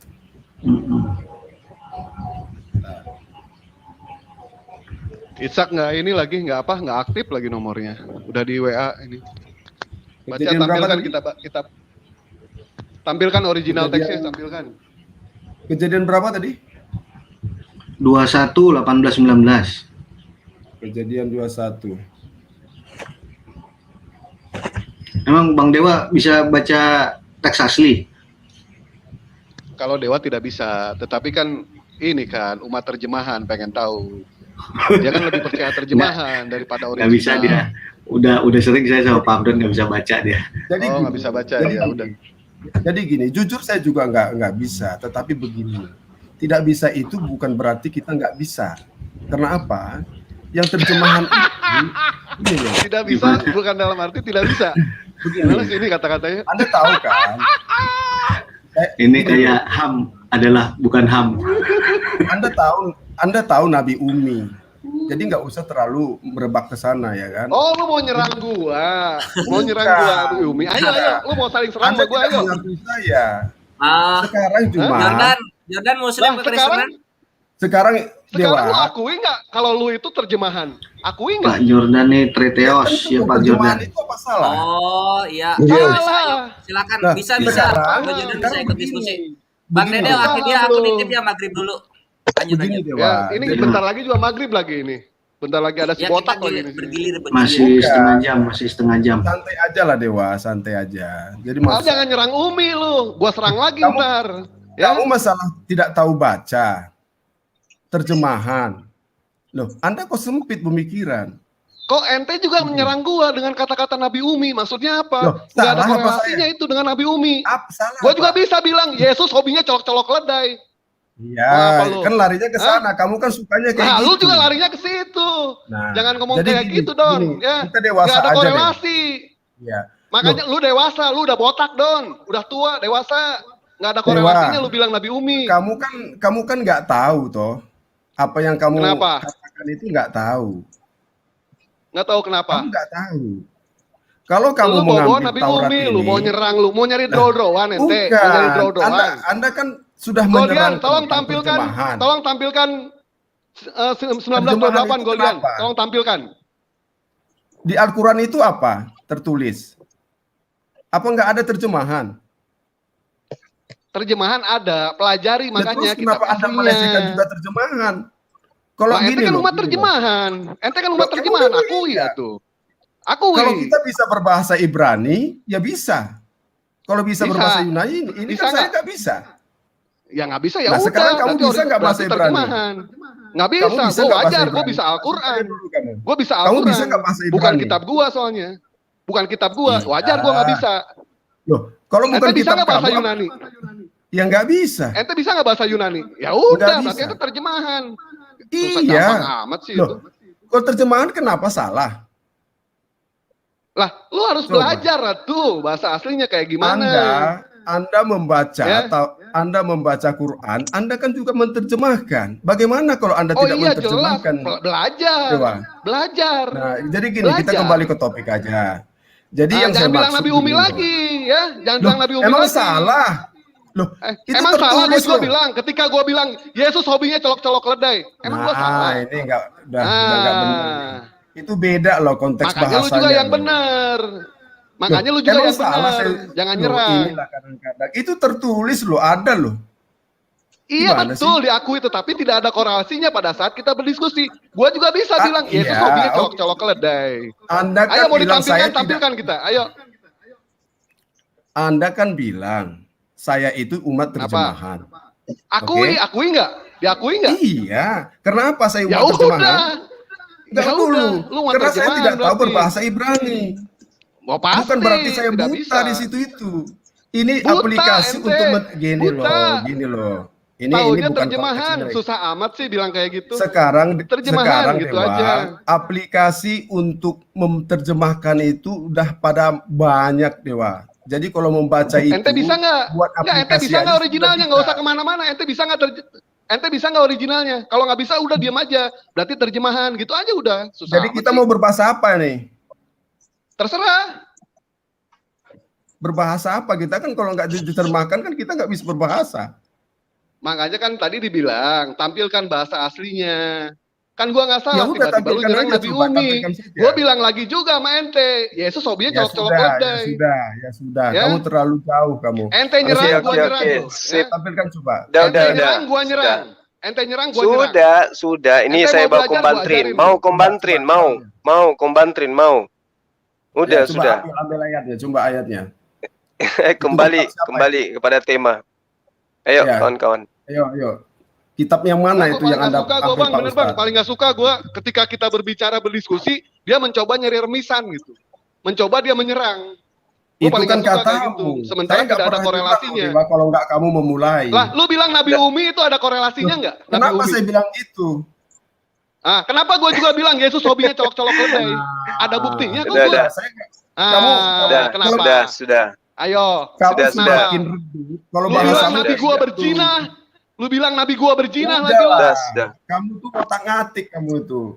Otak ngatik. Emang kenyataan kayak gitu lu bilang nabi gua berzina. Kurang ajar. Nah, ini kamu nih. Siapa yang memulai? Lu yang mulai. Sudah. Kamu ini memang kadang-kadang loh kamu Dewa. Lu udah botak bukan tambah Dah. Inilah Bang Dewa. Bang Dewa, menyerang pribadi, istighfar. Apa Bang Dewa? Astaghfirullah. Istighfar sudah. Wes. Oke, kita masuk ke tema. Oke, Pak Ustadz masuk, Bang. Tadi kan Pak Ustadz saya dengar nih. Saya dengar mengambil ya dalil-dalil ayat-ayat di dalam Taurat, di dalam tertulis dalam Alkitab, ya kan? Ya. Kalau Pak Juma, Bang Juma mengambil itu, ada 2 poin yang saya ambil, ya, mengambil kebenaran dan mengambil kelemahan. Nah, di dalam kitab suci itu kita tidak bisa ragu-ragu, Bang Juma. Kita harus mengambil kebenaran ya kebenaran. Jadi kalau setengah-setengah, makanya saya masuk di dalam keraguan Pak Juma tadi. Saya pengen mau mengatakan tentang yang namanya Ismail tadi. Kan gitu. Nah, kalau di Ismail sudah tertulis tidak ada nubuatan tentang Ismail di sini. Dia hanya diceritakan tentang keturunannya saja. Kan begitu. Itu saja kok. Jadi kalau masalah Ishak siapa yang dikurbankan tentu tertulis di Taurat ini. Kalaupun ada yang berbeda menurut yang lain, Taurat yang lain, tentu kan sudah jelas perbandingannya, ada kitabnya, ya kitab sini juga ada, berarti ya tidak bisa juga kita paksakan, kan begitu. Oke. Terus kemudian ini Bang, kalau misalnya yang dikorbankan itu Ishak, apa kemudian keuntungannya untuk Kristen? Nah, itu kan cerita jalur daripada perjalanan daripada Abraham, Ismail, Ishak diceritakan, Yakub lari ke Yakub. Nah, kurban yang digelarkan itu berarti kan dimulai daripada Ishak. Kan begitu. Bukannya ke Ismail. Kan hanya itu perbedaan, bahwa Ismail yang satu sisi mengatakan Ismail, satu sisi mengatakan Ishak lah. Nah, sekarang kan yang dikorbankan itu apa? Kan begitu toh. Berarti ada perjanjian atau firman Tuhan di situ. Yang poinnya sekarang, manakah yang benar, Ishak atau Ismail? Kan begitu aja. Oke Bang, coba kita lihat di Kejadian 22 nomor 19 Bang. Siapa yang kemudian tinggal di Beersheba menurut Abang? Nah, jadi Kejadian 22 ayat 19 ya. Siap. Nah.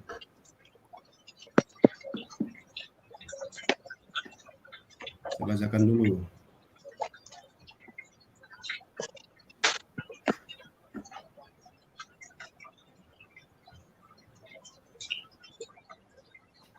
Ini kan tentang Abraham ya. Tentang Abraham 22 ayat 19. Kemudian kembalilah Abraham kepada kedua bujangnya dan mereka bersama-sama berangkat ke Beersheba dan Abraham tinggal di Beersheba. Nah, kalau ini menceritakan tentang Beersheba, tentu ya Bang Juma juga mau pengen pertanyaannya seperti apa. Kan begitu. Ya, jadi di sini loh Bang, di Kejadian 22 itu kan jelas ya bahwa ambillah anakmu yang tunggal itu. Ini kita berbicara mengenai prosesi ya, prosesi terhadap kurban. Jadi di Kejadian 22 itu kita ambil dari nomor 2-nya. Ambillah anakmu yang tunggal itu yang engkau kasihi. Ya. Jadi di sini ada penambahan yakni Ishak. Lalu pergilah ke tanah Moria dan persembahkanlah dia di sana sebagai korban bakaran dan salah satu gunung yang akan kukatakan kepadamu. Lalu kemudian di nomor 3-nya diketerangkan keesokan harinya pagi-pagi bangunlah Abraham, memasang pelana, keledai dan memanggil 2 orang bujangnya beserta Ishak, anaknya. Ia membela juga kayu untuk korban bakaran. Jadi dia membela kayu untuk korban bakaran. Nah, setelah peristiwa pengorbanan terjadi, di dalam Kejadian 22 nomor 19, kemudian kembalilah Abraham kepada kedua bujangnya, dan mereka bersama dengan kedua bujangnya itu berangkat ke Beersheba, dan kemudian Abraham tinggal Beersheba. Jadi dari dalil ini, ya, yang akan disembeli jelas itu adalah Ismail. Sebab kalau anak itu adalah Ishak, berarti Abraham akan mengembalikan kepada ibunya di mana? Di Kanaan. Karena Sarah tinggal di Kanaan, di Hebron. Sampai mati Sarah tetap di sana. Coba. Oke. Jadi Ya. itu saya nggak salahkan Bang Juma itu mengatakan pendapat atau opini ataupun dalam konteks keyakinan pemahaman kitab yang lain. Tetapi biar kita jelas bicara seperti ini, harusnya ada perbandingan. Yang Bang Juma sebutkan tadi, di mana tertulis itu loh. Sebab Ya ini loh Bang. ini tidak ada. Ini loh Bang. Kejadian korban itu kan terjadinya di Beersheba, Bang. Ya. Nah, terus yang tinggal di Beersheba itu kan Ismail dan juga Hagar. Karena setelah ada perintah, Ismail kemudian dan Abraham kemudian kembali ke tempat tinggalnya. Nah, faktanya kemudian Abraham ini kembali ke Beersheba untuk mengembalikan si anak ke ibunya. Siapa yang di Beersheba? Bukan Sarah. Yang ada di Beersheba itu adalah Hagar. Ibunya siapa? Ibunya Ismail. Atau Anda ingin mengatakan bahwa ketika diusir, yang berangkat bersama Hagar itu Ishak, Ismail yang tinggal? Kan tidak mungkin. Kan yang pergi diusir itu kan Ismail. Di mana mereka? Di Beersheba. Nah, ini fakta di dalam dalil ini. Makanya kemudian ada penambahan yakni Ishak. Untuk apa? Untuk apa? Untuk menutupi prosesi yang sesungguhnya. Padahal kalau kita melihat, ambillah anakmu yang tunggal, itu sudah final. Anak tunggal Abraham itu siapa? Oke. Tapi ditambahi lagi yakni Ishak. Gitu loh Bang. Iya, ya oke lah, itu kan menurut daripada pemahamannya Bang Juma tuh. Oke, Ini bukan menurut saya, Bangku. Ini menurut dalil di dalam kitab yang Anda imani sebagai firman Tuhan. Abraham kembali membawa anak tersebut ke Beersheba. Siapa yang ada di Beersheba? Bukan Sarah, tapi Hagar. Berarti anaknya Hagar yang dikembalikan ke sana. Siapa anak Hagar? Kan itu, Bang. Kejadian 22 nomor 19 itu bukan asumsi saya, itu dalil. Sekarang tinggal kita pahami siapa yang ada di Beersheba, Hagar atau Sarah. Kalau dalilnya Sarah di mana meninggal, dia di Hebron. Harusnya Hebron kalau misalnya Ishak yang dikorbankan, maka Abraham itu harusnya kembali ke Hebron, bukan ke Beersheba. Kalau perkataan seperti itu harus juga ada dalil. Kalau memang Bang Juma ngambil dalam Taurat kitab ini, Alkitab ini, harusnya ada juga tertulis Ismail di Beersheba. Ada nggak kira-kira itu? Kan di ini loh Bang, coba Abang kuliah ini lihat, diusir kemana mereka orang ini? Diusir kemana ketika mereka ini pergi? Di situ kan jelas dikatakan di dalam Kejadian 22 nomor 19 itu. Lalu kemudian di dalam Kejadian 21, ini kita berbicara mundur ya, ketika diusir dulu, Kejadian 21 nomor 14. Ia meletakkan pada punggung Hagar dan menyuruh wanita itu pergi. Lalu berangkatlah Hagar dan Ismail mengembara di padang gurun Beersheba. Ya, siapa yang ya? Mengembara. Nah, terus siapa yang kembali ke Beersheba pada saat kejadian itu? Dan tidak ada sedikit pun dikatakan bahwa kejadian itu kemudian setelah selesai Abraham kembali ke Hebron. Iya, oke lah. Tapi untuk menguatkan itu seharusnya Ismail itu dikorbankan.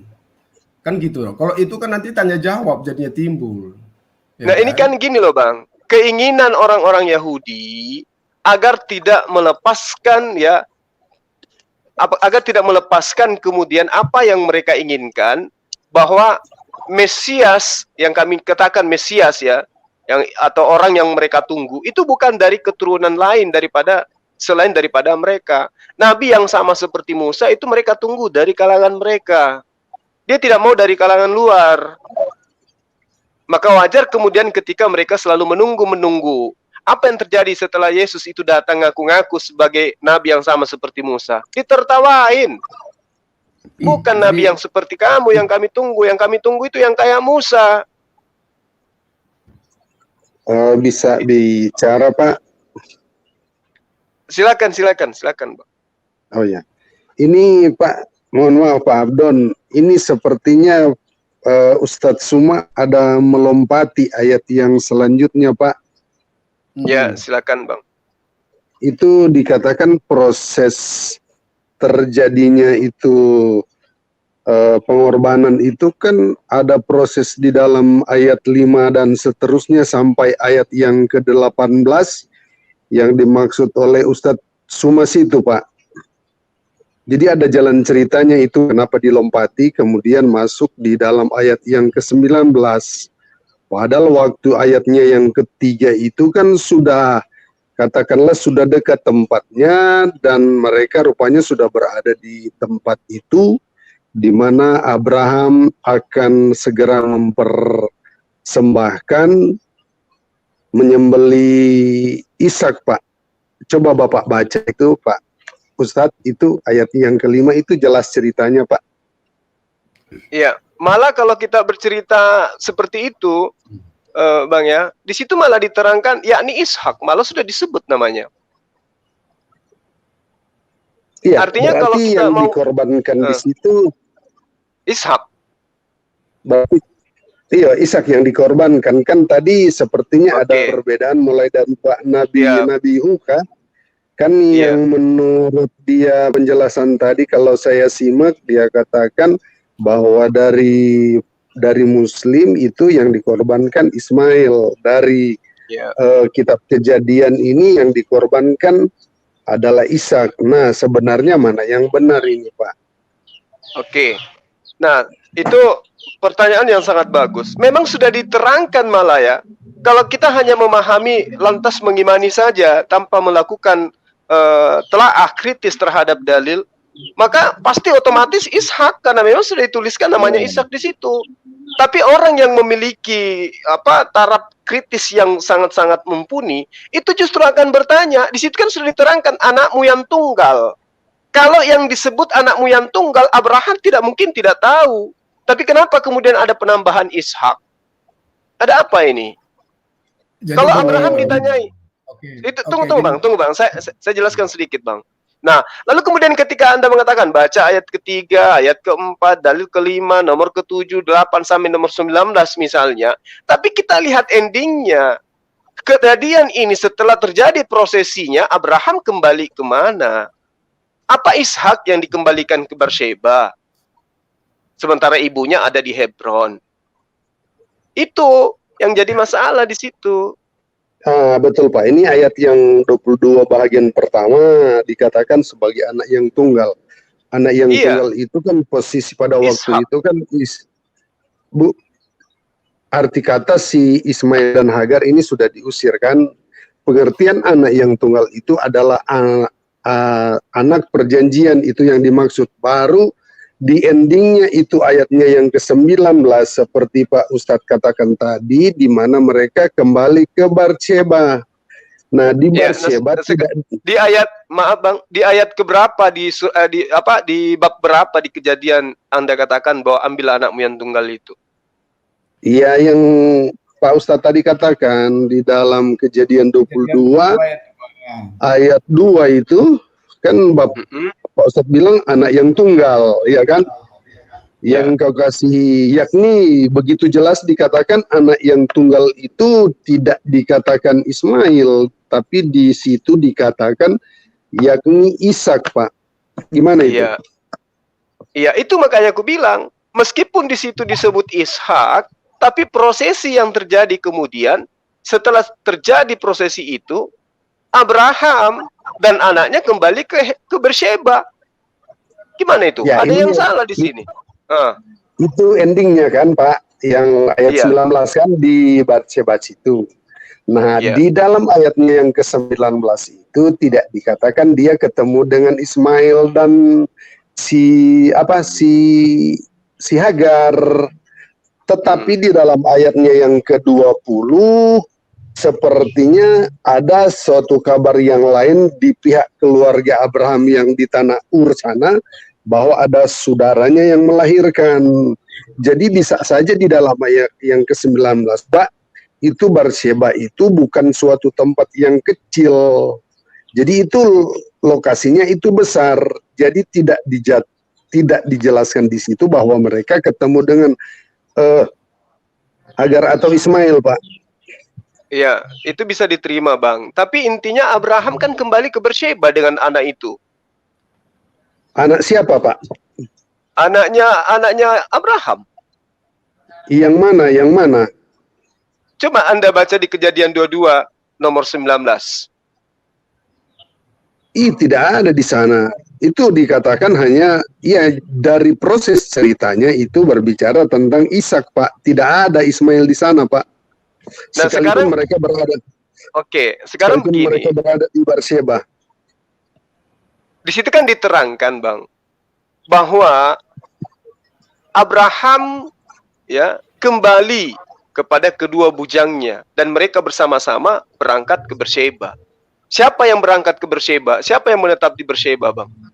Ishak. Sekarang begini, ketika mereka ke Berseba kan posisi Ismail dan Hagar di sana.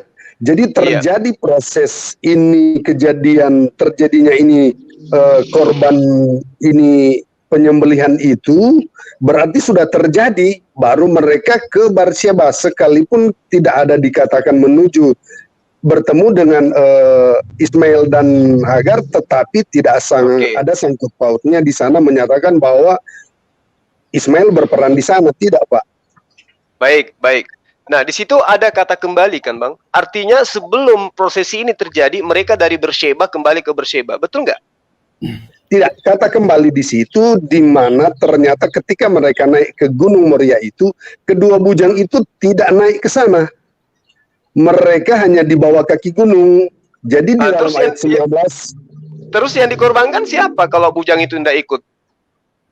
Tidak, itu kan dikatakan mereka ada rupanya 4 orang dalam perjalanan ke sana, Pak.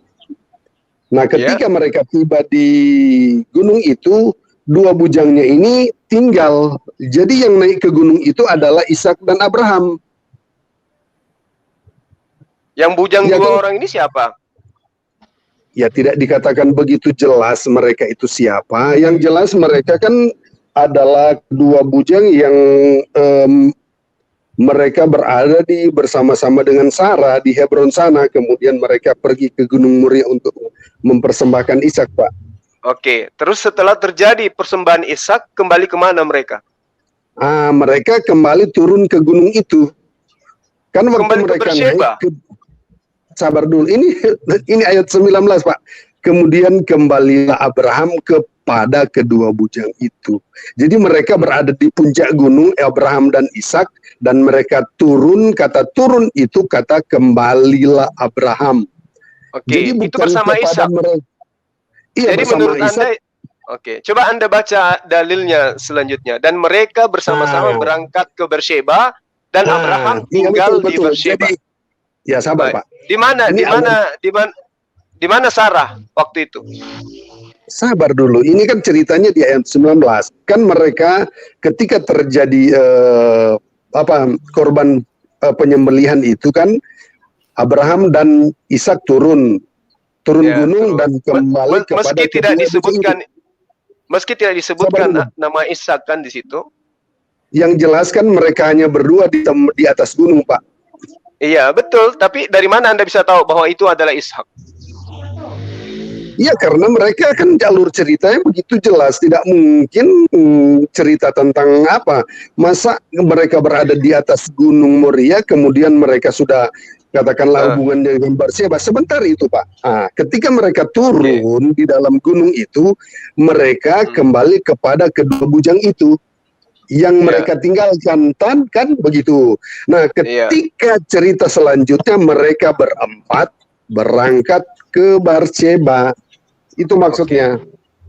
Nah, ketika tinggal di Berseba, di situ ada Sarah. Belum kan Berseba, Sarah kan ada di Hebron. Nah, kenapa tidak kembali ke Hebron, Pak? Kalau itu Ishak, kenapa tidak kembali ke Hebron? Ibunya kan ada di Hebron. Iya, kan cerita lokasinya itu adalah di Berseba. Nah, ini Berseba ini kan adalah suatu tempat di mana mereka berjalan. Iya, berjalan tinggal di Berseba. Iya, tinggal di Berseba, tapi kan tidak ada begitu jelas dikatakan bahwa Berseba di sana ada Ismail dan apa, kan yang jelas di sini, poinnya di sini Pak, bukan masalah apa, tetapi sudah ada kejelasan. Kan yang dipertanyakan tadi tentang siapakah yang dikorbankan di sana, Ismail atau Ishak. Oke. Ya, Ini kalau dari cerita ini sabar baik. Jadi di sini Pak, yang dikorbankan kalau menurut pemahaman Bapak, Ishak atau Ismail, Pak? Pasti anaknya yang ibunya ada di Berseba. Karena anak itu harus dikembalikan ke ibunya. Ya, tidak. Saya juga tidak memaksa, tapi alur ceritanya Ishak, Pak, ceritanya. Ya, di mana ada Ishak, ibunya ada di Hebron. Ibunya ada di Hebron. Iya, tapi begitu jelas percakapan antara Abraham dan Ishak. Ishak bertanya siapa yang akan dikorbankan, kan begitu. Ayat 7 lalu berkata Ishak kepada Abraham, "Ya Bapa," sahut Abraham, "Ya anakku, bertanyalah ia, di sini sudah ada api dan kayu, tapi di manakah anak domba untuk korban bakaran ini?" Sahut Abraham, "Allah yang akan menyediakan anak domba untuk korban bakaran baginya, anakku." Demikianlah keduanya berjalan bersama-sama. Ya kan? Jadi itu di atas Abraham gunung ini usia ada berapa percakapan. tahun, Bang? Usia berapa tahun Abraham pada saat kejadian itu? Kita harus mundur lagi, Pak. Ini kalau tidak harus. Karena anak itu sudah dewasa pada masa itu. Bukan anak kecil. Apalagi si Ismail. Dia lebih dewasa, Pak, barangkali. Makanya kejadian pada masa itu, pada saat Ishak lahir, Ismail sudah umur 14 tahun. Siapa kira-kira yang pantas untuk memikul kayu bakar? Ishak atau Ismail? Kedua bujang. Sebab begini, Pak, ini cerita dalam ayat pasal 21 kan si Ismail dan Hagar itu sudah diusir dan tempat mereka ada di Berseba. Ya kan? Di dalam pasalnya yang ke-22 tidak ada hubungannya mereka ke Berseba. Nanti setelah selesai mereka melakukan ritual di sana, barulah mereka ke Berseba. Tetapi di Berseba pun tidak dijelaskan kalau mereka itu ada bertemu Ishak dan Ismail. Maksud saya Hagar dan Ismail, Pak. Ya. Menetap tidak di situ Abraham di Berseba, Bang? Dia dikatakan dia tinggal di Berseba, tetapi Pak, peristiwa ini pengorbanan itu tidak ada sangkut pautnya dengan Ismail, Pak. Nah, terus kenapa ada di Berseba? Kenapa kejadiannya pada saat mereka sudah melakukan di Gunung Bukit Moria itu, kenapa kembali ke Berseba? Kenapa tidak ke Hebron? Kalau itu adalah saya mengerti arah seolah-olah menunjuk kepada Ismail ini, karena yang jelas sekalipun mereka berada di Berseba, tetapi Berseba itu besar. Mereka tidak bertemu dengan Ismail dan Hagar, Pak. Begitu. Iya, kalau bertemu pasti bubarlah semua Kristen, Pak. Makanya disembunyikan itu. Makanya itu tadi dalilnya. Ambil anakmu yang tunggal yaitu Ishak. Apa tujuannya penyebutan Ishak di situ? Iya, anak perjanjian kan, anak yang tunggal. Kenapa enggak dikatakan ambillah anak perjanjian? Kenapa harus anak tunggal, Pak? Yang dimaksud anak tunggal itu anak perjanjian, gitu loh, Pak, bukan anak tunggal. Tidak dong. Coba kita analisa sesuai dengan kejadian kitabnya Bani Israel, Bang. Keluaran 13 nomor 12. Maka haruslah kau persembahkan bagi Tuhan segala yang lahir terdahulu dari kandungan. Juga setiap kali ada hewan yang kau punya beranak pertama kali, anak jantan yang sulung adalah bagi Tuhan Ini adalah pengorbanan harus anak sulung, Bang, yang lahir terdahulu. Keluaran 13 nomor 12. Betul Pak, tetapi kejadian peristiwa perkataan itu masih tetap terbantah karena itu adalah hak prerogatifnya Allah, seperti contoh Yakub dan Esau yang sulung tidak mendapat hak yang istimewa, Pak. Ya, tapi kita perlu juga kita perlu meluruskan cerita itu. Ada yang salah dalam kejadian itu. Nah, lalu kemudian dikuatkan lagi dalam Keluaran 22 nomor 29. Janganlah lalai mempersembahkan hasil gandummu dan hasil anggurmu. Yang sulung dari anak-anakmu lelaki haruslah kau persembahkan kepadaku. Gimana tuh, Bang? Ya, memang itu aturan. Memang aturan memang, apalagi kalau tentang hukum Taurat itu begitu jelas. Hak yang sulung itu memang harus. Tetapi Pak, di dalam ayat ini dia ceritanya berbeda, Pak. Jadi saya juga berpikir berarti Tuhan melanggar sendiri perintahnya dong ya. Ternyata bukan anak sulung yang dikorbankan, anak kedua. Padahal dia minta loh, dia ngajarin loh. Keluaran 22 loh, satu bab yang sama. Ya, Keluaran 22 nomor 29. Yang sulung dari anak-anakmu lelaki haruslah kau persembahkan kepadaku. Itu dalil. Iya, lalu kemudian Nah, sekarang saya tanya, anak sulung Abrahamnya siapa? Anak sulung Abraham menurut Abang? Anak sulung itu kan secara harafiah, secara biologis, tetapi yang dimaksud dengan anak sulung, Pak, itu anak perjanjian. Itulah. Itu kan kenapa Ishak disebut sebagai anak perjanjian? Karena dia itu dijanji Abraham untuk istrinya hamil melahirkan anak. Kan itu aja. Ada kelebihannya lagi yang lain selain itu? Ini Pak tentang ini ada, sabar Pak, ini saya sudah garis. Ini kan tentang berkatnya. Silakan. Gini Pak Juman. Jadi baik, silakan, Bang. Anda membuat satu kesimpulan ataupun nalar cerita seperti itu, oke lah, tidak masalah ya. Tetapi seharusnya kalau Tauratnya yang Bapak sebutkan, yang original itu menyebutkan bahwa yang dikurbankan adalah Ismail, nah itu harus diambil gitu loh. Apakah benar menurut Taurat yang original tadi, yang dipegang oleh Yudaisme tadi, yang mengatakan bahwa yang dikurbankan adalah Ismail? Nah, kalau itu ada yang Pak Bang Juma ambil, nah kita bisa berkomentar di sini, kita bisa berdebat sampai kemana ini arahnya gitu loh. Tapi kalau ini menurut Anda saya tidak akan batalkan, ya kan?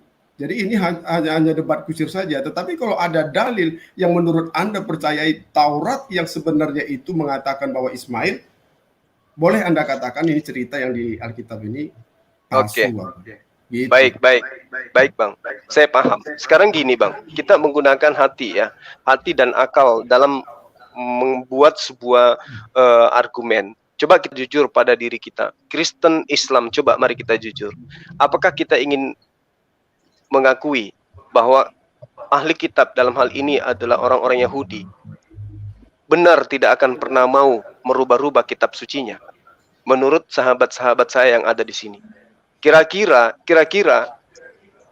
Anda semua sahabat saya Kristen itu percaya nggak bahwa orang Yahudi itu adalah orang yang taat kepada perintah Musa, yang tidak akan mungkin merubah-rubah tulisan-tulisan Musa, sehingga mereka akan menerima Yesus yang Anda tuhankan sebagai Nabi dan Rasul Allah?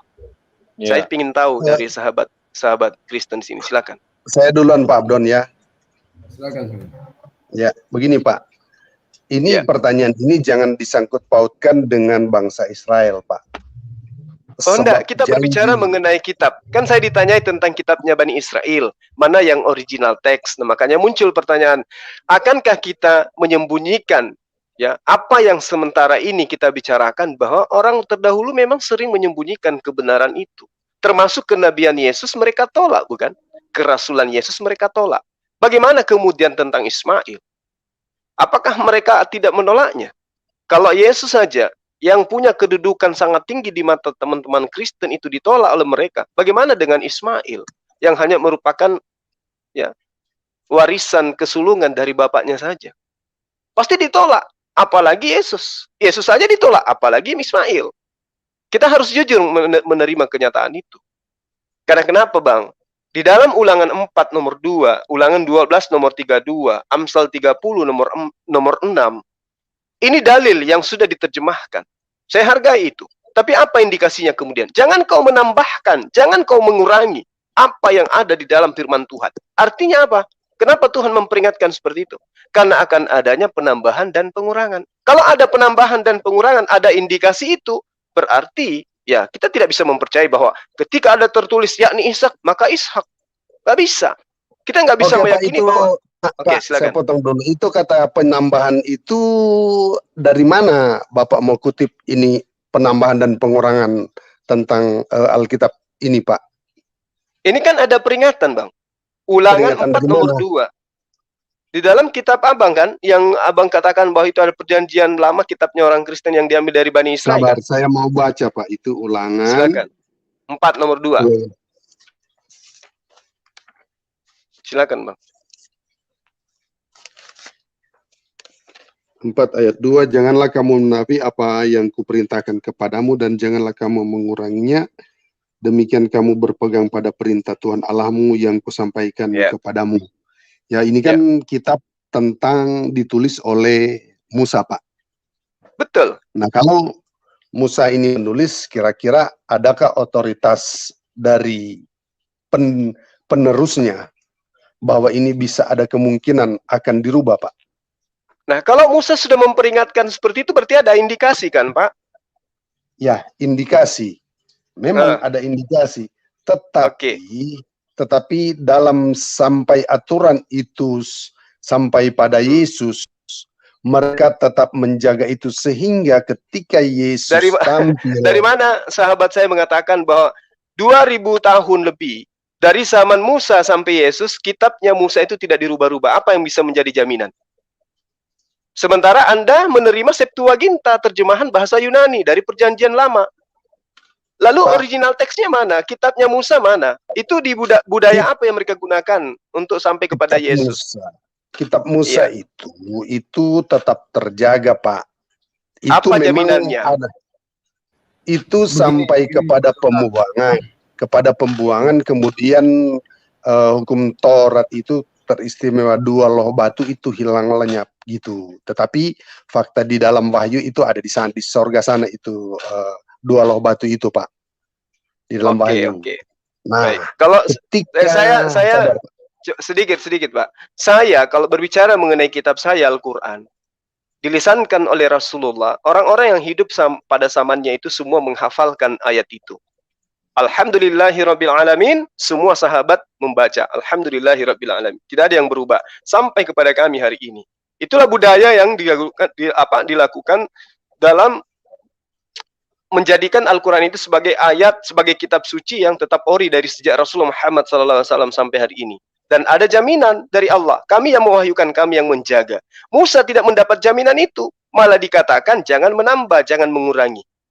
Lalu kemudian Musa pernah mengatakan begini kepada kaumnya, sedangkan saya masih hidup, kalian sudah memperlihatkan tegar tengkukmu kepada Allah. Bagaimana nanti ketika aku mati, kata Musa. Musa loh yang mengatakan itu, Bang. Betul, Musa yang mengatakan itu. Nah, tidak semua orang itu melawan kehendak Musa. Kan di situ ada tokoh-tokoh yang melanjutkan estafet kepemimpinan dari Musa. Ada coba siapa yang ketika Harun disuruh oleh Musa menjaga kaum yang dibebaskan dari perbudakan Mesir. Apa yang mereka lakukan, Bang? Padahal mujizat tengah laut loh. Tengah laut dibelah, diselamatkan mereka dari perbudakan. Apakah mereka taat kepada Musa? Tidak. Padahal mujizat sudah begitu besar di hadapan mereka. Laut terbelah, masih juga mereka membuat Tuhan-Tuhanan kan? Coba. Betul. Bagaimana mungkin kemudian tulisan Musa itu mereka bisa pegang teguh, sementara makanan jatuh dari langit saja, mereka sudah lihat dengan nyata kepala, masih mengingkari itu. Apalagi mau taat kepada tulisan-tulisan. Musa di hadapan mereka ingkari. Apalagi tulisan-tulisan aja. Jadi bagaimana mungkin tulisan-tulisan yang dari Musa itu bisa tetap terjaga kesuciannya sampai Yesus tiba? Satu hal, saya belum pernah menemukan di dalam kitab Perjanjian Baru, Yesus pernah membacakan kitab Tauratnya Musa. Itu sabar Pak, sabar Pak. Tunggu. Ini peristiwa, ini orang teliti penjelasan dari Pak Jordan, sebentar Pak Pak Jordan, Ustadz.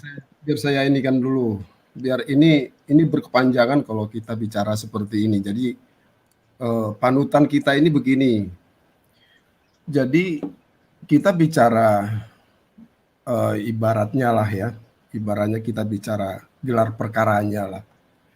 Jadi gelar perkaranya di sini ini tentu orang si pemilik atau yang memang saksi atau memang yang seseorang yang memang mengetahui tentang sejarah itu.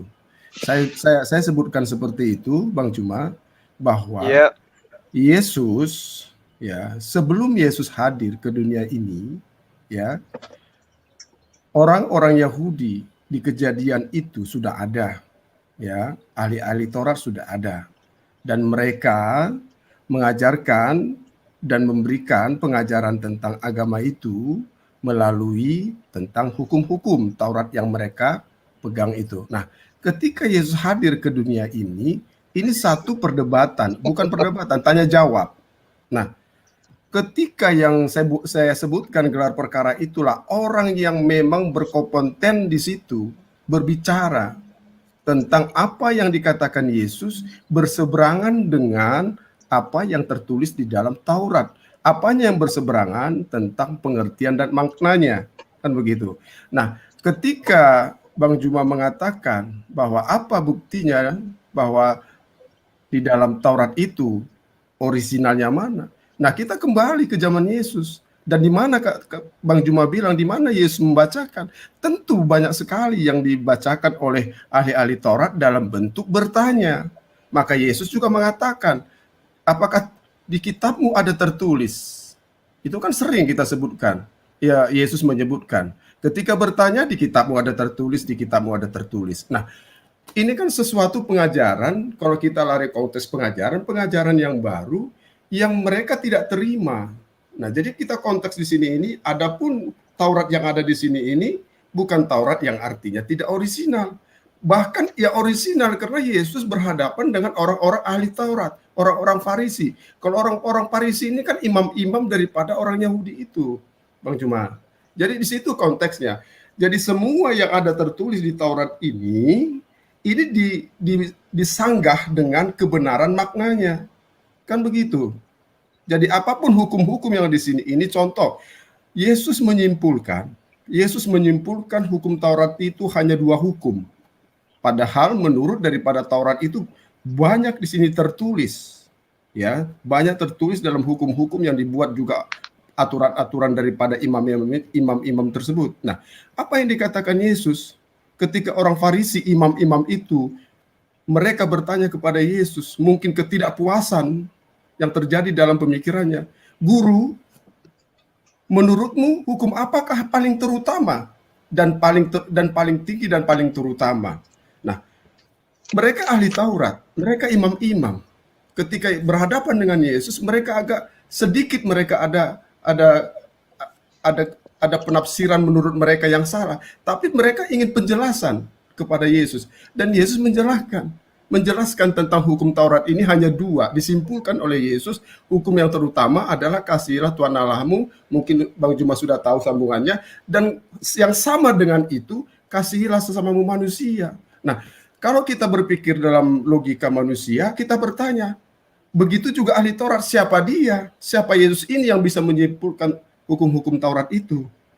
Kan begitu. Nah, aturan-aturan yang ada di sini disimpulkan oleh Yesus hanya 2. Jadi genaplah itu dalam hukum Taurat itu. Jadi tidak ada aturan-aturan yang dilakukan oleh Farisi tadi, ahli Taurat tadi, yang harus diberlakukan sampai sekarang. Yesuslah penggenapannya. Yesuslah memberhentikan makna-makna dari itu. Nah, ketika kita ambil di dalam hukum Taurat itu, banyak sekali yang memang kita tidak selesaikan lagi. Kita tidak lakukan lagi. Nah, ketika Yesus mengatakan hanya hukum 2 itu. Nah, setelah Yesus kembali mengajarkan lagi, apa perintahnya? perintahnya tidak lari juga dari apa yang dikatakan Yesus, kasihilah sesama manusia. Perintah itu perintah baru daripada Yesus yang mengatakan kasihilah sesamamu.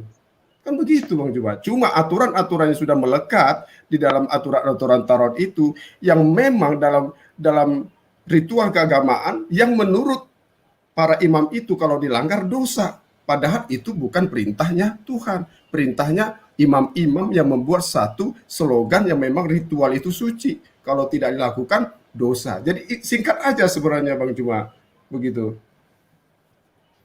Ya, baik Bang. Jadi saya kembali kepada yang tadi ya, bahwa kita tidak bisa baik Kristen maupun Islam memberikan jaminan bahwa kitabnya Musa itu masih suci sampai kepada masa Yesus. Tak ada, kecuali Anda mengatakan yang tadi bahwa bukankah tertulis di dalam kitab Tauratmu. Nah itu kan pernyataan, bukankah tertulis, tetapi bukan berarti kitab Taurat itu tidak berubah-berubah. Faktanya Yesus menyeru kepada mereka. Apa yang Yesus terangkan kepada mereka? Dia teriak apa ke Yesus kepada orang-orang ini? Celakalah kamu wahai ahli Taurat. Kejelas. Kenapa tidak diterangkan orang-orang? Kenapa diterangkan orang-orang ini celaka? Celakalah kamu hai ahli-ahli Taurat dan orang-orang Farisi. Kalau orang-orang yang dikatakan ahli Taurat ini betul-betul tidak pernah kemudian melanggar daripada apa yang tertuang di dalam Taurat, Yeremia 31 itu sangat di dalam Yesaya itu diterangkan, Yesaya 8 nomor 8 itu ya, pena palsu telah membuat yang menjadi bohong. Artinya bahwa ketika kita mengatakan bahwa Torahnya Musa itu masih valid sampai pada masa Yesus, ya, tidak ada jaminan untuk itu. Yesus sendiri tidak pernah membaca kitab Torah. Pak, tentang teks itu adalah jaminan, tetapi pelaksanaan teks itu yang dikritik oleh Yesus. Tetapi Pak, ini kita kembali ya. Tadi dikatakan sepertinya ini kita melihat ada indikasi. Indikasi saya lihat dari sepertinya ada penyelewengan. Kalau saya melihat sepertinya cuma 5% dari indikasi itu, yang faktanya adalah 95%. Jadi mana mungkin indikasi ini yang katakan 5% ini bisa menguasai yang 95% ini, Pak. Gini loh, Pak. Jadi, abad ketiga sebelum Masehi, Pak, itu kitab Torah sudah tidak ada. Yang ada cuman Septuaginta. Bahkan zaman Yesus bahasa Ibrani itu sudah punah.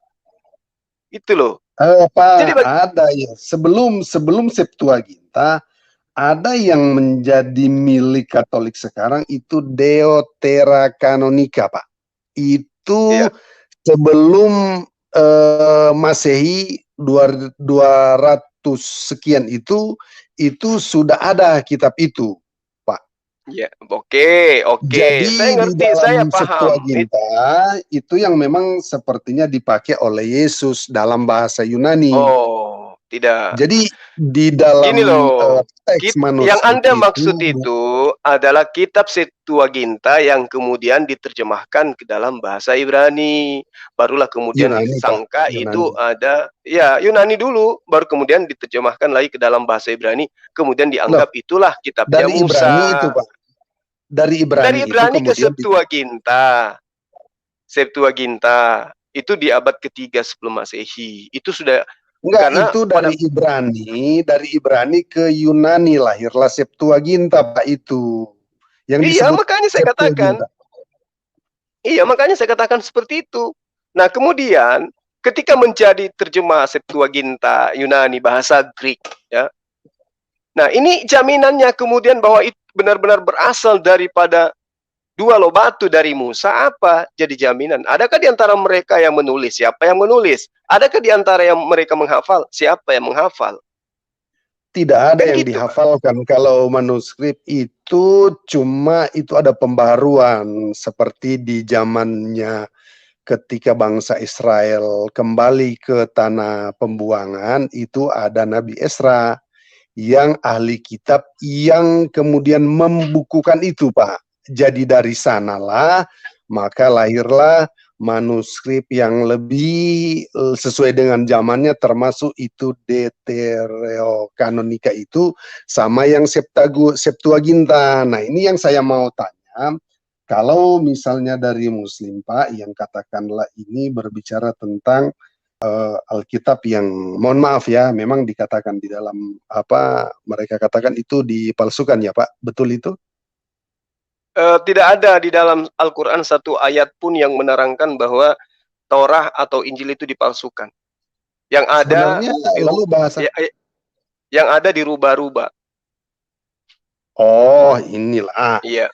Yang dirubah ini sebenarnya kalau saya lihat dari sejarah ini cuma penerjemahan, sebab kalau lihat dari sejarahnya kan bangsa Israel itu punya bahasa Ibrani ya kan sebelum mereka berada di pembuangan. Nah, ketika mereka berada di pembuangan, mereka kurang lebih ada 70 tahun di sana. Jadi katakanlah ada hilang satu generasi di sana. Kalau menurut Alkitab kan 75 tahun orang ya artinya sudah susah-susah. Pasti akan tidak lama lagi kan artinya meninggal. Jadi ada satu generasi yang hilang sehingga nantinya mereka tidak berbahasa lagi dalam bahasa Ibrani, tetapi mereka sudah memakai bahasa katakanlah penjajah atau gimana. Mungkin kasar kalau bilang gitu ya. Sebab mereka diangkut ke pembuangan. Nah, di dalam pembuangan itu mereka diajarkan itu yang berbahasa Aramai, Pak. Nah, di dalam Aramai inilah maka Alkitab itu sejarah tentang hukum Taurat itu dibuat, Pak. Jadi mereka di sana tinggal orang-orang yang ahli Alkitab yang tahu berbahasa Ibrani yang kemudian menerjemahkan kitab suci itu ke bahasa Aramik sehingga yang menguasai pada waktu itu lagi sudah tidak lagi bahasa Ibrani tetapi bahasanya ya di mana Ya, media bahasa Persia Aramai. itu ya Pak. Iya, Aramai itu Pak. Nah, di dalam penerjemahan itu ya katakanlah saya tidak tahu kalau memang sedikitnya ada berapa persen kebenaran seperti yang Bapak katakan. Tetapi begitu jelas bahwa Esra ini adalah seorang yang ahli kitab yang tahu berbahasa Ibrani, Pak. Nah, dari sanalah kan Allah tidak berbicara lagi kepada bangsa Israel kurang lebih 400 tahun ya, atau 300 itu di antara situ. Nah, dari situlah terjadilah itu yang Deuterokanonika sampai kepada Septuaginta, kemudian Yesus lahir, Pak. Jadi pada waktu itu di mana Alkitab itu sudah banyak terjemahan-terjemahan yang disebarkan. Begitu. Jadi kalau dikatakan termasuk ya ada aliran yang saya baru beberapa malam ini saya berbicara dengan dia, ternyata dia memang Aramaik asli, Kristen Aramaik asli yang memang Alkitabnya bahasa Aramaik 100%, tidak ada bahasa Yunani di sana, Pak.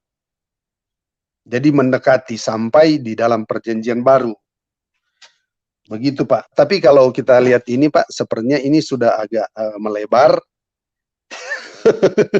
Padahal yang kita bahas tentang kebenaran siapakah yang di sana Pak. Iya gitu Pak. Oke.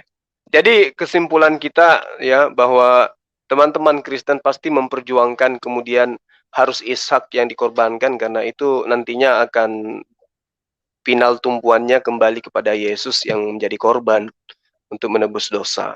Saya kira begitu. Jadi itu adalah hak sahabat-sahabat saya untuk mengimani Ishak yang dikorbankan, tapi adalah kewajiban kami sebagai Muslim juga untuk mengatakan bahwa yang dikorbankan itu, yang mau dikorbankan itu adalah Ismail, namun keduanya tidak ada yang dikorbankan, baik Ishak maupun Ismail. Iya, karena itu kan cuma sepertinya. Iya betul itu. Lalu gimana Pak tentang kalau kita tadi cuma membahas dari satu pihak ya, dari Alkitab. Sebenarnya data-data dari Al-Quran bagaimana menjelaskan bahwa Ismail itu yang dikorbankan, itu data-datanya Pak, gimana itu? Kalau di Al-Quran itu sederhana dia di dalam surah As-Saff itu diterangkan Bang. Di As-Saff ayat 101 diterangkan gini. Fabashsharnahu bigulamin halim. Jadi maka kami beri kabar gembira kepada Abraham atau Ibrahim dengan kelahiran seorang anak yang sabar. Ya. Nah, lalu kemudian diterangkan di dalam ayat 102, maka ketika anak itu sampai pada usia sanggup berusaha bersama dengan Abraham, maka Ibrahim pun berkata kepada anaknya, ya, wahai anakku, sesungguhnya aku bermimpi bahwa aku menyembelihmu. Maka pikirkanlah sebagaimana pendapatmu. Lalu kemudian anak ini menjawab, wahai ayahku, lakukanlah apa yang diperintahkan kepadamu, insya Allah engkau akan mendapatiku sebagai orang yang sabar. Ya, insya Allah minas sabirin. Aku ini termasuk orang yang sabar. Kemudian di ayat selanjutnya, falamma aslama wa tallahu lil jabin. Ya, lil jabin. Itu diterangkan. Maka ketika keduanya telah berserah diri dan Ibrahim membaringkan anaknya atas pelipisnya, maka ya, dia melaksanakan perintah Tuhan. Ya, artinya anaknya dibaringkan di atas tempat yang sudah disiapkan, kemudian dikatakan watallahu lil jabirin, untuk melaksanakan perintah Tuhan, maksudnya di situ. Lalu dikatakan wanadainahu ayya Ibrahim, lalu kami panggil dia wahai Ibrahim. Sungguh engkau telah membenarkan mimpi itu, sungguh demikianlah kami memberi balasan kepada orang-orang yang berbuat baik. Sesungguhnya ini benar-benar suatu ujian yang nyata bagimu. Dan kami tebus anak itu dengan seekor sembelihan yang besar. Lalu kemudian di ayat selanjutnya, dan kami abadikan Ibrahim, ya, pujian di kalangan orang-orang yang datang kemudian. Lalu kemudian di ayat 109 dikatakan, selamat sejahtera bagi Ibrahim. Salamun ala Ibrahim, kadzalika najzil muhsinin. Demikianlah kami memberi balasan bagi orang-orang yang berbuat baik. Nah, di ayat ke-111, innahu min ibadinal mu'minin. Sungguh ini termasuk, dia ini termasuk orang-orang yang beriman. Termasuk hamba-hamba yang beriman. Nah, setelah terjadi prosesi ini, Bang, kemudian Allah kembali mewahyukan di ayat selanjutnya. Apa katanya? Wa basyarnahu bi Ishaq nabiyyam minas shalihin. Dan kami beri dia kabar gembira dengan kelahiran Ishak, seorang nabi yang termasuk orang-orang yang saleh. Berarti nanti setelah terjadi prosesi kejadian pengorbanan ini, kemudian Allah memberikan kabar gembira tentang lahirnya anak kedua, yaitu Ishak. Demikian prosesinya di dalam Al-Quran. Oh iya, kalau saya melihat Pak, ceritanya agak beda ya Pak, tentang Al-Quran dan Alkitab, tentang menceritakan siapakah yang akan dikorbankan, sekalipun itu tidak terjadi. Baru kalau di dalam Alkitab sebenarnya Ishak sudah lahir baru mau dikorbankan, tetapi di dalam Al-Quran ternyata sudah ada untuk mau dikorbankan baru Ishak lahir. Jadi kalau melihat ini ada satu perbedaan yang katakanlah cerita ini ya katakanlah dampaknya sehingga antara Abraham dan Ibrahim sebutannya yang berbeda, berarti sekalipun dikatakan orangnya sama, tetapi peristiwanya juga berbeda. Jadi itu berarti dapat dikata bahwa cerita Al-Quran dan cerita Alkitab itu berbeda, dan Abraham itu bukanlah Ibrahim. Apakah pandangan Bapak tentang hal ini? Bisakah ini disamakan? Kalau berbicara mengenai Abraham dan Ibrahim, itu hanya perbedaan bahasa saja. Ya, Avram itu bahasa Ibrani. Ya. Tetapi rentetan peristiwa ini berbeda. Jadi kalau misalnya oknum yang sama tidak bisa mungkin melakukan kejadian cerita yang dua, yang katakanlah ambigu, ya kan? Ya. Jadi sebenarnya berbeda sekali, Pak. Iya, berbeda karena yang Anda gunakan itu kitabnya Bani Israel. Saya menggunakan kitabnya umat Islam. Pasti berbeda lah, Pak. Sekarang yang menjadi pertanyaan, yang mana yang benar ini? Kalau Al-Quran kami imani sebagai firman Tuhan. Tidak mungkin Rasulullah Muhammad SAW itu mengarang-arang cerita tentang apa yang terjadi ribuan tahun sebelum dia. Dia orang yang tidak pernah belajar tentang sejarah. Dia orang yang hidup di zaman jahiliyah. Bagaimana mungkin dia bisa mengetahui hal-hal seperti itu? Lalu siapa yang membicarakan ini kepada beliau? Nah, kalau orang ahli kitab memang orang terpelajar mereka. Orang-orang yang sudah lebih duluan beradab, peradaban daripada orang-orang Israel itu memang sudah jauh karena kedatangan mereka nabi-nabi. Cuman yang jadi pertanyaan, orang-orang Israel itu gemar membunuh para nabi. Bahkan Musa sendiri menerangkan mereka ini adalah umat tegar tengkuk. Ya, umat tegar tengkuk. Yesus aja datang ditolak. Jadi bagaimana mungkin kemudian kitab mereka yang bisa dijadikan sebagai acuan dan mengenyampingkan informasi dari orang yang bukan terpelajar, yang kami imani sebagai wahyu dari Tuhan. Kan tidak mungkin Rasulullah itu mengarang-arang, nyebut nama Ibrahim sebelum dia mendapat wahyu aja nggak pernah. Dia tidak tahu apa itu Torah, apa itu Injil, kok tiba-tiba dia jabarkan semuanya di dalam kitab suci Al-Quran. Di mana dia belajar? Kapan dia belajar? Sejarah mana? Ahli sejarah mana dari orang Kristen yang mampu menunjukkan bahwa Rasulullah Muhammad SAW itu pernah belajar tentang Taurat, pernah belajar tentang Injil? Tidak ada, Pak. Sekonyong-konyong datang wahyu kepada dia memberitakan. Artinya Al-Quran datang untuk meluruskan segala cerita. Makanya diterangkan Pak dalam Al-Quran, dalam surah Al-Baqarah, fawailul lilladzina yaktubunal kitaba biaidihim. Nah, celakalah orang-orang yang menulis kitab dengan tangan mereka sendiri, lalu mengatakan ini dari Allah. Itu diterangkan dalam Al-Quran, Pak. Nah, sekarang siapa yang selalu menulis kitab dengan tangan mereka sendiri? Ya, dari terjemahan ke terjemahan, dari terjemahan ke terjemahan. Nggak usah terlalu jauh, Pak. Di dalam terjemahan dan terjemahan.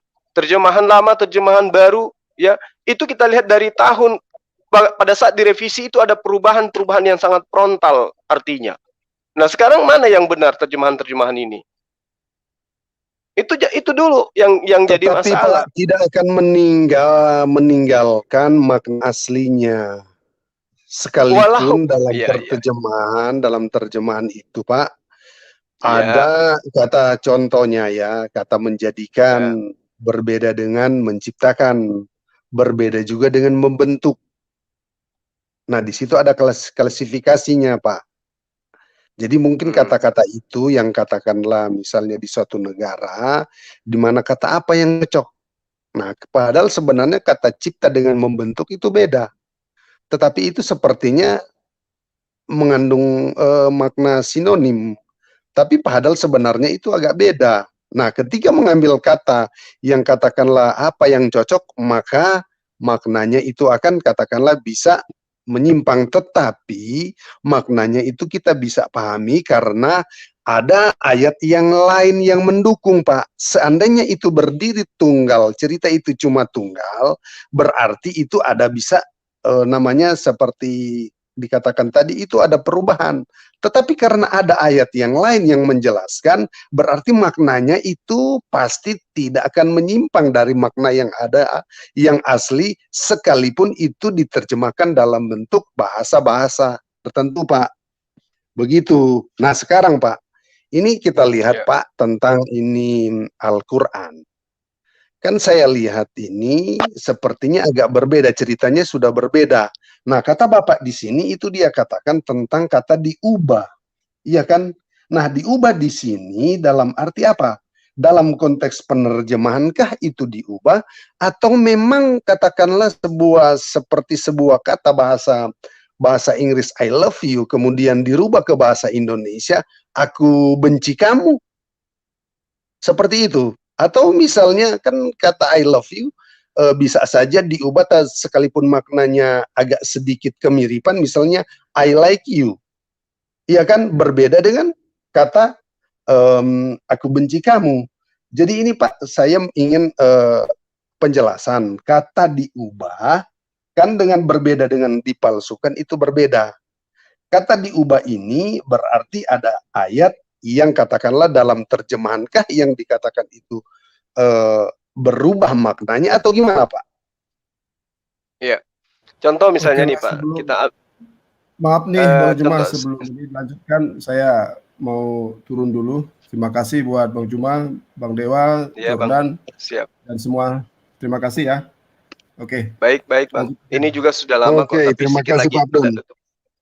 Siap, Pak Abdul. Nah, Oke, kita contoh ada misalnya, batasan, Bang. Pak. Nanti kita tunggu, Pak. Sebentar, kita ada batasan ini, jangan sampai kita, sampai Ini besok. sudah hampir 5 jam loh, terpanjang ini. terpanjang ini pokoknya. Hampir 5 jam ini. Iya, iya terpanjang, tapi ada orang-orang yang datang kan berbeda-beda. Cuma Bapak tetap melayani kan. Nah, Itu dia. itu Pak. Iya. Jadi ini Baik. kita batasannya berapa? Ini sudah jam berapa ya? Ini jam 7. Jam berapa ya? Atau kita Nanti tutup aja Bang, nanti kasihan kita lanjut Bapak itu. lagi. Saya mau ibadah Isya juga soalnya. Oh iya Pak. Oke, silahkan. Nanti kita lanjut. Nanti saya akan Iya. masuk-masuk di sini Pak. Oke, baik. Nanti tiap hari Kamis kita ini loh Bang, kita ada acara ini, tanya jawab seperti ini. Ya, Oh, untuk hari Kamis ya. kita Oke. siap. Dia mulai jam berapa hari Kamisnya Pak? Tiap Jam Kamis 2 sore. waktu jam 2 waktu Oh, masih Makassar. siang ya? Sore Ya, jam 2. paling Oh, cepat ya, jam oke. 2 gitu. Biasa dimulai Oke. jam 3 malah. Oke Bang, Adinda Slayer masih di sini? Oke, dipahami Pak. Adinda Slayer, Goldian,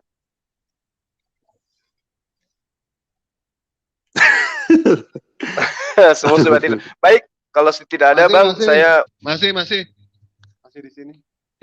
oke ditutup. Ya, makasih ya Bang Jordan ya. Oke. Baik. Makasih Pak. Ya. Baik, Tuhan berkati. terima kasih. Ya, makasih. Ya Bang Jordan, makasih. Silakan ditutup Bang. Pegal saya. Jadi kesimpulannya apa yang tadi? Ya, kesimpulannya bahwa Abraham kembali ke Beersheba, bukan kembali ke Hebron. Jadi dia mengembalikan anaknya ke Beersheba. Nah, sekarang ya siapa yang di Beersheba? Itu aja sih menurut saya. Tapi kita nggak boleh nantang-nantang. Udah, itulah iman mereka kan, kita hargai. Iya betul. Sementara Pernah nggak antara dengar? Yahudi dan Islam, Hah? Pernah nggak antara kita Yahudi mendengar? dan Islam itu kan tidak pernah Bang mempermasalahkan soal ini, ya kan? Iya, Karena itu Yahudi alasannya tahu apa? kalau Islam itu benar gitu. Yahudi tahu Islam yang Kenapa benar. kemudian sahabat Kristen ngotot harus Ishak? Ya, karena merujuk nanti ke Yesus, korban. Akhirnya apa? Korban Tuhan yang dikorbankan. Karena hanya dengan darah, menurut mereka itu dosa bisa diampuni. Itu loh. Betul. Menurut Yahudi itu Ishak yang dikorbankan. Menurut Islam itu Ismail. Sementara Kristen Yesus yang dikorbankan, Tuhan yang dikorbankan. Tapi kami dua-duanya tidak. Tapi ternyata kedua-duanya itu tidak ada yang dikorbankan, diganti dengan domba. Kan begitu. Kalau Kristen mengorbankan Tuhannya, itu yang benar. Dan pernyataan Abdon tadi mengenai kasihilah Tuhan Allahmu dengan segenap hati. Oh iya tentu. Dan kasihilah sesamamu. Iya, tapi sesama di sini bukan LGBT. Bukan. Ya, cobalah untuk berkaca diri di situ. Di zaman Nabi Lut, Sodom dan Gomora, itu LGBT di bumi hanguskan. Kalau kita mau pikir secara cerdas, siapa yang meresmikan LGBT? Gereja. Itu fakta yang tidak bisa dibantahkan. Bahkan kemarin ya Bang ya, ketika Dewa diskusi dengan umat Kristen, mereka terpojok,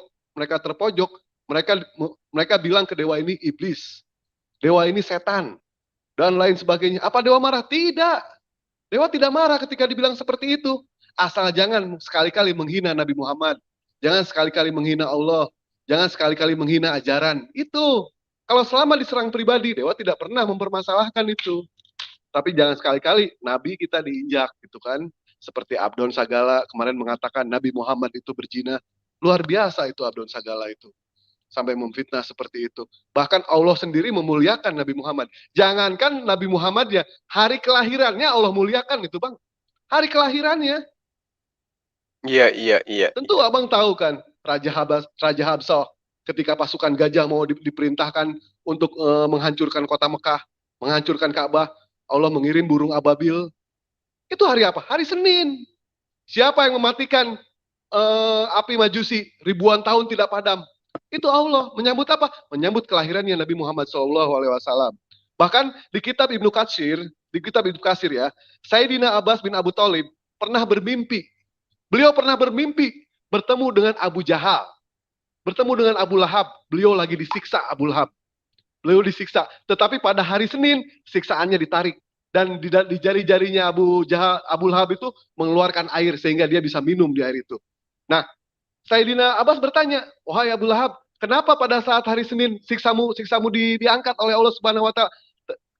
Ternyata ketika hari Senin, Abu Lahab adalah orang yang satu-satunya mendapatkan kabar dari seorang budak yang bernama Suaibah, memberikan kabar bahwa Nabi Muhammad SAW sudah melahirkan. Nah, di situ akhirnya Abu Sudah Jahal membebaskan dilahirkan. budak itu. Ya, sudah dilahirkan. Abu Jahal membebaskan budak itu yang bernama Suaibah. Dan dia orang yang bergembira ketika menyambut kedatangan Nabi Muhammad. Dan di situ pada hari apa? Pada hari Senin.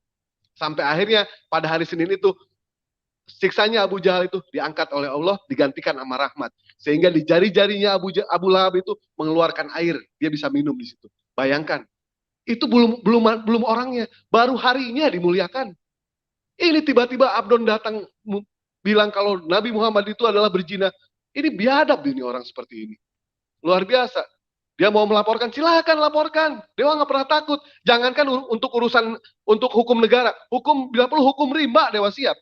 Kalau untuk soal ajaran. Ya, itu aja dari Dewa, Mas Wayang. Oke. Kami. Mantap, Tuntas. subhanallah. Abang kami.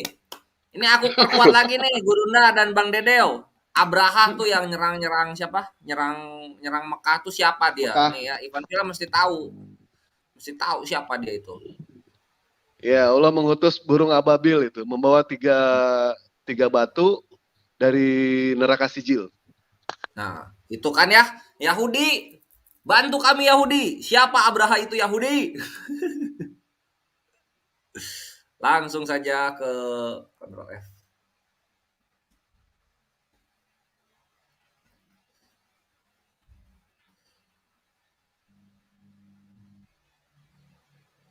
Nah, ini ya.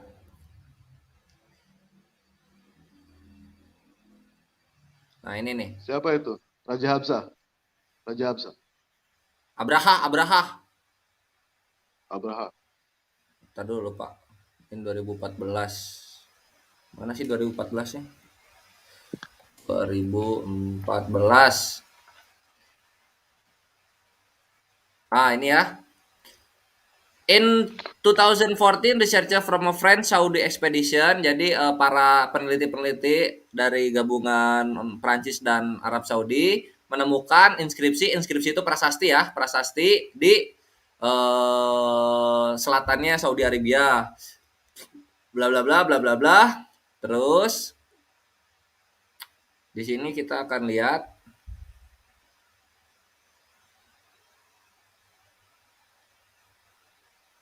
mana sih? Lupa. For the next century.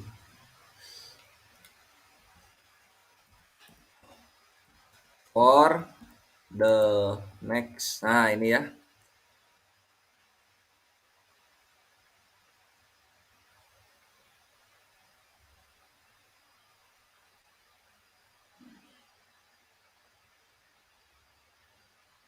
Bingung, ntar dulu.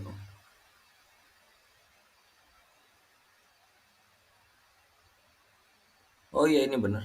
Nah, ini. Itu foto ceweknya siapa itu?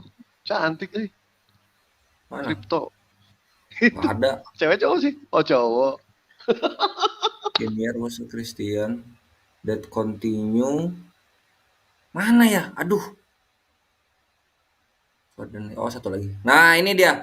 For the next century, Himyar jadi was a Christian kingdom. Jadi Himyar ya, Himyar ini adalah kerajaan kekristenan yang mendominasi Arab di pertengahan abad ke-6. One its ruler Abraha marched through Birhima. Jadi Abraha yang menyerang Ka'bah itu adalah raja kerajaan Tritungs, Ikhwan Fillah. Jadi emang Tritungs ini dari dulu ngajak rusuh terus sama Islam ini. Kelakuannya emang begitu ya. Thank you Bapak-bapak peneliti dan thank you Haaretz, portal medianya Yahudi telah mengungkapkan fakta baru mengenai kelakuan Tritungs dari zaman dulu. Jadi Ikhwan Fillah kita udah tahu ya bahwa memang Abraha ini Tritungs ini. Jadi kita jangan ragu, jangan sungkan lagi kalau bilang yang nyerang Ka'bah zaman dulu itu si Tritungs cabang Arab yang dulunya di Yemen. Begitu Tuh Bang Dede dan Gurundaku. Selamat datang di kebenaran. Masya Allah. Makasih banyak datanya, makasih banyak. Selama ini kan datanya itu enggak sampai ke sana, cuma dikatakan Abraha aja, tapi ternyata benar itu adalah Tritunggal ya. Yes, Tritunggal itu. Kelakuannya memang tuh ya kurang ajar emang. Lu rasain tuh batu-batu dari neraka tuh. Kalah mereka. Bahkan yang diberhalaka pun nggak bisa bantu mereka. Karena memang udah salah. Dari mana-mana salah mereka ini. Begitu. Tafadhol Gurunda lanjut. Closing statement-nya. Aku hanya bantu mengenai itu. Ditutup aja, Dek. Udah kok nih, udah 5 jam lebih. Iya loh, 5 jam. Ya begitulah Ikhwan Fillah yang dicintai Allah Azza wa Jalla ya. Semoga apa yang kami sampaikan di sini, semua argumentasi dan semua data yang diberikan menjadi manfaat untuk umat. Sehingga bisa dipakai ketika menemui kaum-kaum Tritungs yang menghujat ataupun kaum-kaum Tritungs yang mencoba indomisasi. Berikan data-data yang ada, insya Allah mereka ringkih, punah dengan sendirinya dari hadapan kita tentunya. Tapi kita juga jangan bosan-bosan untuk selalu istiqomah di jalan ini Ikhwan Fillah. Karena mereka pun nggak bosan-bosan. Kita udah tahu dari zaman jadul itu ada mulu indomisasi. Kan? Itulah yang akan kita lawan. Makanya yang mereka gaung-gaungkan tsunami murtad itu hancur berkeping-keping ketika zaman internet ada. Alhamdulillah Muslim pun sudah berjibaku dengan zaman internet sehingga semua takia Korintus mereka bisa kita bisa kita bongkar satu persatu. Dan kemudian para pendawah-pendawah handal, contoh Gurunda Zuma, Bang Dede, Bang Musa Ahidia, ini bisa tampil ke permukaan dan menjadi ujung tombak dari Mujahidin Ghazwul Fikr. Masya Allah. Barakumullah, wahai asatidku. Dengan demikian, berakhir sudah kajian kita kali ini. Jangan lupa support terus MMCI, Makassar Mu'alaf Center Indonesia, yang sekarang proyek pertamanya adalah membangun Masjid Nur Maulidah. Tafadhol Ikhwan Fillah yang ingin investasi akhirat, silahkan sisihkan rezekinya sedikit atau dua dikit ke rekening yang tertera di running text atau di deskripsi. Insya Allah menjadi saksi di akhirat nanti untuk Ikhwan Fillah sekalian gitu. Dan juga membantu Gurunda Zuma untuk makin meluaskan pengkabaran berita baik bahwa Islam udah bisa bertaring kembali terutama di Indonesia gitu. Islam sudah mengambil kembali pride-nya untuk membantai syubhat-syubhat dari Tritungs yang sok-sok memframing Islam. Kita balikin framingnya mereka itu, kita masukin ke mulut mereka, suruh mereka telan. Begitu yang bisa kami lakukan. Insya Allah Allah melindungi kita semua.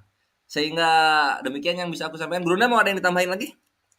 Udah, ucapan terima kasih banyak aja terhadap Bang Ali, teman-teman, termasuk antum, Bang Dia, terus kemudian ada Dewa ya, kemudian saudaraku Kristini Omnipora ya, dan netizen, utamanya netizen, terima kasih banyak udah bergabung dengan kita.